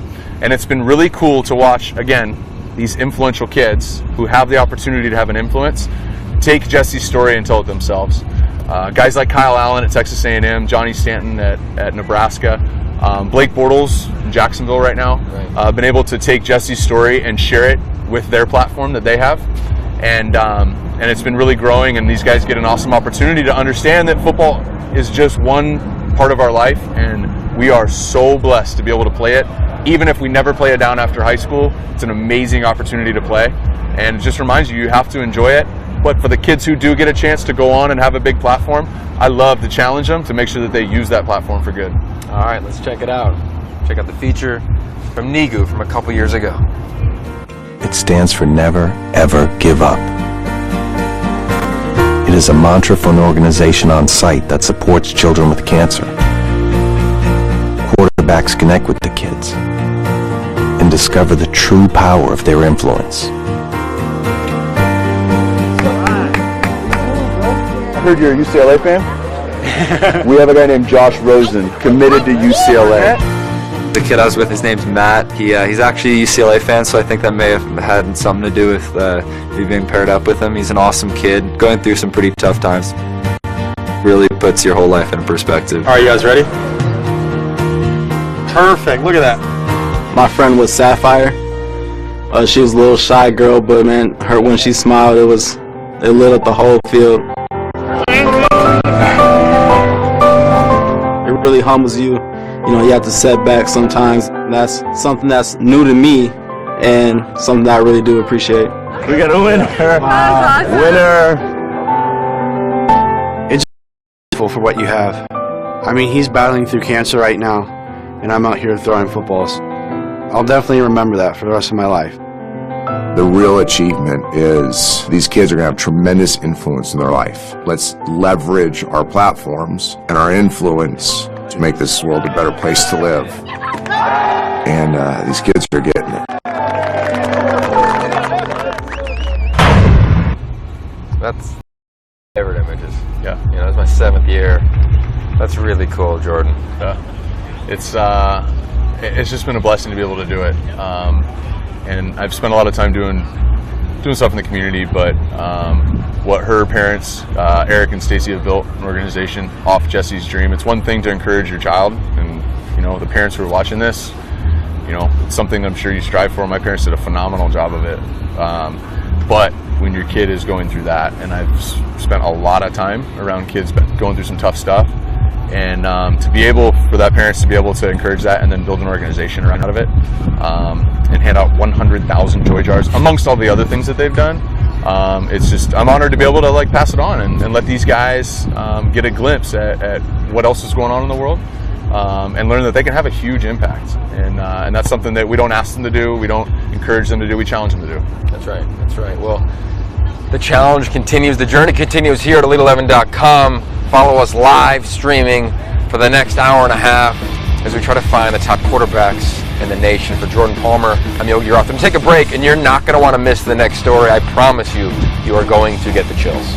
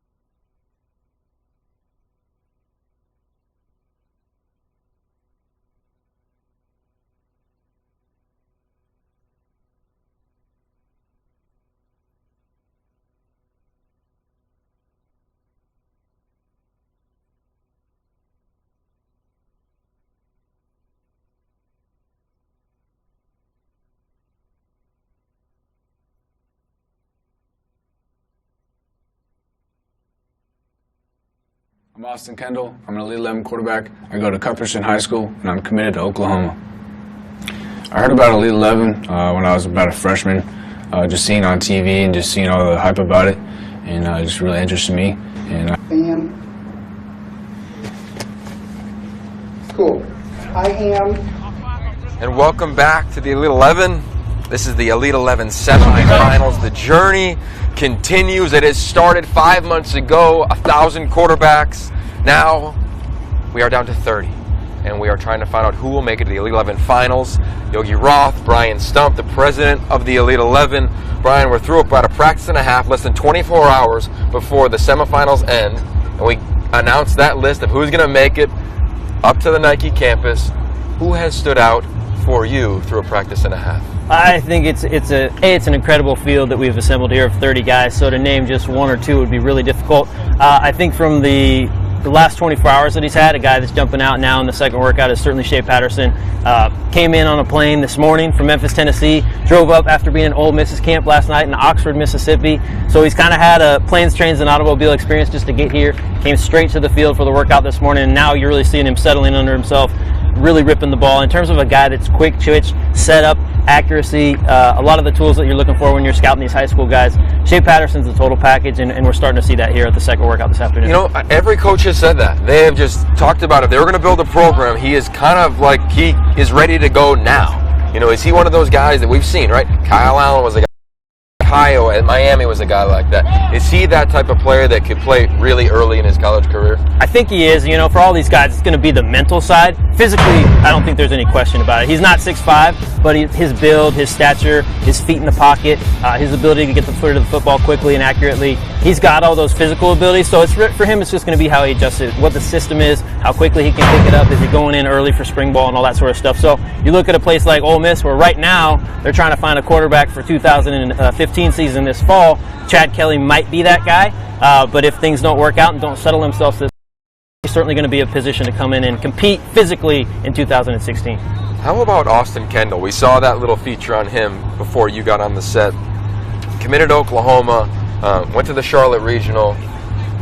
Not as though he's going to walk in the room and you're going to all of a sudden say, oh, this is the biggest guy in the room. But if you watch him throw, he's going to light you up with his film. He spins it. And a guy I compared him to early in the process, and when I talked to him about it, I said, here's who you reminded me of. Landry Jones was 6'4", Austin Kendall 6'2", but really similar skill set. And that system in Oklahoma where they want the guy to be a delegator. They want the guy to just deal like a point guard and get it out to his receivers.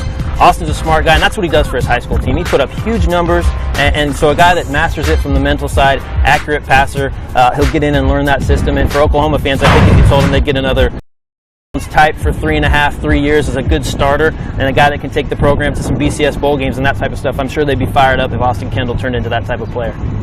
You've been on this tour now for a really long time, right? You've been around the Elite 11 since it started. When you see a quarterback just have this will, this desire to be part of the Elite 11, like Jamie Newman, what is that like? I mean, he didn't just come to one camp, right? He continued to show up and show up and show up. What is that like for you? I mean, it's amazing, and I think that's why Andy Bark started this so many years ago. You know, you want to get the kids some coaching, you want to help them along their way, but you also want them to walk away inspired about playing the position, so they go back and they seek it in their hometown, whether it's their high school coach, whether it's the next player in the area, a quarterback trainer, whoever. So I think Jamie Newman's a guy that really just embodied that whole philosophy that Andy had when he started it, and he's been inspired. He was so raw the first time we saw him, and now he's 6'4", 235. He's growing into his body, his skill set, and Wake Forest, I think, you talk about a kid that might be a hidden gem in this class. You know, Jamie Newman's not on any 5-star recruiting list or that type of stuff, but a kid that down the line, he's been inspired. He's invested in it. This is what he wants to do, and so you're just excited to see how he's going to turn out in 2, 3, 4 years down the line. I mean, let's just talk through it, right? He goes to Atlanta, the opening regional, then to the DC opening regional, and then shows up in Charlotte at the opening regional. What was his mentality? Like, you keep seeing him. He's just staring you in the eye saying, hey, when are you going to give me my invitation? It wasn't quite like that. I think Jamie's never the guy that would come out and say it like that. He's a competitor. He's a quiet guy, but you know he's there and you know he's about business. He's not joking around too much with the dudes in the line. He's working, and he's a worker. He's blue collar. His dad's blue collar. His family's blue collar, small town in North Carolina. So for him, it was, again, just, I think the first time he came out and did it last year, he was really raw and young, and I think it kind of opened a door for him, and he realized hey, physically I've got this skill, I've got this ability, and now it's let's go out and get this work. And I think he found a place with some of our coaches at the regionals where he can go out a couple weekends of the year and just it helped him so much further along the road, I think, and had a tremendous junior year. Started coming in, so it's exciting to see what he's going to do at Wake Forest. And for a guy, we didn't tell him no a couple times, but again, he just kept banging on the door and eventually broke it down. Now he's here at the semifinals. You know, we've always said it from day one. It's not just the top 11 quarterbacks, the top 11 guys with great feet, the top 11 arms, but it's truly guys that are the top 11 competitors. And AJ is with one of those right now with Jamie Newman.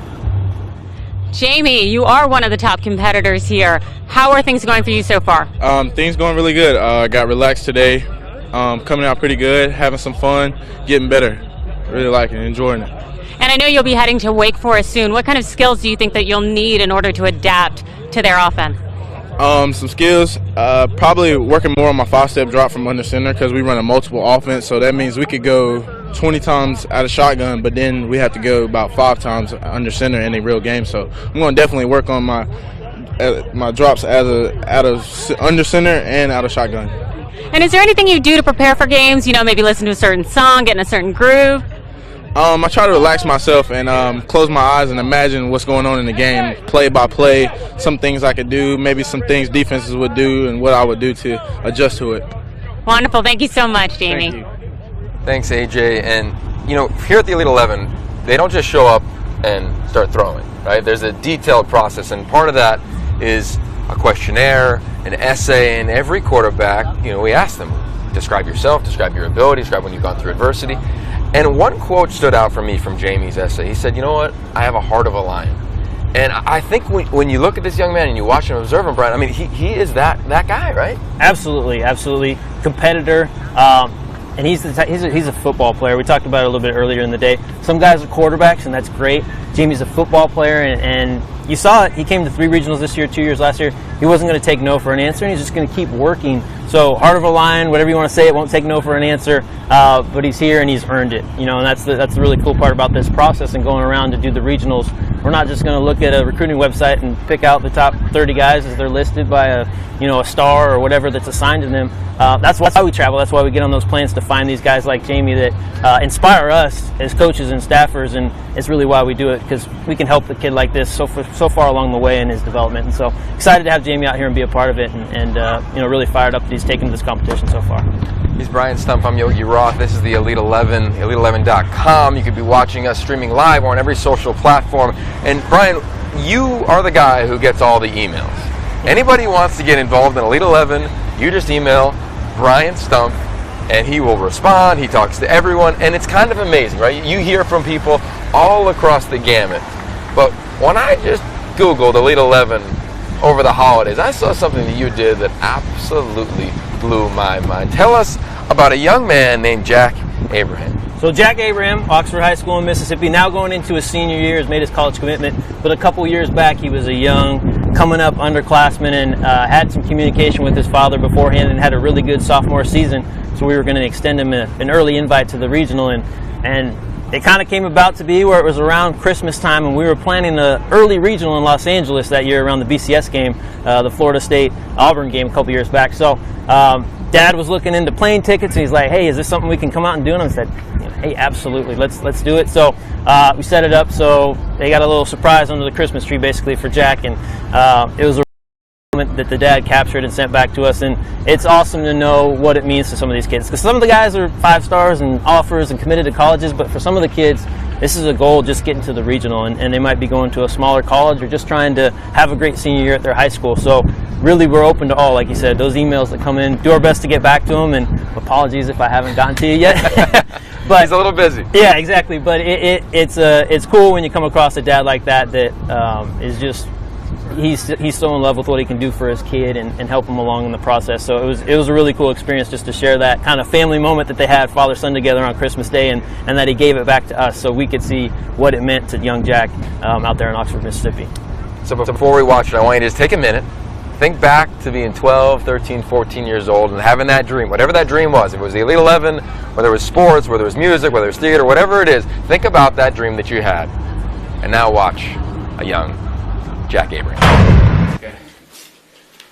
Gifts are unique, Some you may return, but this one is special, one you've definitely earned. Throwing, lifting, and running, all for a reason. They have paid off. Someone noticed your season. This gift is a chance, a step along the way, to proving to everyone that you'll play college football one day. Now open that box, take a look at the card. We're proud of you, son. You've worked real hard. Hold up.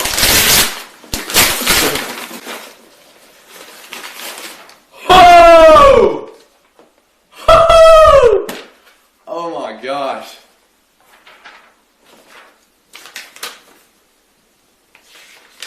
No, read it. Read what?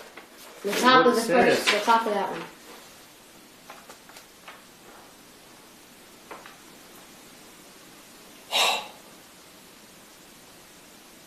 Wow. Dang! This is awesome.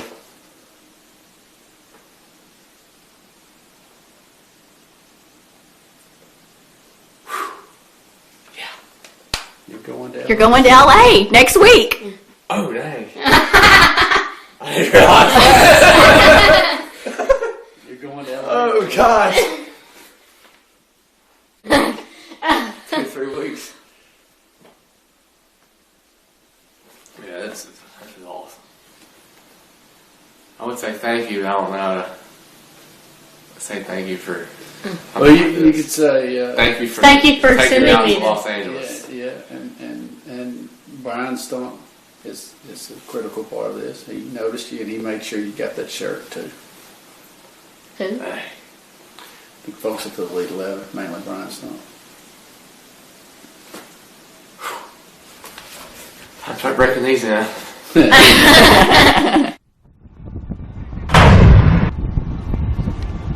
How great was that for you? It's awesome to watch it again. I hadn't seen it in probably a couple months. And I want to make sure I point this out too, because we've got him under the Christmas tree in his pajamas and he's looking like the little kid in Christmas Story. But Jack's a player. Like, he was all-state at Oxford High last year. He's committed to Tulane, committed back in April. So really cool part about the regionals.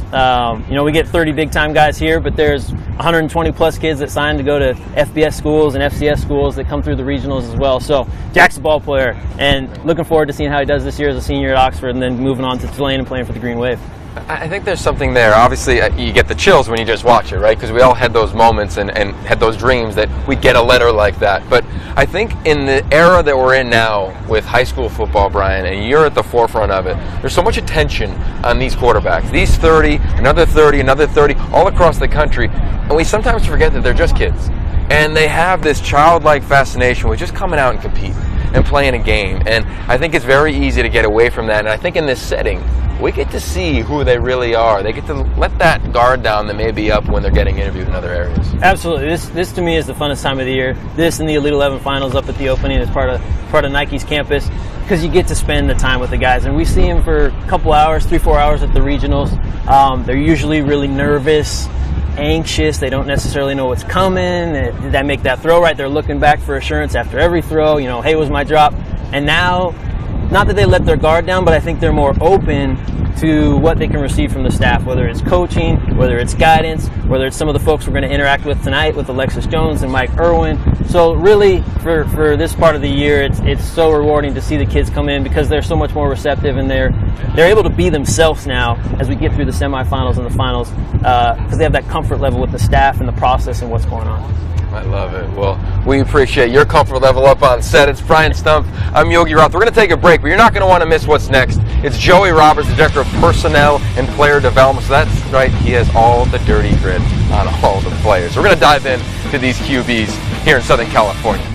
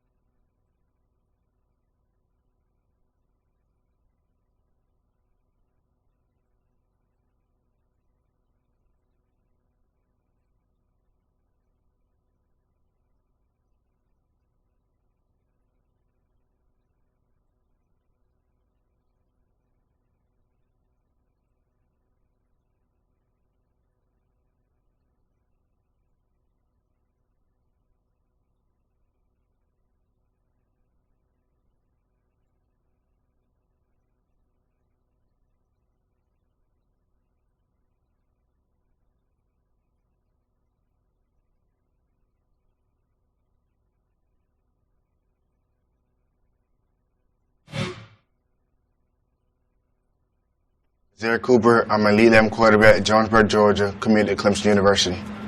Jett Duffy, I'm an Elite 11 quarterback, committed to Texas Tech University, Mansfield Lake Ridge, came out the womb a quarterback. How great is that? Welcome back to the Elite 11. I am Yogi Roth. This is the Elite 11 semifinals. The conversation is all over Elite11.com.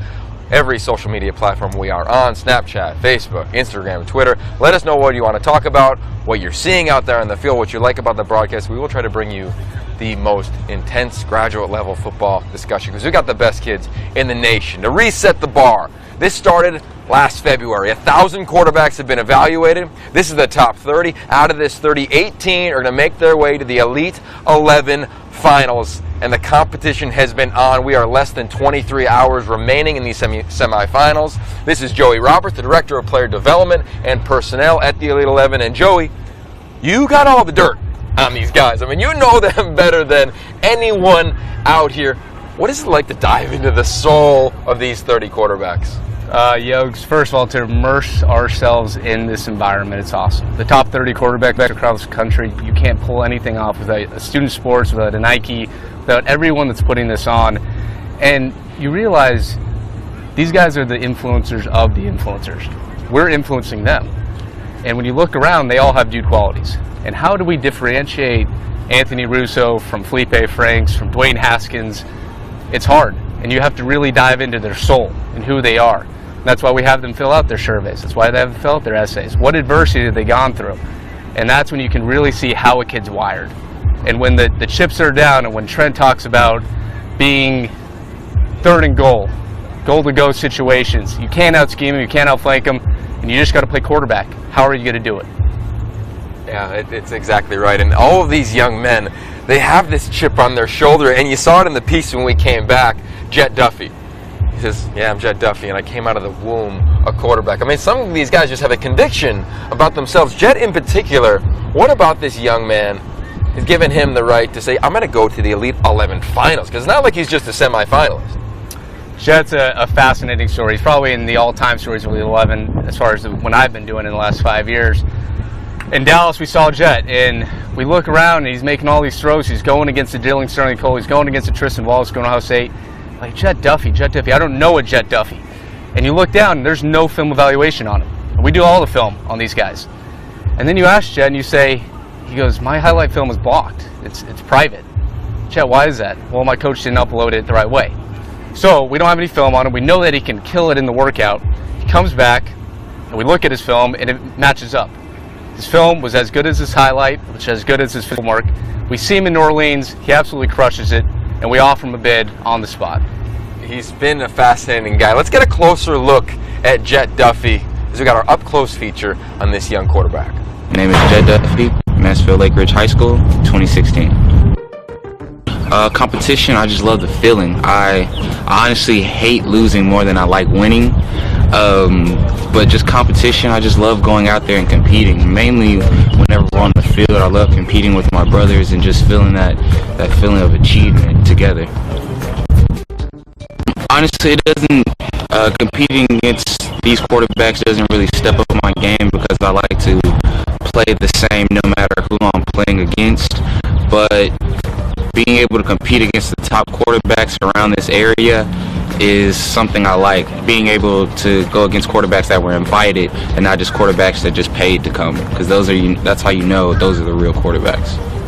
Ever since I was younger, I watched film on like different quarterbacks, just training myself, just figuring out how to throw properly. I used to make sure that I watched Peyton Manning because he was the greatest, and then I started watching RG3 and mimicking RG3. Then I started getting into socks and stuff. So like basically Peyton Manning, RG3, and Cam Newton, because he has the best mechanics I've ever seen. There's a play on huddle that basically defines me. It was against Longview. There was this guy, I forgot his name. He was like, he has to be about 260, coming at me in the backfield, and I just threw him off and then was able to roll out and still complete the ball. And that play defines me by saying people may overlook me because I'm smaller or I'm not the perfect size quarterback, but nobody can stop me. my favorite things that you do is you make sure that all these quarterbacks write an essay. Here with Joey Roberts, I'm Yogi Roth at the Elite 11 semifinals. And we asked these quarterbacks a variety of questions. One was, if you could trade places with anyone for a day, who would it be? And Jet Duffy's response is, quote, Coach Dilfer, so that I could pick me for the Elite 11. That's a pretty smart response, wouldn't you think? Probably the best response we've had in the 5 years we've done it. Hands down. You already give him DQs for days, and we invite him to the opening because of that. It's been fascinating. But I want to talk about Brandon Peters. I mean, this is sneakily might be the best athlete. I mean, this quarterback can do a 360 dunk. He's committed to Michigan. He's got sneaky skills, kind of sneak up on you. What have you seen from him through a workout and a half? He's had a really good day and a half. He's not the guy that's going to be the raw leader. He's not going to get in your face, but he's the guy that's going to slice and dice you when you need the most. He's the guy that his ball finishes with energy, and at the end of the day, when you meet him and when you get him in person, he does open up, and he does talk about a little adversity he's gone through in his life. He talks about his family. His sister's a volleyball player at Purdue. I mean, he's got athletic genes, and he verts 34. He runs a 4.8. I mean, this kid, when you look at what Jim Harbaugh is building at Michigan, he's the guy that can come in at 6'4" and probably bulk up to 240 that can hold that program down for 3 to 4 years. I mean, and Joey's got an NFL background, works with ESPN with a variety of NFL teams, seen a lot of quarterbacks.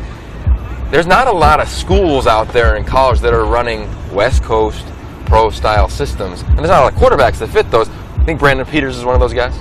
Absolutely. He's your stature power guy. When we talk about analyzing or classifying or evaluating the quarterbacks we have out here, we classify them in 3 categories: stature power, zone read, and timing tempo.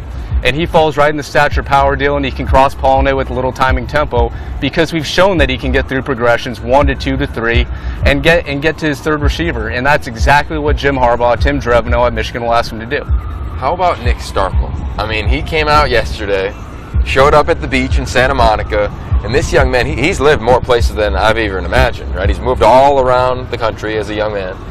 And he's kind of got this fun side of him that, you know, he's kind of the life of the party a little bit, playing volleyball, laughing with the fellas, and he fit right in instantly. Kid is going to be going to Oklahoma State. What have you seen from him? Nick Starkel is one of the more smooth, pure passers we have here. He's not going to blow you away with his size, his bulk right now. He's got a body that's going to fit into that size as he goes on. But I see a Brady-esque type of guy. We don't want to go all the way up to that point, but his body's not going to blow you away. But his passing and his ball will blow you away. When we saw him in Dallas, you read his essay and you read about him. His dad's a 20-year lieutenant colonel for the Army. He lived through Hurricane Katrina in Louisiana, so he's gone through some major adversity. On top of that, here's his shoulders, 7 games in the season. He's only put 7 games on film because he was at South Lake Carroll, transferred to Liberty Christian, and had to be the backup. So as far as a playtime exposure on the field, we haven't seen much. But as far as the camp session and seeing him in the film room and seeing the way he articulates things, he had the best seam forward ball in New Orleans that we've seen in the pressure chamber, period. On rhythm, 5 steps, down the seam for a touchdown. And not many people at the college level can even make that throw. Yeah, that's true, and you can hear the helicopter overhead. Obviously, everybody's trying to get a look at the top 30 quarterbacks in the country. I want to talk about Skylar Thompson. I mean, he's committed to Kansas State, kind of a late ad here in the top 30 quarterbacks in the country. Went to the Chicago Regional. He's on everybody's radar. His birthday was this week. What has he done to prove that he's in the conversation for one of the final 9 spots at the Elite 11 finals? So Skylar Thompson is, when we talk about the 3 classification of stature, power, zone read, and time tempo, he's a timing tempo for days. He's the guy that you look on his film and he can get 1 to 2 to 3, tie his feet to his eyes, and get through progressions.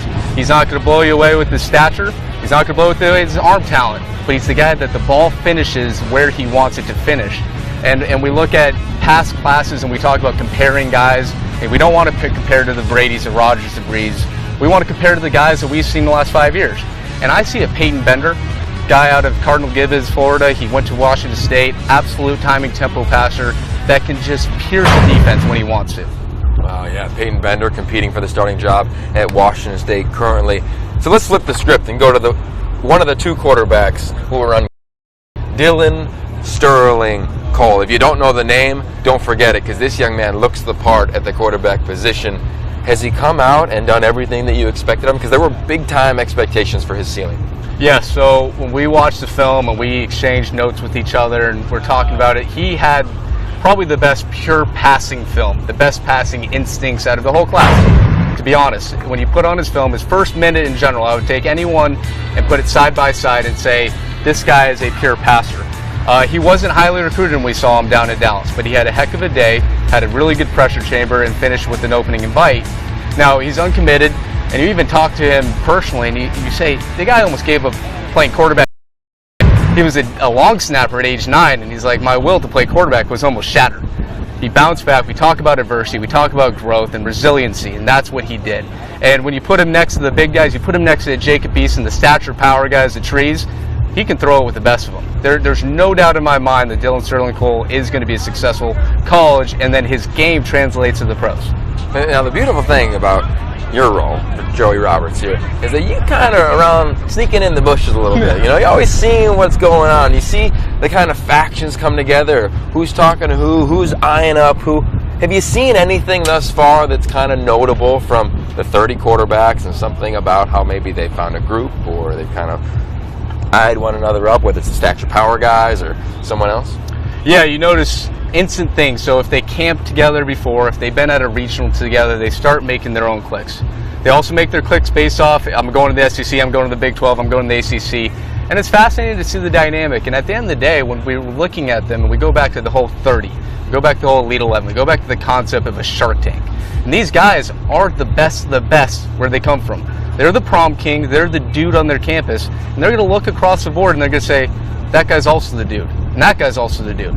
And how am I going to handle myself around the dudes? And can I raise that temperature in the room to be a thermostat leader, not a thermometer leader like Trent says? Right. So that's what, when you get these little factions, I'm actually looking for the guys who break away from those factions, the guy that cross-pollinates into everyone, and he meets all 29 others, and he comes away with a better experience because he knows that it's bigger than this weekend.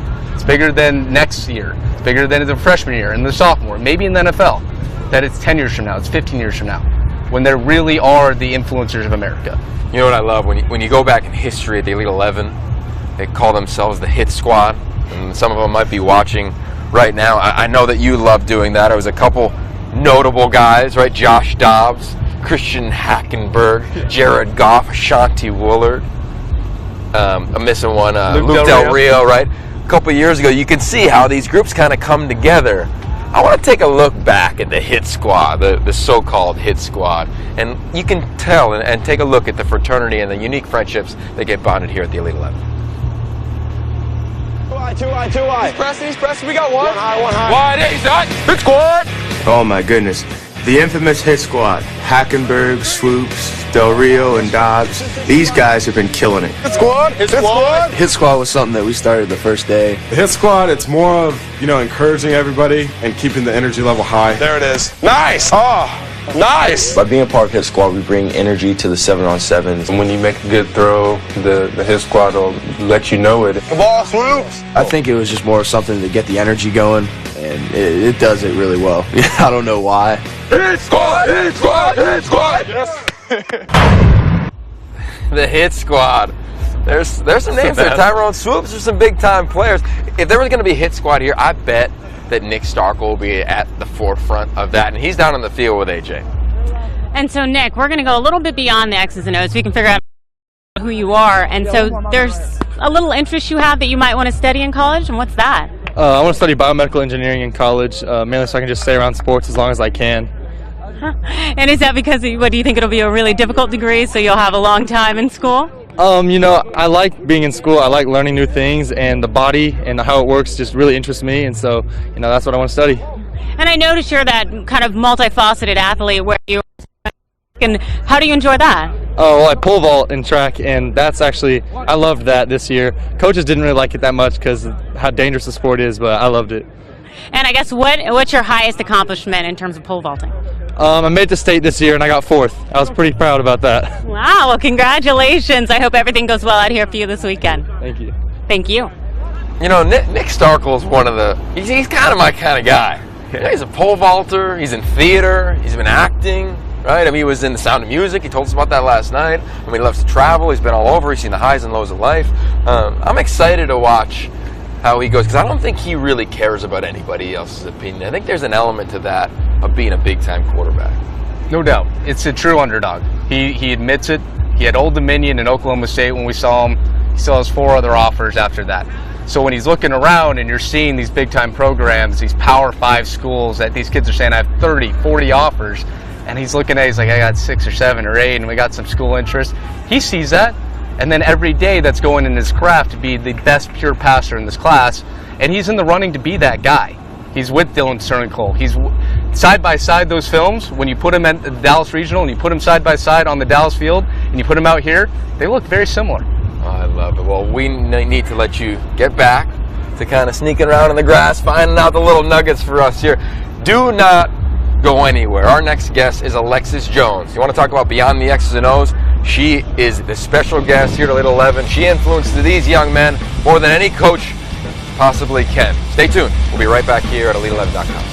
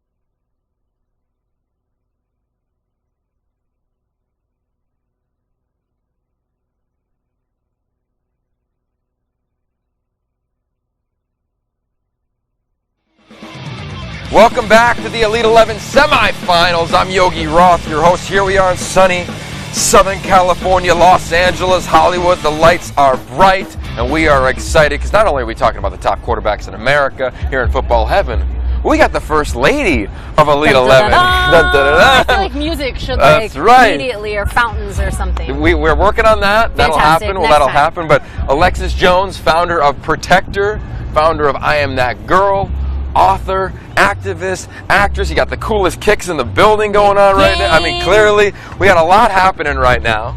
But most importantly, Alexis, as you know, we try to talk to these quarterbacks about things beyond just the X's and O's, beyond just the field. You came in a year ago to talk to these quarterbacks. What was really your perspective coming into that meeting and then walking out?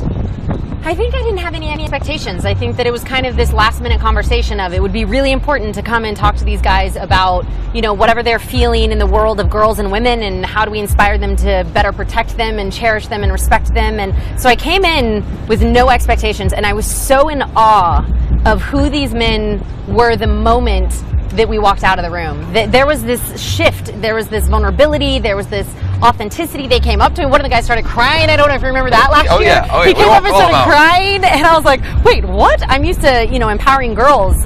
So it was really different to have men have such a positive response to this kind of message. And what is the kind of message? Dive into what is the purpose behind you talking to these alpha males influencers? Absolutely. Well, I think the cool thing, first off, about Elite 11 that y'all are doing that is so beautiful is the fact that you're addressing who these guys are on and off the field. That you are actually more concerned about the caliber of men that they are. So for me coming in, the message was allowing them to be more aware of what they're being programmed with, the impact that media is having on them. It's a generation of kids who are consuming 10 hours of media a day. No one needs to talk about the fact of how terrifying the media is that they're consuming and how much it's affecting them. So I get to come in and I get to jazz them up and I get to get them excited about who they're going to choose to be, as opposed to kind of operating from this script that's just been handed to them. All right, I want to make sure we take a look back before we dive into that more. Let's look back at last year, Alexis's first year with Elite 11, as she addressed the quarterbacks and what it means to be a real man. This irony, right, that you have a girl up here talking about manhood. I was fortunate because my dad is the best man that I've ever met in my entire life. My 4 older brothers are impeccable men, and I joke that I'm a connoisseur of good men. But that being said, this will be the most important question that you ever get asked and the most important question that you ever answer for yourself. Who will you choose to be in this lifetime? The role that you play, especially being in this room, you are the less than 1%. I hope that you excel in football, because my God, are we in need of some positive male role models in this world. And it's not just little boys that you have looking up to you. Be the guy who has the daughter who stands up on stage and proclaims that there is no better man than my father. Be that guy. Football is what you do. It's not who you are. Your job is being the best man that you could possibly imagine being, and having the guts to look at every guy on your team and saying, this is the bar. What kind of man will you choose to be? I pray that he's awesome. What's it like to walk into a room of guys that feel pretty confident about themselves? I think at first it's really daunting, you know, because you're coming in and the difference is that a lot of these guys are failing in a job they didn't even know they had, right? So you're coming in and you're talking to these guys about off the field in a world in which nobody cares except who they are on the field. So being able to come in and like challenge them and ask them these hard questions, and within minutes, like seeing their brain, like you can see like it's happening, you know, where they're like, whoa, what? She's asking me these questions that like no one has ever asked me before, and asking me to wrestle with these really difficult things about my identity, about who I am, not just what I do. So it's really, honestly, it's intimidating right when you walk in, because you got to earn it with these guys. That's the other thing. They're like, who's this chick just walking in here right now? So yeah, it's fun for sure. What's the goal? I mean, Alexis is going to address the top 30 quarterbacks in the nation tonight here at Elite 11. What's the goal? What's the purpose of going in there? I think for me the goal is really just to get them to think for themselves, because that is the scariest thing, is that we live in a society that prefers them to be on autopilot. It's coming in and saying, you know, mother, father, preacher, teacher, I'm not here to tell you how to live your life. I'm just here to ask you to come up with your own definitions of cool and your own definitions of success, and wrestling with those really hard questions of who are you and how do you want your legacy to be left, and that dash on to start date, end date. What does that dash stand for them? And again, kind of watching them think about these things and wrestle with these things. It's just so cool just to get the wheels turning. So you're telling me that 30 Division I All-American quarterbacks wrestle with things? Life isn't perfect for these guys? They don't have all the answers? It's shocking. I mean, and you know, the funny thing is that coming in, also when you start having conversations about the amount of pressure that these guys are under, that there are parents who are openly looking at their kids as tickets out. So the amount of pressure that they're dealing with, especially in today's society, Mark Cuban had a really great interview about this, about they're already brands by the time that they're 17 years old, and we were babies when we were 17. And so when you come in and all of a sudden you give them permission to be vulnerable and you talk about the fact that like it's hard and it's intense and there is pressure and stress and all these things, again, you kind of see like, oh my gosh, like she has my number, like she's calling me out right now, because I think that we allow them to be who they really are, which are at moments scared and broken and insecure. And it's super important to like who they become is to be able to coexist with that. Do you think that quarterbacks specifically, they think they're supposed to be something, especially on campus, right? These are the BMOCs. You know, they can get a lot, whether they're walking into the front of the line of the party or whether they're meeting random people at a party or specifically with women. I mean, what do you see from these guys in terms of their confidence and getting all these things in front of them, but maybe not knowing exactly what to do when they get on campus? Sure, and I think part of it is also, this generation also has what's referred to as this teacup confidence, right? It's this so super overinflated because everybody gets a trophy, so they're already coming to the party being like, what, I'm the dude. Like, not only was I the dude on campus, but like, I'm about to be the dude here. And so they're getting all of these things, but I think it creates this inflated sense of confidence where there is this fear that, oh my gosh, what if I can't back it up? Right, which is very natural of like their center stage and with social media and with how much people have access. It's like they're in this fishbowl, and so they're really, really not even allowed to struggle, much less like admit that they're struggling. And I think it's really hard for them because how do you express that stuff when you're like here doing this with like all of these cameras and all of these things? And you've kind of continued on. I mean, it's not like last year the Elite 11 was a flash in the pan for Protector. You've spoke at a variety of other colleges, football, basketball teams. What has it been like for you since the Elite 11 a little over a year ago? The crazy thing was at Elite 11, it was the first time that I came in and I spoke to boys, right? So I'd been preaching to girls and about empowerment, and you called and you said, we want to bring you in and have this conversation. And what was so interesting was that it's one thing to sit and preach to the choir, to girls, right? About like, we struggle, we have these issues, and it was something completely different to then present those same insecurities and fears to these guys and say, here's a cheat sheet to what's really going on with girls. In that room with those guys, it was like the first time that it dawned on me like real change is possible, because these are the dudes who are setting the trends and the expectations for everyone else. And being in all these different locker rooms, it was crazy. I mean, my agents called me and they were like, what? You just got hired by like all of these universities to come in and speak to all these dudes in the locker room. And I think it was and continues to be such an honor to have access to these boys, because they are just so excited and willing to have this really hard conversation. You're going to have the talk tonight with these quarterbacks. None of them know what's really coming unless somebody tweets at them after this interview. What's one thing you hope that 30 quarterbacks say to you at the end, outside of, you got awesome sneakers? Besides, you have awesome sneakers. I hope that they recognize there's a choice in who they're going to be, and I hope that they choose to be the guy that makes their mom really proud, and the guy that at the end of the day they would want their sister to date. I mean, for me, it's them walking away and realizing that they don't have to fall into the same mold that everyone is presented, and to have the audacity to be who they really are. Wow. And lastly, as we dodge the football, they just bounce through this. I know, they've been coming at me all day. Super athletic, by the way. I mean, you're kind of a football junkie as well. I mean, I feel like you want to get out there and run some routes, or you probably be a quarterback, actually, right? Clearly. I don't want to embarrass the guys. I mean, that's the main thing, is we're trying to like protect their confidence. Right. So, I don't want to get out there and show them how ball really gets done. Okay, all right. So Alexis Jones, she does a lot. If you haven't read her book, check it out, I Am That Girl. You can check it out at IamThatGirl.com. And Protector, Alexis, we are so excited to have you. We really mean it. She is the first lady of Elite 11. We all love and adore everything you stand for, totally changing the game with the 30 influencers that continue to influence more and more and more. So we're going to come to break with a guest that you definitely want to tune into as well. Probably a little bit more intense than this conversation, but that's okay. I don't think his sneakers are going to be as sweet as Alexis. Not. So Alexis, we appreciate it. Keep it locked right here, Elite11.com.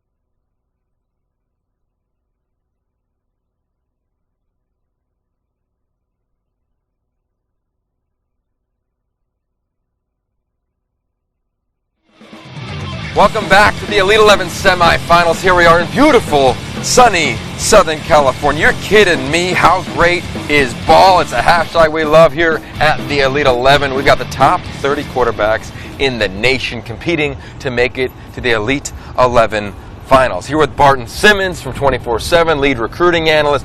Barton, you've been following these guys as much as anyone. You played football at Yale. You've been around the game. You're probably smarter than all of us here on set today combined. But we need to tap into some of that intelligence, my man. I'll try. Yeah. Okay, all right. Try for me. Yeah. I want to start at the top. All right. One of the 2-1 committed guys, Jawan Pass. Yeah. What have you seen from him? What can you tell us? As he still hasn't decided his college, which is fine. Yeah. But how about his ability? Well, I mean, this really isn't his setting. I mean, he's more of a guy that uses his legs, not quite the pro style guy. Doesn't have the pro style background of some of these guys, so he's been a little inconsistent. I think that's the thing that I've seen today. But what you love is that upside. I mean, he's such a big, athletic, strong kid. Going to continue to add weight and get stronger and bigger. And I think I think this is such a good setting for him to just learn and continue to kind of polish things up a little bit, because when he does, I mean, at the next level, kid's got a chance to be really special. I remember last summer, you know, he was going around the college camp circuit, and you kind of get buzz from some of these college staffs like, wow, this kid has a chance to be unreal. And I think he's continued to progress on that. And today, already over the course of the day, you're seeing him get better, and you're seeing him kind of grasp everything and learn. And I think that's been fun to watch. You know, you turn his film on, and Jawan just jumps off the screen. Another film that jumps off the screen is Woody Barrett. Yeah. Irving Woody Barrett. I watch him like he's like Irving Magic Johnson. I mean, this dude is just off the charts.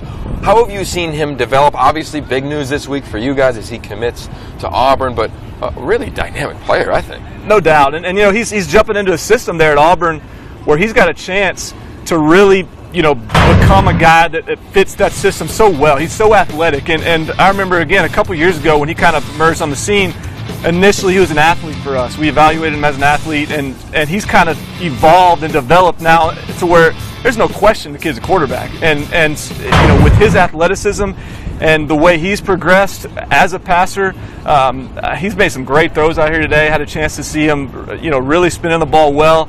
Again, as he adds a little more consistency, it's going to be a lot of fun to watch, because in that Auburn offense, you don't have to be perfect as a thrower, because there's going to be so many wide open receivers with the way he uses his legs and his athleticism. Just a huge upside on that kid. I love it. Well, we want to talk about Jet Duffy as well, but first, he's with our A.J. Lawrence out on the field. Yes, I'm with the man who came out of the womb a quarterback. Now, Jet, tell me, you wear the number 8. Tell us a little bit about that.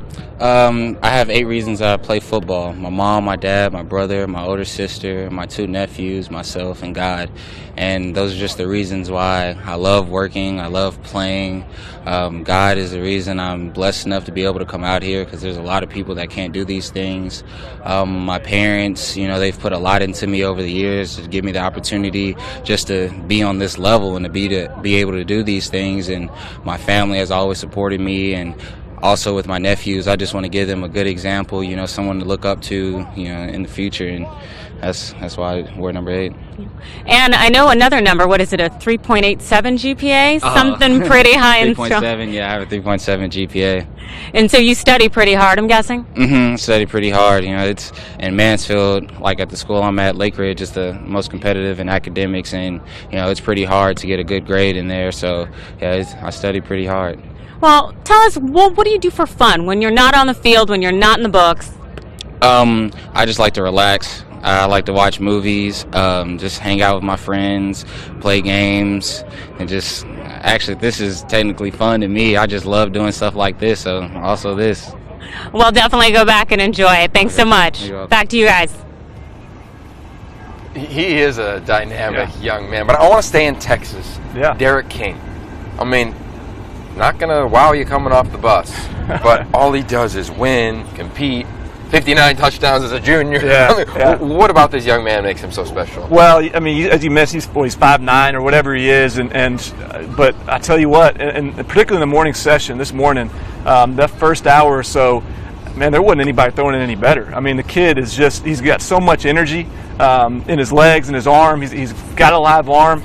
Was really accurate all morning, and he is undersized, but shoot, he's going to TCU, and Trevon Boykin is setting the world on fire over there, and he doesn't have the ideal size either. So he's the type of kid that's going to show up in Fort Worth, Texas, and I think put up huge numbers because he's so athletic. And you look at those numbers. I mean, 3 interceptions, 59 touchdowns. I mean, that's absurd. And I just think he's a kid that's so fun to watch, so fun to watch compete out there. And I'm glad y'all invited him out here because he's a good one. And then lastly, Malik Henry. Yeah. He's a guy, obviously a little big news this week, no longer at IMG Academy, but his natural, you can't help but notice it when you're watching him on the field. What have you seen from this young man, and how do you project him at the next level? Is he going to be a guy you think will play early on at Florida State? Well, I mean, last year, I guess, last summer out there in California at the LA Nike camp, there was all those big-time quarterbacks in California in that 2015 class, and I'm not sure he wasn't in terms of just arm talent and ability on the field and in that camp setting. And I think that that's really carried over, and he's continued to sort of progress. And I do think he's the type of kid that certainly has the ability to play early. I mean, how is he going to respond on the next level? How is he going to have the maturity? And is he going to grasp the playbook? All those sort of things. But you watch him out here, I don't think there's any question that he's one of the more talented, just pure quarterback, pure passers in this class, and his upside is just through the roof. I mean, other than you and Brian Stumpf, I don't know anybody who travels anymore. You've been in so many competitive settings. What's the difference between the guys that raise their game just a little bit and everybody else? Because now it's not 80 quarterbacks and 20 of them are really talented. Now it's 30, and all 30 can ball out. Yeah, I mean, that's it right there, and that's what's so much fun about this event. And when you take it to the Elite 11, the finals, the opening, I mean, that ups it even more because you got those those 5-star defenders out there running around as well. And what I love about this event is you kind of start to see the guys that really like it. They like being in this sort of an atmosphere where, every throw matters, and they're playing against the best, and they're kind of peacocking out there, and they want to prove that they're the best, and I think those guys, you do kind of sense that, and it maybe isn't obvious always, but you kind of sense the guys that are comfortable in that, and that's why this is one of my favorites, because you guys really do sort of press them and test them in all sorts of different ways, and you get to see the way they respond to it, and there's some guys right now that are responding really well. All right, going to put you on the spot.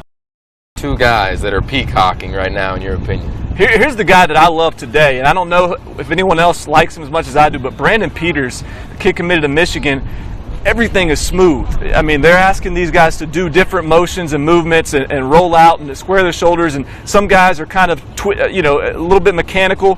He's just easy for him. Everything's just gliding, and I haven't seen him miss any balls, spinning it well. I really like what he's been doing, and Felipe Franks, to me, is probably the other guy.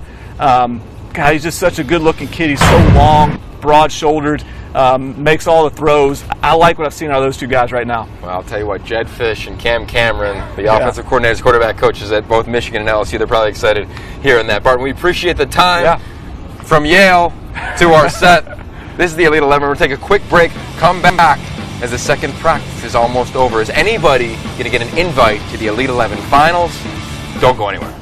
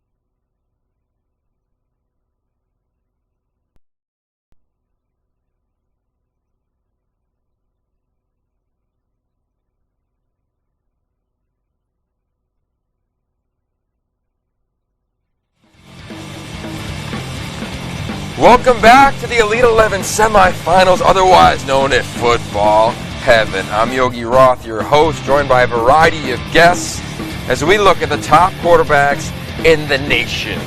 It's gone from 1,000 starting in February in the beautiful island of Hawaii, and it is narrowed down to 30 in the beautiful city of Los Angeles. And now the competition is on to see who's going to make it to the Elite 11 finals, to get coached by the Elite 11 staff and yours truly, George Whitfield. George, welcome back to the set, man. I like having you up here. Hey, here with the renowned Yogi Roth. So, take us through it. Let's go. Cut right to the chase. Second workout's pretty much over. Guarantano again? I mean, you love this dude after the first workout. Guarantano came out, answered the bell, right back at it, pressing the issue, and we're starting to get a chance to see how these guys are taking the classroom concepts and bringing them out. This morning was a lot of drill work. This afternoon, we're getting a chance to see these guys throw against a little bit of a coverage, make some decisions, and then execute the throw. A lot of right decisions, questionable shot. You know, questionable decision, ball looked pretty. We're starting to see the guys that can mesh both.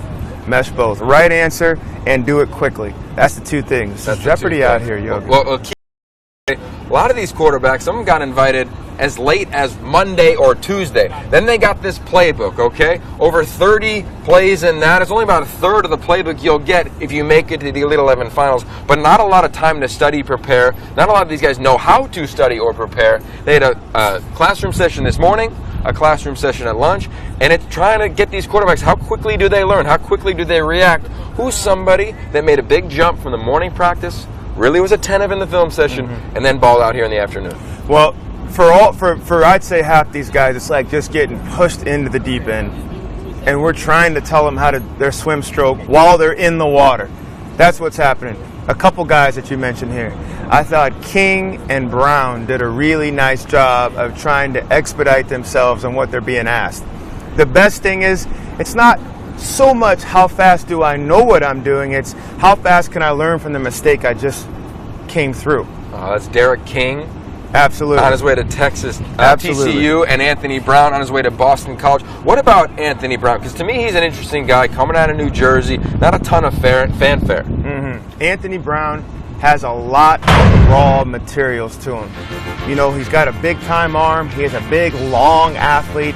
And some of that stuff is just about getting himself organized. You just got to get yourself organized. A lot of these guys are such, gun-centric quarterbacks, and they're not really asked to come out from under center, set themselves up, make a decision, and get the ball back north. A lot of times they hang in the gun, some kind of zone read deal, and can play the ball all over the field. We're asking them to do a whole lot of different things here. And it's just not, I don't want to say it's unnatural, but it's some things that they're not normally, wrapped in. So they're working their way through. I'll tell you, see, Anthony Brown, if I had to pick one guy here that is a George Whitfield kind of guy, it's him. And we had all these quarterbacks, all 30 of them did essays, had to answer questionnaires, and one of the questions was, if you could have dinner with any three people, who would it be? His answer, Gandhi, which I know you like, Muhammad Ali, which we all like, and his grandmother, which who can't not like. So this young man, I think he's a thinker. Obviously on his way to Boston College. He's been around the game for a long time. Went to the New Jersey opening, went to the Ohio opening, where he's the MVP in Columbus. I mean, this is a young man, when you talk to the coaching staff, it's like he's got a really high ceiling. Have you seen that with this young man? Yeah, and it matters to him. And coaches, Coach Palmer at our end, Coach Guile, and Coach Taff at the other end, they'll give him something. They'll work with him on it, and then when you turn back and look at him and he's not up, he's working on it on his own. That lonely work, squeezing it in out here, it matters to him. A lot of these guys and kids just in general, hey, maybe hold the ball up a little bit more, watch coming off the ground when you make a throw. Yep, got it. 2 throws later, exact same thing. This kid, starting to try to apply it to his game. It matters to him. That's going to help him. Well, I'll tell you what, and he's kind of funny. We asked all the quarterbacks in the questionnaires as well, if you could trade places with one person, who would it be? He went way back and said Martin Lawrence. I don't even know what Martin Lawrence is doing these days. But he was funny, so I got to give him a lot of props. But let's go to Derek King. I mean, you talked about him in the morning. You talked about the quick trigger, right? We did. He's got that ability. So here, King finds himself, and he reminds me a lot of the Ole Miss quarterback now, Devontae Kincaid. Switchblade. Switchblade. All respect.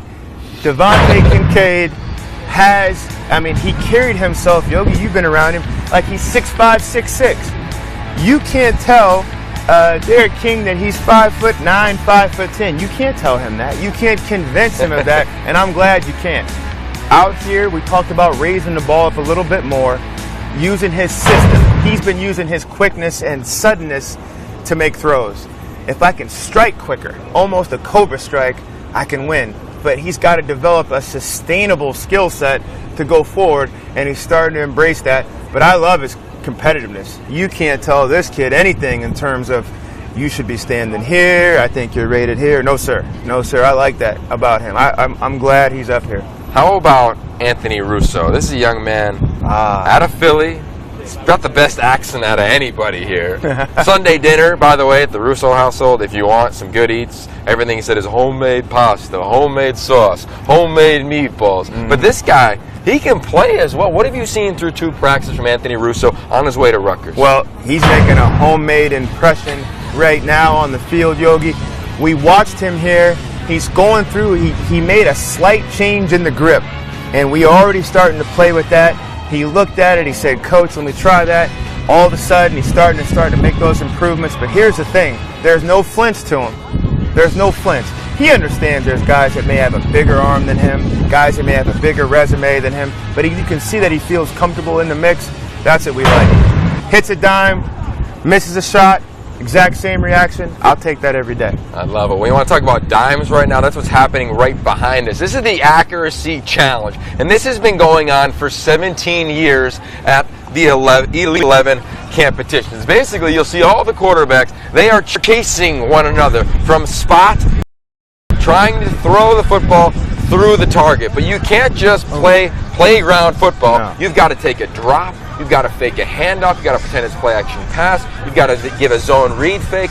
And our coaching staff is evaluating everything. But George, you've been around it as long as I have, about 7 years now. Yeah. This is when a lot of things turn up with these quarterbacks, because you're sprinting against one another, trying to beat somebody to a ball. Right. You're going to see here as you watch these guys, there's a level of execution, and then there's a level of tenacity. How tenacious are you in staying in at this thing?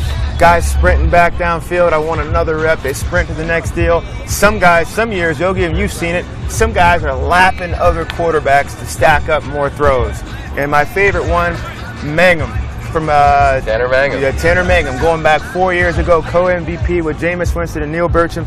He won this deal twice. Right. He won it twice.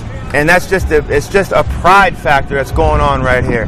Yes, it's about execution, but it's also about tenacity. I love this station that we do here. You know what I hope is happening in high school football is that you're seeing no longer just single sport quarterbacks. There's a lot of big time dual sport athletes. One of them is Brad. I mean, he's committed to Duke. He can go play hoops if he wanted to as well. He's the only lefty here. This young man is absolutely ridiculously impressive. When I say that, I mean it. 2 state titles in football, lost in the state title in basketball. What's more impressive about this young man is his competitive demeanor. I mean, George, this is a guy who banged up his knee, tore his meniscus, didn't tell anybody, including his parents.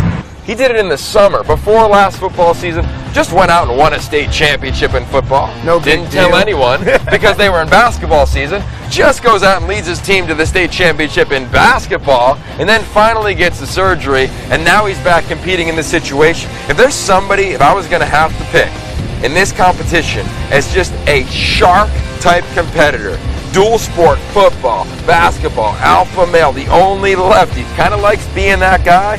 First time in California, first time in LA. He might be the first time wearing the yellow jersey in the accuracy challenge after this drill. How about that?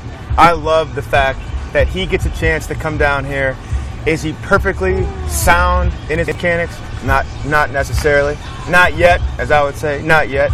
Does he understand everything? Does he have the full grasp of it all? He just got thrown in there? Not yet. But when you give him a chance, the metal is all in there, and you can see he's objective driven. Like, I don't know exactly how I'm going to get there, but I'm going to get there. And you can see, as you just read off, you know, this guy's golden resume here. He's an objective-based guy. He'll get it done. I can't wait to see his maturation, not just in the next month, but going forward. How about somebody who's more mature than probably you and I right now in Kahi Nevis? Oh, man. I mean, out of Utah, committed to Utah, Dad played at Utah, was roommates with Jamal Anderson, right? The Dirty Bird. This is a young man who played linebacker last year. He's finally going to play his first year at quarterback. And when we had him in the Oakland opening regional, this young man threw it as well as anybody in the class. How was he done going up against much more experienced quarterback? Very well, very well. And a little bit surprising for such a big, solid kid. 6'4". You know, he's got to be in the 230-pound range, but he gets himself organized. And that's not a sexy term per se, but that's a very important term for us. Never just does anything by happenstance. Always puts himself together, and I like it. You can see that he's very quiet. He's kind of calculated too. Guys will come up there and they'll be screaming, high five, and he'll just kind of measured low fist bump. I love that about him. He's got a little bit of competitive edge to him. It's going to be fun to see how he can keep adapting on this stuff, especially in the chaos. He did real nice in the chaos this morning. I like it. Somebody who's done well in chaos is a guy that you've coached. A guy named Everett Golson, yes, a two-sport athlete, right? Everybody forgets this young man. Now, he's at Florida State now. He was committed to North Carolina when he was at the Elite 11 finals. You've worked with him a lot. Let's take a little throwback and look at a little slenderer version of Everett Golson. Everett Golson stands 6 feet tall, weighs 175 pounds, and he joins us from Myrtle Beach, South Carolina. He will be a great addition to the North Carolina Tar Heels, where he is already committed. Now, you're pretty unique, right? I mean, you're a football player, basketball player, you're going to go to Carolina, potentially play 2 sports. What's that like? It's crazy, man. You know, I guess that kind of just drill and really emphasize on, you know, just working hard. What was that? Him at 12? What grade was he in? The ball spoke at 12, man. Okay. It came out. Okay, perfect. That was the early years of That's Elite awesome. 11. But I'll tell you what, when you look at dual sport athletes, how big of an advantage is that for quarterbacks? Huge, because different sports teach different disciplines. Basketball, soccer gives me my angles, right? Teaches me my natural angles, my math, how to transition, how to pivot and get back. Same as lacrosse. Baseball, hand and eye, right? How to stay in there, how to focus in, and also demeanor, dealing with failure. Baseball is a game of failure, and the more I can slowly raise that or shrink that failure rate, the more success I have, right? 1 for 5 and then going 2 for 5 feels like a world of difference. I love the fact that quarterbacks are playing other sports. And I think you should continue to play those sports until it kind of plays out, and then you're getting to their age where you got to make one, and then you go ahead and take it from there. But I think it's a disservice when you see 9-year-olds and 10-year-olds, whether on their own accord or someone in the household saying, no, to get there, you need to just play quarterback. No. Each season, go find something, be it track, wrestling, baseball, something, and go learn multiple disciplines. Learn how to lead in multiple situations, and then try to find how to communicate and contribute in other settings. This will be here in the fall. Come back around, we'll see you again, but I think you need that. Go hone your skills for this through other things. He's George Whitfield. I'm Yogi Roth. This is the Elite11.com, the Elite 11 semifinals. Who will make it to the final round of the Elite 11 up on the Nike campus? We've gone from 1,000 quarterbacks to 30 quarterbacks here at the first ever semifinals, and it will get narrowed down to 18 who will make their way to the finals on the campus of Nike. Now, one of those 2 sport athletes, when all these quarterbacks, they arrived last night in beautiful Santa Monica. The mountains were on one side. Venice Beach was on the other side, my hometown. And it was absolutely amazing. And with both parties kind of divided. 30 quarterbacks, 15 on one side, 15 on the other. They started playing volleyball against one another. They started competing against one another. And Brandon McIlwain, he rose above everybody. This is a guy who might be a first, second, third round draft pick in Major League Baseball. Everybody talked about him last night, talked a little bit about him early this morning. Haven't heard his name from anybody. Right. How has the South Carolina commit been doing thus far? I think when you see Brandon McIlwain, you see a couple things early. Self-aware guy. He understands what's happening around him, takes coaching well, incredibly charismatic. You're going to need that because quarterback, being a people person, a leadership position, you need that dimension. And then he's also sudden. Everything he does out here is sudden. But what I mean by that is never lumbers. There's no slow throw. There's no half thought. Everything goes with conviction. And then I think, some people at home may say, isn't that how all quarterbacks play? No, not at all. Not all of them, especially not at this age. those are big factors to see such a young guy, and he's got all those things. The Gamecocks are going to become dynamic and talented at that quarterback position coming down the line. You know, it's interesting. Every high school quarterback who's watching or plays baseball and football, they love Russell Wilson. And I've been around Russell a little bit with the Seahawks.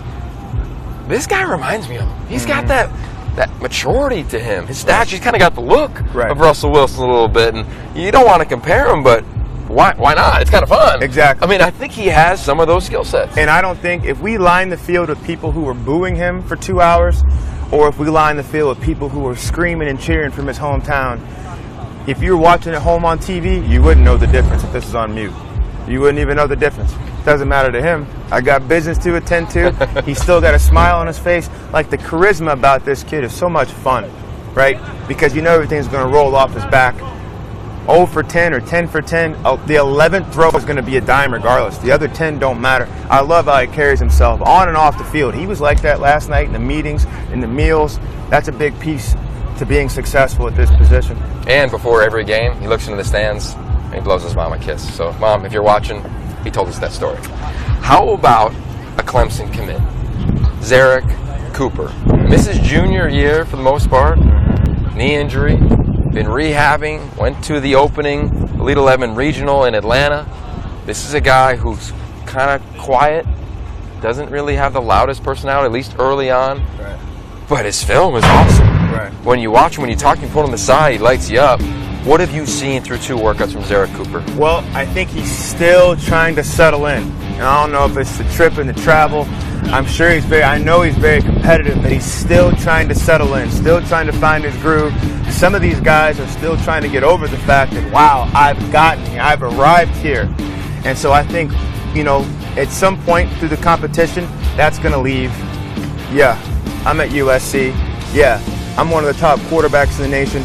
Now it's about the business. What do I need to execute and get on with? I think he's still settling in. He'll be fine. He's getting the concepts down. You can see he's tentative and he's pressing for questions in the classroom. It's going to take him a little bit of time, though. He's just starting to settle in. I don't think he's settled in yet. I got you. Well, a guy who probably hasn't settled in that much either is Jack Allison. Just flew in. He's a Hurricane. Florida guy. Yep. Best nickname, right? Captain Jack Swagger. Best nickname here. He's also a surfer. You're a Dime City, San Diego guy. Indeed. Natural passer. Yep. On his way to Miami, 6'5", 200, tall drink of water right now, but this young man can spin the rock. How has he done in the competitive setting, which is the Elite 11 semifinal? Very nicely, very nicely. Doesn't have the biggest gun, but has plenty of gunpowder wherever he's going. He's been accurate, and he's been coachable.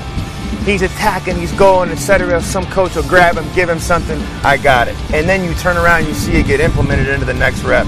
Again, for you young guys at home who are watching this, or for the fans at home who are trying to assess what your quarterback out here is going to be like when he gets on your campus, the ability to be coachable, receive intel, embrace it, implement it, and then go out and start, trying to apply it, it's everything.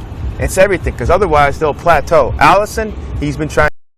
You got to take your hat off to him. Well, you took your hat off to Dwayne Haskins early on. AJ interviewed his father during the first workout. What did he do in the second workout? He lit it up day one, and he's always going to do that. You love his film. On his way to Maryland, really talented player out of Maryland. Right. Also a really smart player. This is a guy with a 3.8 GPA, a really impressive high school he goes to. Hey, where did you see him grow from the classroom to the second practice? Well, Haskins is in a unique position. He understands these concepts. Like, he gets it. He doesn't have any mechanical issues he has to kind of work through. What I saw this afternoon, he needs to stay on the gas pedal. That's a very important thing. Remember, this is a competition, and competition is central to this whole thing. So I think he may, a little bit, and I'm going to talk to him, I'm sure this coaching staff will, sometimes guys kind of feel like they're in pole position already. Yeah, this is for the rest of you guys. You get your reps. I think you guys need that. Comfy. You guys listening to him, Coach Dilfer's talking to the rest of you guys. Yeah. I think, there might be a little bit of cruise control. Not saying anything about his work ethic, but you can tell he's not pressing. He's not swinging the sword like he did to get here, possibly like this afternoon. When you're up front, the next job is to increase the gap, right? Run up the score then. If you see yourself as the top guy, then make some separation between you and the rest of the pack. as opposed to, I'll let you guys hang for a little bit. I'm not sweating it. We're not at the finals yet. This is cool. I like everybody here. I'm having a good time. You need some water? No. That doesn't fly. No, sir. No, sir. How about another dual sport athlete? We had a picture, went viral when you were up at Michigan. You know Jim Harbaugh, Jed Fish. They're getting, the only guy I know here, I'm sure there's a couple, the only guy I know that could do a 360 dunk. Real quick, what do you think about Brandon Peters? Brandon Peters, very, very, very interesting athlete. Big kid, big, big frame. The one thing that everyone was trying to impress upon him is play with some more urgency. Be more immediate. Pick your tempo up. And so he's been trying to do that. I like it. He's a talented athlete, but the second workout has finished. We are less than 22 hours away. Let's send it to Trent Dilfer. That drill is fun and it's targets. And there's some farts and giggles going on. But you also want to perform well.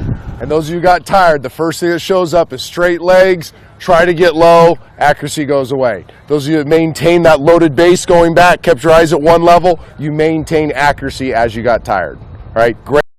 I really wanted to point out that one thing. We got the coaches involved with the rail shot and the middle read, because tomorrow that's going to be the factor. Can you get to 2 and 3 and be precise? I know you all can get to 1 and be precise. You had a great start with that.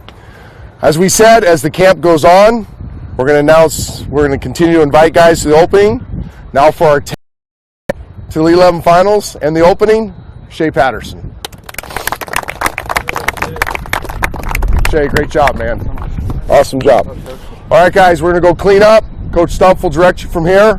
Great afternoon. We have an awesome night planned for you. You thought the first part of the day was fun. Tonight's twice as fun, and no surprises coming. You're not going to Navy SEALs or anything like that. It's all good stuff. What? Sure. You all good? No, none of that crazy stuff. All right. All be fun. All right? Yes, sir. Great job. Dylan, break them down. Let's go, Dylan. How about that, George? It went from 1,000 to 30, now to 10. How about that? 10 quarterbacks with Shea Patterson getting the second invitation of the day to the Elite 11 Finals. Now only 8 spots remain. When you look at this list of quarterbacks, you know it as well as I know it. When the alpha males get around one another, everybody can be high fives and we're cool, but all of a sudden when the competition's on and they start getting those golden tickets up to the Nike campus, it's a little serious now because there's a group of guys that know they may not be going to the Elite 11 Finals. And that's when the fangs and the claws start to come out. That's what starts to make this an exciting process. And to be honest, some guys are going to get squeezed, and pressure doesn't always just bust pipes. It also creates or reveals diamonds. That's what I can't wait to see in this deal. You got some young guys here who, like we talked about earlier, could not wait to get a stage like this. There's some guys that have made some impressions, that have made some big gains. It's all going to come to fruition here in the next, what do we got left, 36 hours? No, we got about 22 hours left, a little bit less than that. This is George Whitfield. I'm Yogi Roth. This is the Elite11.com, Elite 11 semifinals. Don't go anywhere because we got Shea Patterson, who just got the 10th invitation to the Elite 11 Finals, and Trent Dilfer. They're coming up right outside.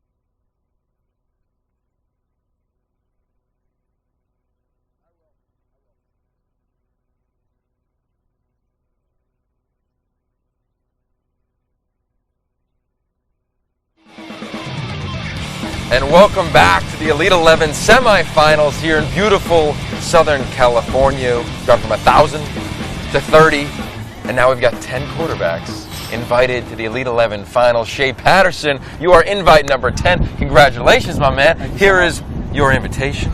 Oh, wow.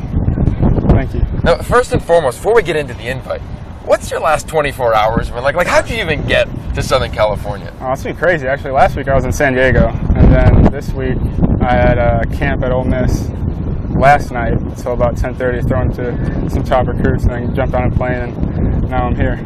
So haven't really got much sleep at all. I told him morning, I promised his dad. I said, when Shea gets here, relax, chill pill, watch the morning drills. I'm not relaxing. I can't relax. He gets out here and he's like going through, like he's got Sudafed in his veins, warming up. I'm like, bro, relax. You're not gonna do that much. So I go over to the first coach Tapp. I said to Tapp, don't let him go full speed with his arm. Legs only, get him back in there. I turn around 8 seconds later and he's ripping balls. I'd give up on the kid. What's it like to be invited to the Elite 11 finals? Oh, it's awesome. It's something I've dreamed about as a little kid. Watched it on. I used to watch it on MTV back in the day. So I was way back there. But it's been one of my ultimate goals, as a kid. So it's an honor. What did you see from Shea? Shea's what we call a no-brainer. And part of the process, which is so great we've done, is the regionals, which you've talked a lot about on the show today. And it's an opportunity for freshmen and sophomores to come and showcase their talents. Now, they can't get an invite to the semis or the finals, but they can surely make an impression. And 3 years ago, when I saw him as a freshman, I was like, who's that? They told me who he was. I'm like, he might be able to make it this year. And then last year, we actually had the discussion come up, him and a couple other guys, could we invite sophomores? So he's a guy that probably could have made the finals last year. Shea's had an incredibly busy offseason, hasn't been able to be involved in the camp circuit, which we fully approve of, doing things far more important than going to our camps. Knowing, though, that once he was on campus, once he was able to compete with the other guys, with Shea, it's more than rankings and stars and commits and offers and all that crud. We know this dude can play football. His tape is off the charts. His in-person performances never let you down. He's an exactness guy. Guys that show exactness. Kyle Allen, I'd say, is very similar to Shea. Shea may be even a little twitchier than Kyle. Sean White, past MVP, very similar to Shea. Christian Hackenberg, I put him in that category too, where their bodies generate so much juice, but they're also so organized. They're in sequence. There's no throw he doesn't have in the catalog. He's a natural-born leader. He's a thermostat leader, as we talked about over and over. So Shea's a guy, and I told him from day one, you're going to have to earn it. But in the back of my mind, I knew he was going to be a finalist. What's it like to hear Trent Dilfer give you all those accolades? That's crazy. It's kind of humbling, So much respect for him, and I know how much he knows about the game. For him to say something like that about me, it's just awesome. I used to think I threw the ball better than these guys, even as old as crusty as I am. And I was watching Shea throw Breeze today. This is the year I no longer could throw the ball like you guys. He's throwing rail shots, and I'm going, I could do that 6-7 years ago. There's no way I could do that now. You've got an interesting story, right? You moved high schools. You're kind of the bullseye guy. Everybody knows about you, but you seem pretty soft-spoken. How do you deal with all the attention? Because now you're in the Elite 11 finals, man. It's just going to continue to grow. I have tremendous support around me, my family, my older brother, and my mentor. They're always supporting me and telling me what to do, and it's just awesome. It's an awesome experience. I'm going with it. I'm just having fun with it. All right, so now you're in the finals. Relax a little bit. Just kind of chill the rest of the weekend, right? No, keep the foot on the pedal. Foot on the pedal. I've heard that before, I think. That's not his DNA. Again, we have 10 dudes invited. Not one of them has relax in their DNA. Otherwise, they wouldn't be invited at this point. Oh, well, I love it. Well, thousands show up. Few prevail. You are on your way to the Elite 11 final. Shea Patterson, congratulations, my man. For Trent Dilfer, I'm Yogi Roth. For us here, we are going off the air, but follow us on social media, Snapchat, Instagram, Periscope. We are everywhere. Tonight will be epic. We got the Navy SEALs. We got Alexis Jones. You are not going to want to miss it. Tomorrow, we're coming right back. 10:30 a.m. Shea Patterson will be here, all juiced up. He'll get some sleep. So will Trent. That cough will be gone. I will be back. Do not miss it. Elite11.com. We got it all. Good luck, Kevin.